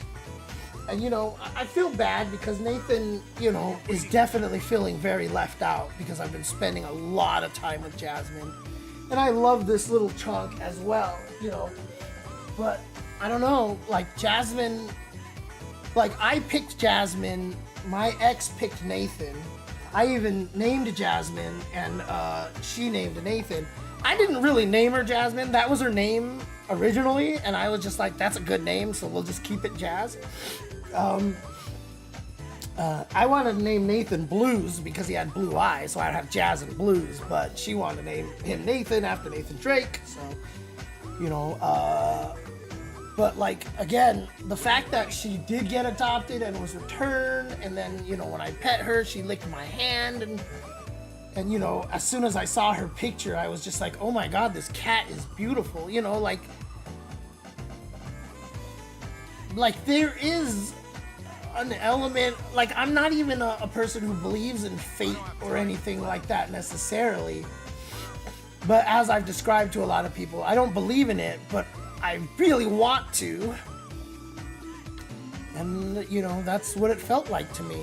Honestly, it really felt like it was kind of meant to be. And, you know, like I said, just how close that we've become, and how affectionate she is and everything like that. Like,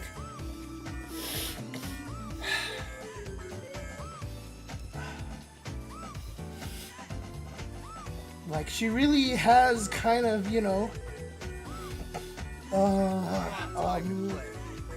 in a lot of ways been there for me during the pandemic, during all this terrible things that have been happening. I do have time, but not much time, Bazooka. I don't have much time. So I've been trying to make sure that I've been spending as much time with her as possible. So I haven't been streaming as much because most of the days I'm just kind of chilling with her.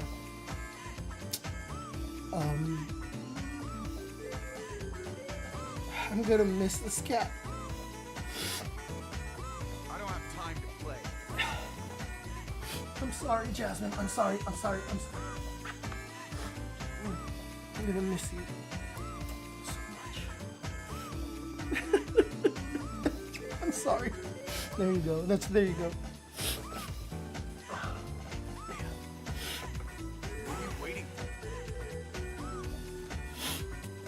I'm gonna go feed the cats, and I guess since we've been talking about them so much and stuff, I'll let you guys. I usually stream myself feeding the cats, so we'll do that right now. So, she just rubbed her head against my hand.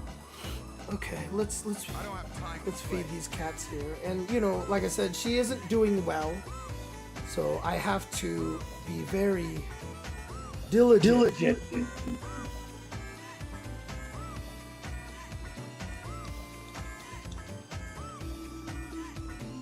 And again, What are you waiting for? when I am feeding the cats, I won't be able to see chat. So we'll just be doing that really quick. Alright, so that's a different view here. I don't have time to play.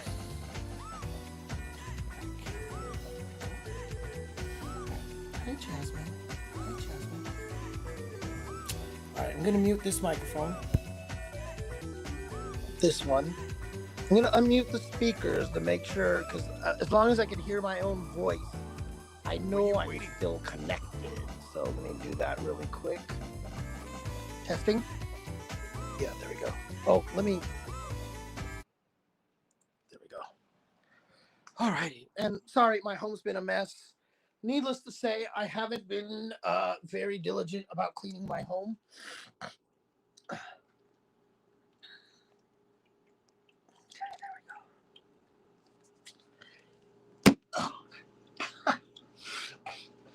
Okay. All right, kitties. Hi, Jasmine.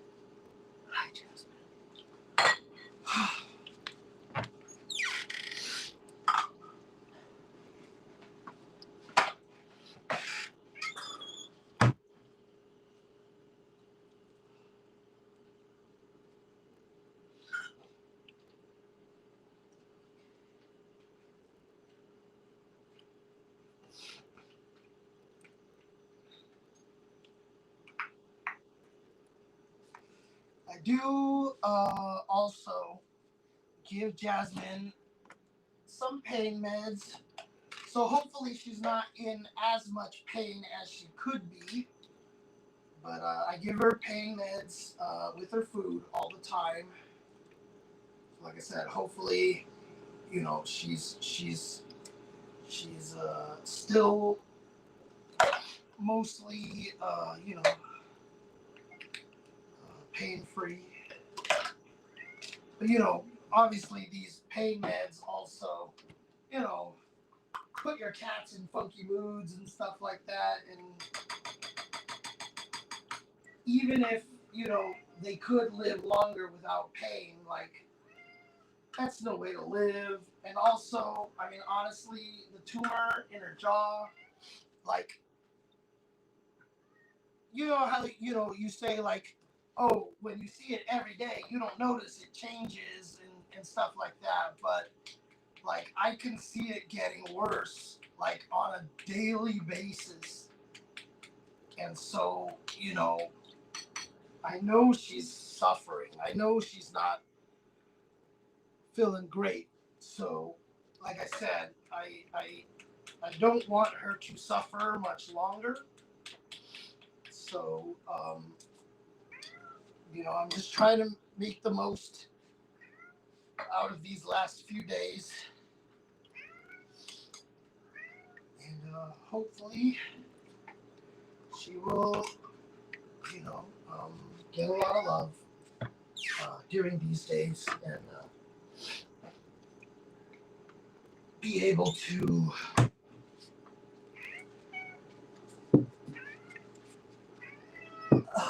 not suffer for much longer. Oh, I know, Nathan. Come here, Nathan. Come here, Nathan. Get up here. Get up here. All right, Nathan, get up here. Nathan eats on the top of my refrigerator. Reason being that. Reason being that I need to keep Jasmine and Nathan separate from each other because they eat different food, and if they are next to each other, they try to eat each other's food, and it is not correct.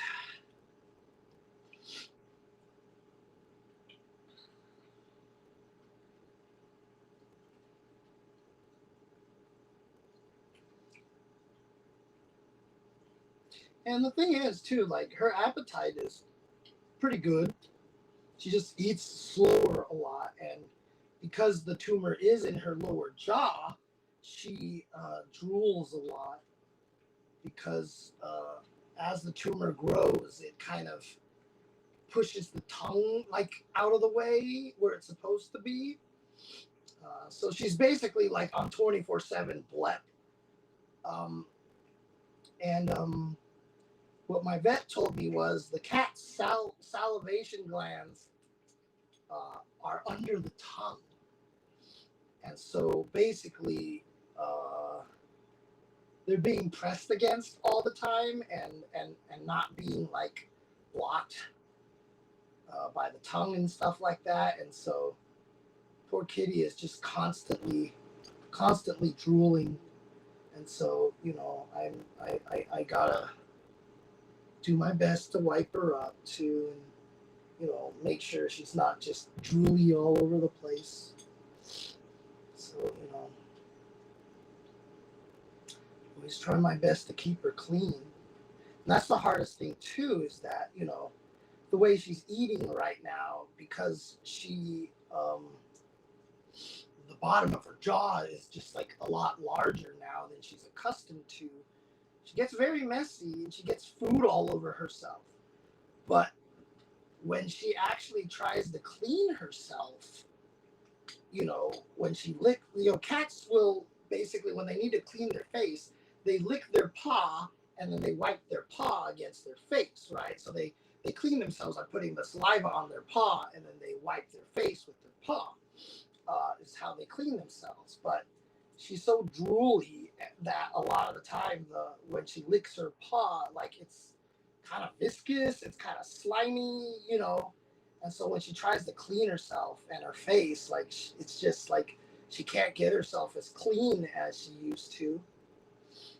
So I'm always like trying to wipe her face, but obviously if I'm pressing the tissues and stuff like that against her jaw, I'm sure that hurts. I'm sure that causes pain or discomfort.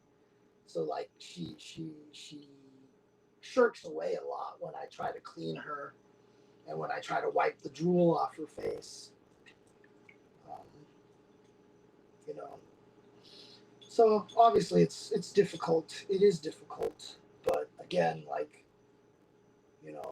this is the thing that you got to do. This is what you got to do. You got to take care of your cats. You got to take care of your pets. Like I said, there's no shortcut. There's no easy way to handle these kind of things.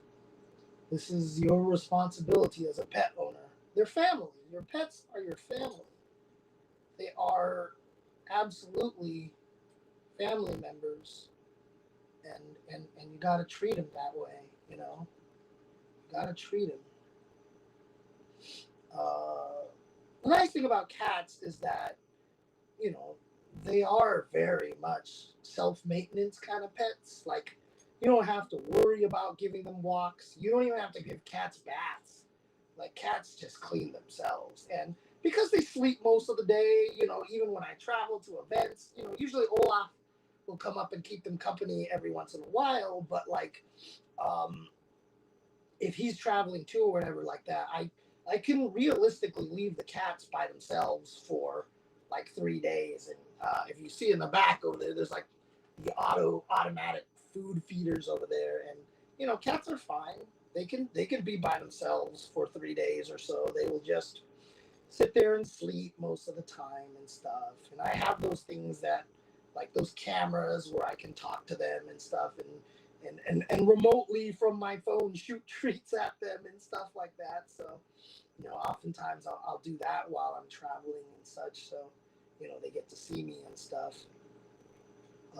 But they are very low maintenance pets. And while like those vet bills and stuff like that will be very expensive, I mean, it sounds cynical, but those are very backloaded. I did have to do a couple of expensive things for like Nathan. I had to take out a tooth. That was really expensive. So I think I GoFunded me that as well. So it can be expensive, but in general, cats are much less expensive than dogs. And you cannot leave a dog by himself. You can't. Like, you can't leave a dog by itself. Like, you have to. So I don't like cats more than dogs. I love dogs too. I love dogs to death.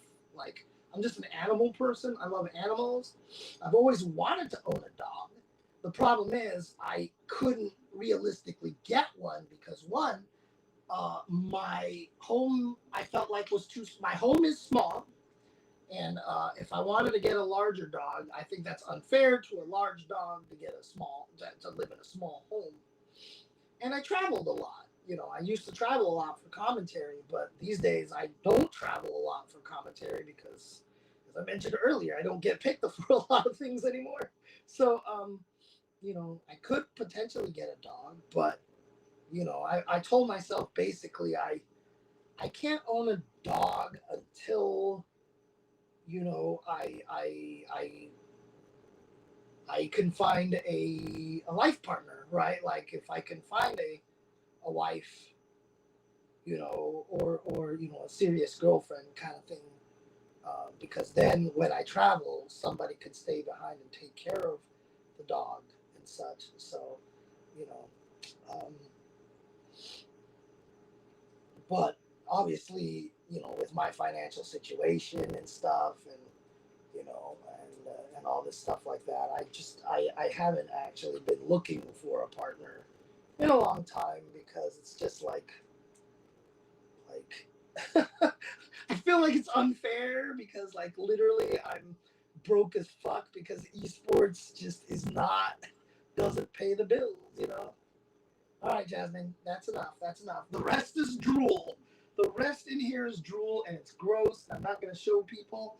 And I also need to wipe this off the ground. It is also drool. If I do not wipe the drool away, Nathan will come and eat it, and it is disgusting. And it is really disgusting.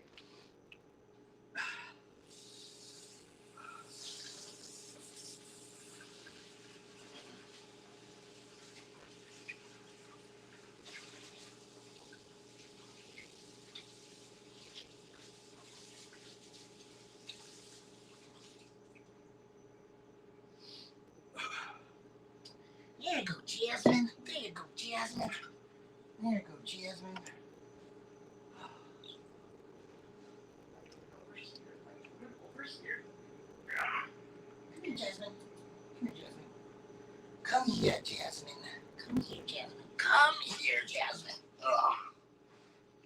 Come here, Jasmine. Yeah, it's a tissue. I know you don't like this, but you are a mess right now, Jasmine. You are a mess. You have food all over your mouth.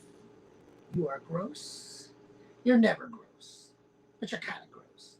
You're kind of gross right now, Jasmine. Yeah, you're kind of gross right now. Let's get you a little more clean. All right, there you go. Hang on, Jasmine. I know you don't like it. I know you don't like it. I know you don't like it, Jasmine, but I am trying my best. Okay, let's do the cat off switch here. Cat off switch. There we go. Good job. Good job, Jasmine. There you go. Okay, okay. You're more clean now, okay? Good girl. Good girl. Yeah. Yeah, good girl. You're just looking for more food, Nathan. You're just looking for more food. You look very sad. Are you sad because I'm tending to Jasmine so much and I'm wiping her face of food that you don't have anywhere on your face? Nathan. Nathan, you're a good boy. I'm sorry if I'm not paying attention to you as much. I'm sorry if I'm not paying attention to you as much. But I definitely love you so much, Nathan. You are the cutest and most adorable spoiled chunk that I can ever possibly have. Oh, yeah. Look at you. Oh, yeah. You like those cheeks scratched. Oh, good boy. Good boy. Yeah. I can definitely be rougher with Nathan. He enjoys it. He likes rough housing a lot more, so. All right. Sorry also, by the way, that I look like a mess right now.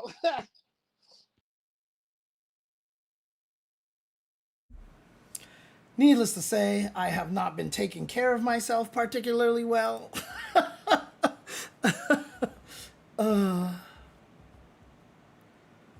Yeah, they're both about like 14, 15 years old. 14, 15 years old. So,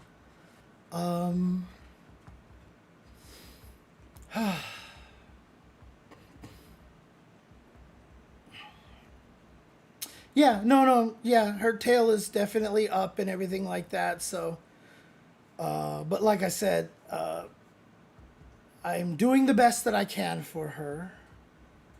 And, yeah, she's still being a cat, but honestly, like,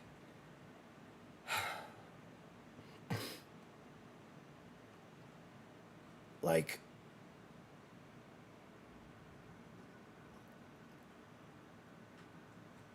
I can see the tumor is getting larger and larger. Like I said, I don't want to go into too many details. Not that it's grotesque. It's just like I don't want anybody to think about her that way because she is such a beautiful cat. But the tumor is definitely, you can literally see the kind of effects that it's having on her physically, and there's just no way that she isn't suffering. So I just don't want her to suffer much longer. Is that all it is? So so yeah, basically.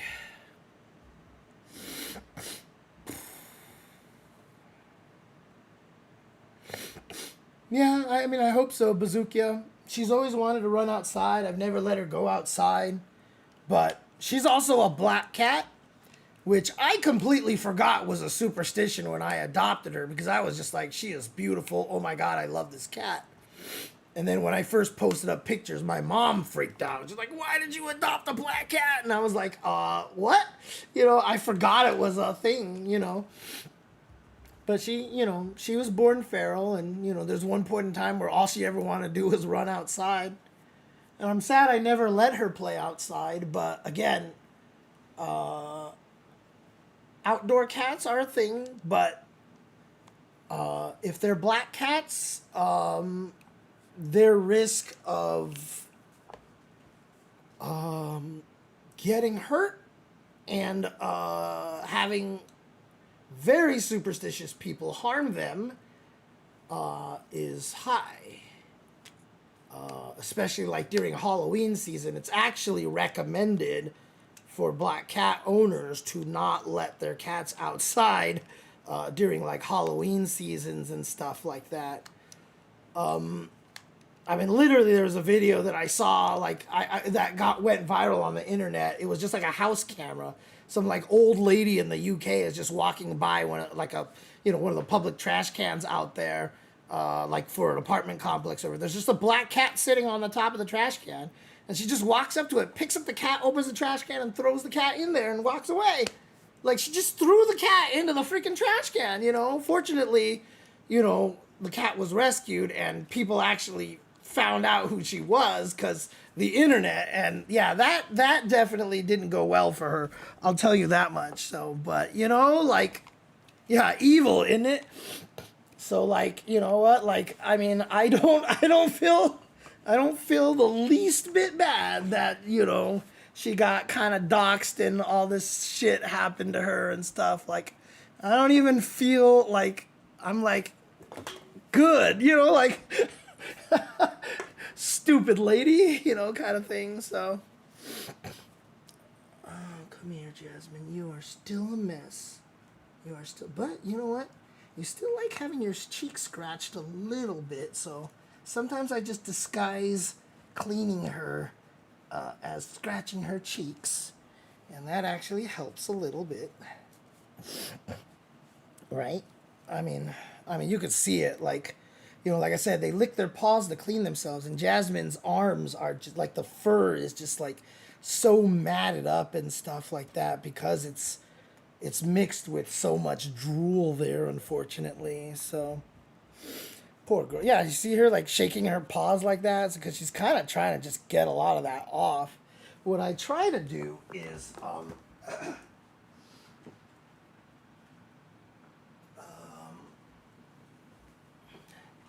she does like this brush, but she doesn't like me touching her paws with this necessarily. I try to clean that. Oh God, look at her. Oh yeah, so feels good, huh? Yeah. I always love she does this, and sometimes she feels like I'm scratching her too hard, and she'll lift her paw up and push it down a little bit. Yeah, see, she just did it. She just put her paw up. She's like, wait, not that hard, not that hard. It's so funny, so funny. She is the smartest cat, dude. She is the smartest cat. I mean, honestly, I did not know cats could be this smart, but it's not even just oh, she's smart, but she's so aware of things. She just understands stuff, when at one point in time, she wasn't eating a lot of food because she was feeling so uncomfortable. And so she would stop eating, and I'd be like, Jasmine, finish your food. And because I didn't want her to grow too thin or whatever like that. So I would, make her eat food. And it really literally looked like Jasmine would just be like, I don't want to eat this right now, but I know you want me to eat it right now, so okay. And she would go and eat it, and you don't think cats have that kind of level of understanding, right? But she was like that, My cat of 18 years passed away in my arms in 2023. I 100% understand your sadness in your cat situation, hoping you find peace and joy with the remainder of their time here. You definitely created a great life for her that wouldn't have been otherwise. Yeah, I think one of my favorite things, honestly, that I have been able to do for her, is that, on so many of the streams, when I'm on TNS or, if I'm on FlyQuest or I'm doing one of those streams and Jasmine comes just jaunting along on the stream, everybody's like, oh my God, cat, kind of thing. And I have been able to introduce Jasmine to a lot of people. So, a lot of people have been able to learn and be blessed to have, met Jasmine and to see what an amazing cat she is.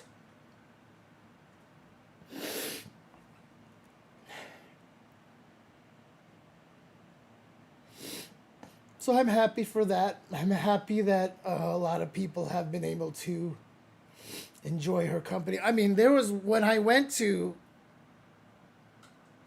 Saudi Arabia, for EWC, I was about to get on the bus to get back to the hotel, and this mom and her daughter saw me, And the mom was like, "Are you James Chen? Are you James Chen?" And I was like, "Yeah, yeah, yeah." And she was like, "My daughter, like, watches you. She loves your cat, Jasmine." She's like, she loves Jasmine so much. And I was like, "Oh, thank you," you know. And so I got to, you know, talk to her daughter a little bit and stuff. And, you know, the fact that I can get someone around the world to love this cat as well is like special. Not a lot of people get to do that. You know, not a lot of people get to let others know how cool your cat is.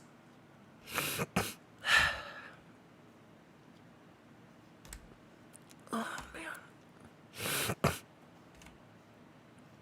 She doesn't mind having her chest combed a little bit because, again, the drool gets on her chest a lot, so she ends up getting very clumpy hair down there, so...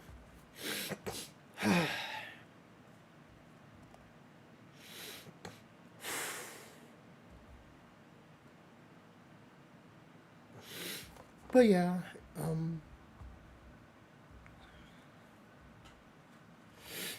like I said, it's crazy that, you know, Jasmine's my first pet. My mom is a clean freak. She's very OCD, and there was no way she would ever get an animal pet that would drop hair everywhere all over the house and stuff.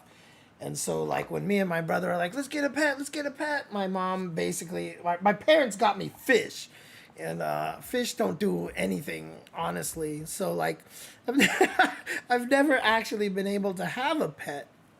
And so, you know, obviously now that I was by myself and stuff, and I was with my ex at the time, and she loves cats, and she was like, I want cats.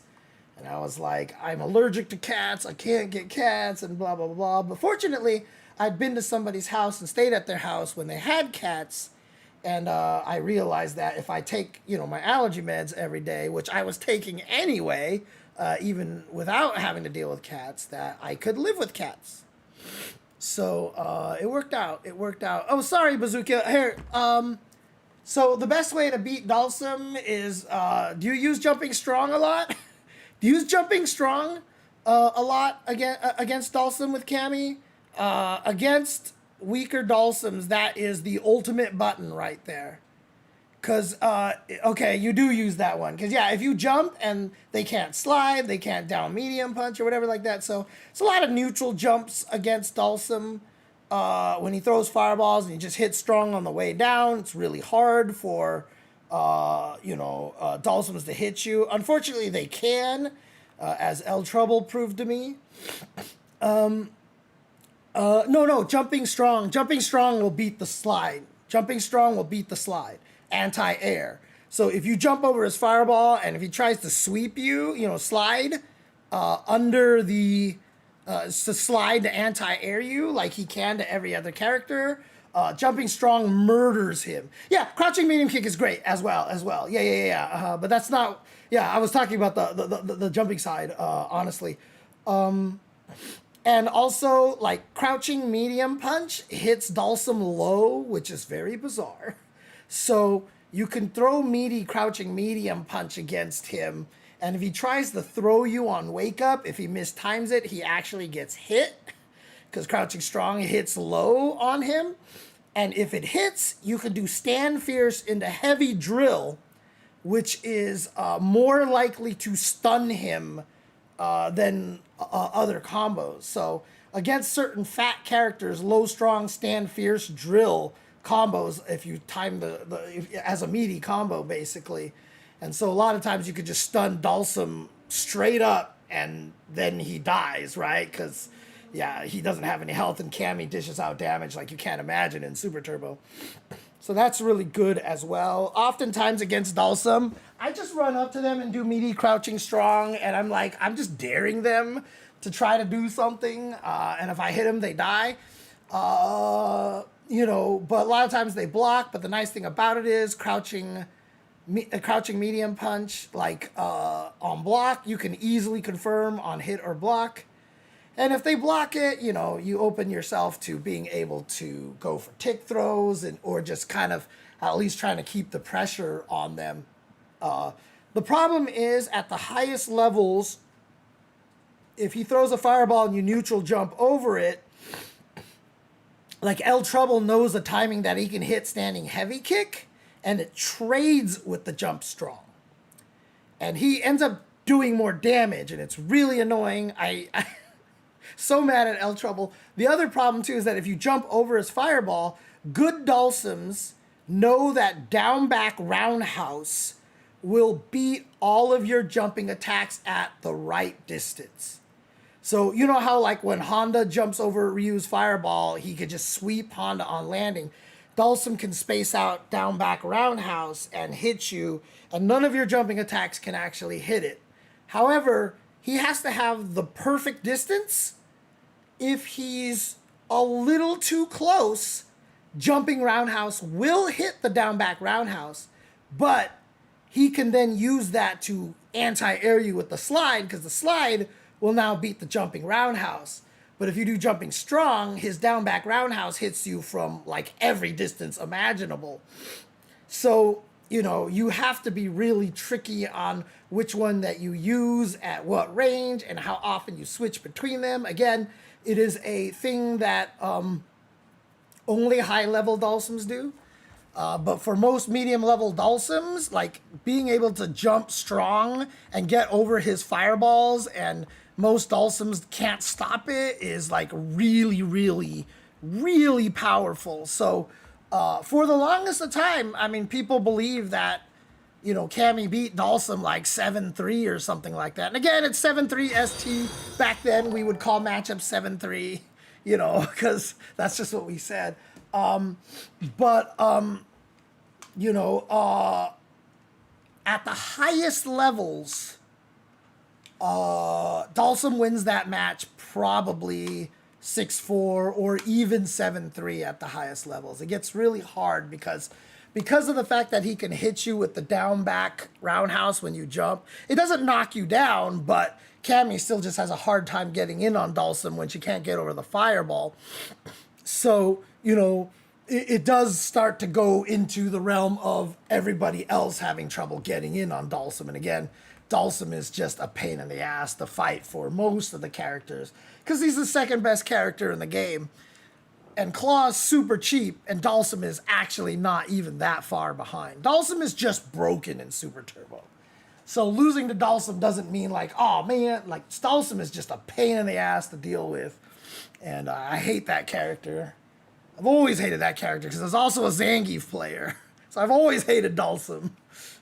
So now with this latest patch for Street Fighter 6, I'm even more scared because Dhalsim is way better. Like he's scary now in this game. He's really scary, and I don't want to fight Dhalsim at all. So, oh, we were talking about Super Turbo, Big C.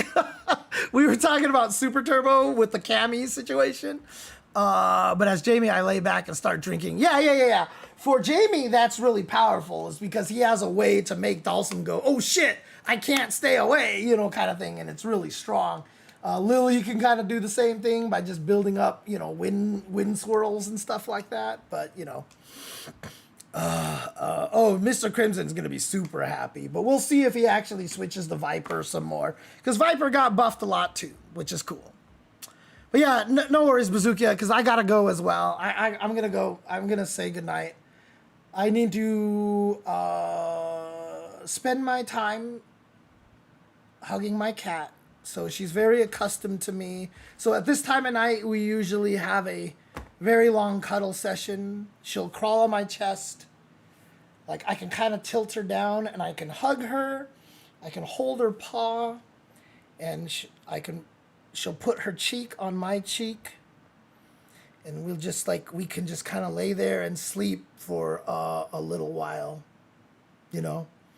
And just recently, like, she just slept there with her cheek on my cheek for like 2.5 hours or something, you know? She was calm and happy, and and I want to make sure she remains that way.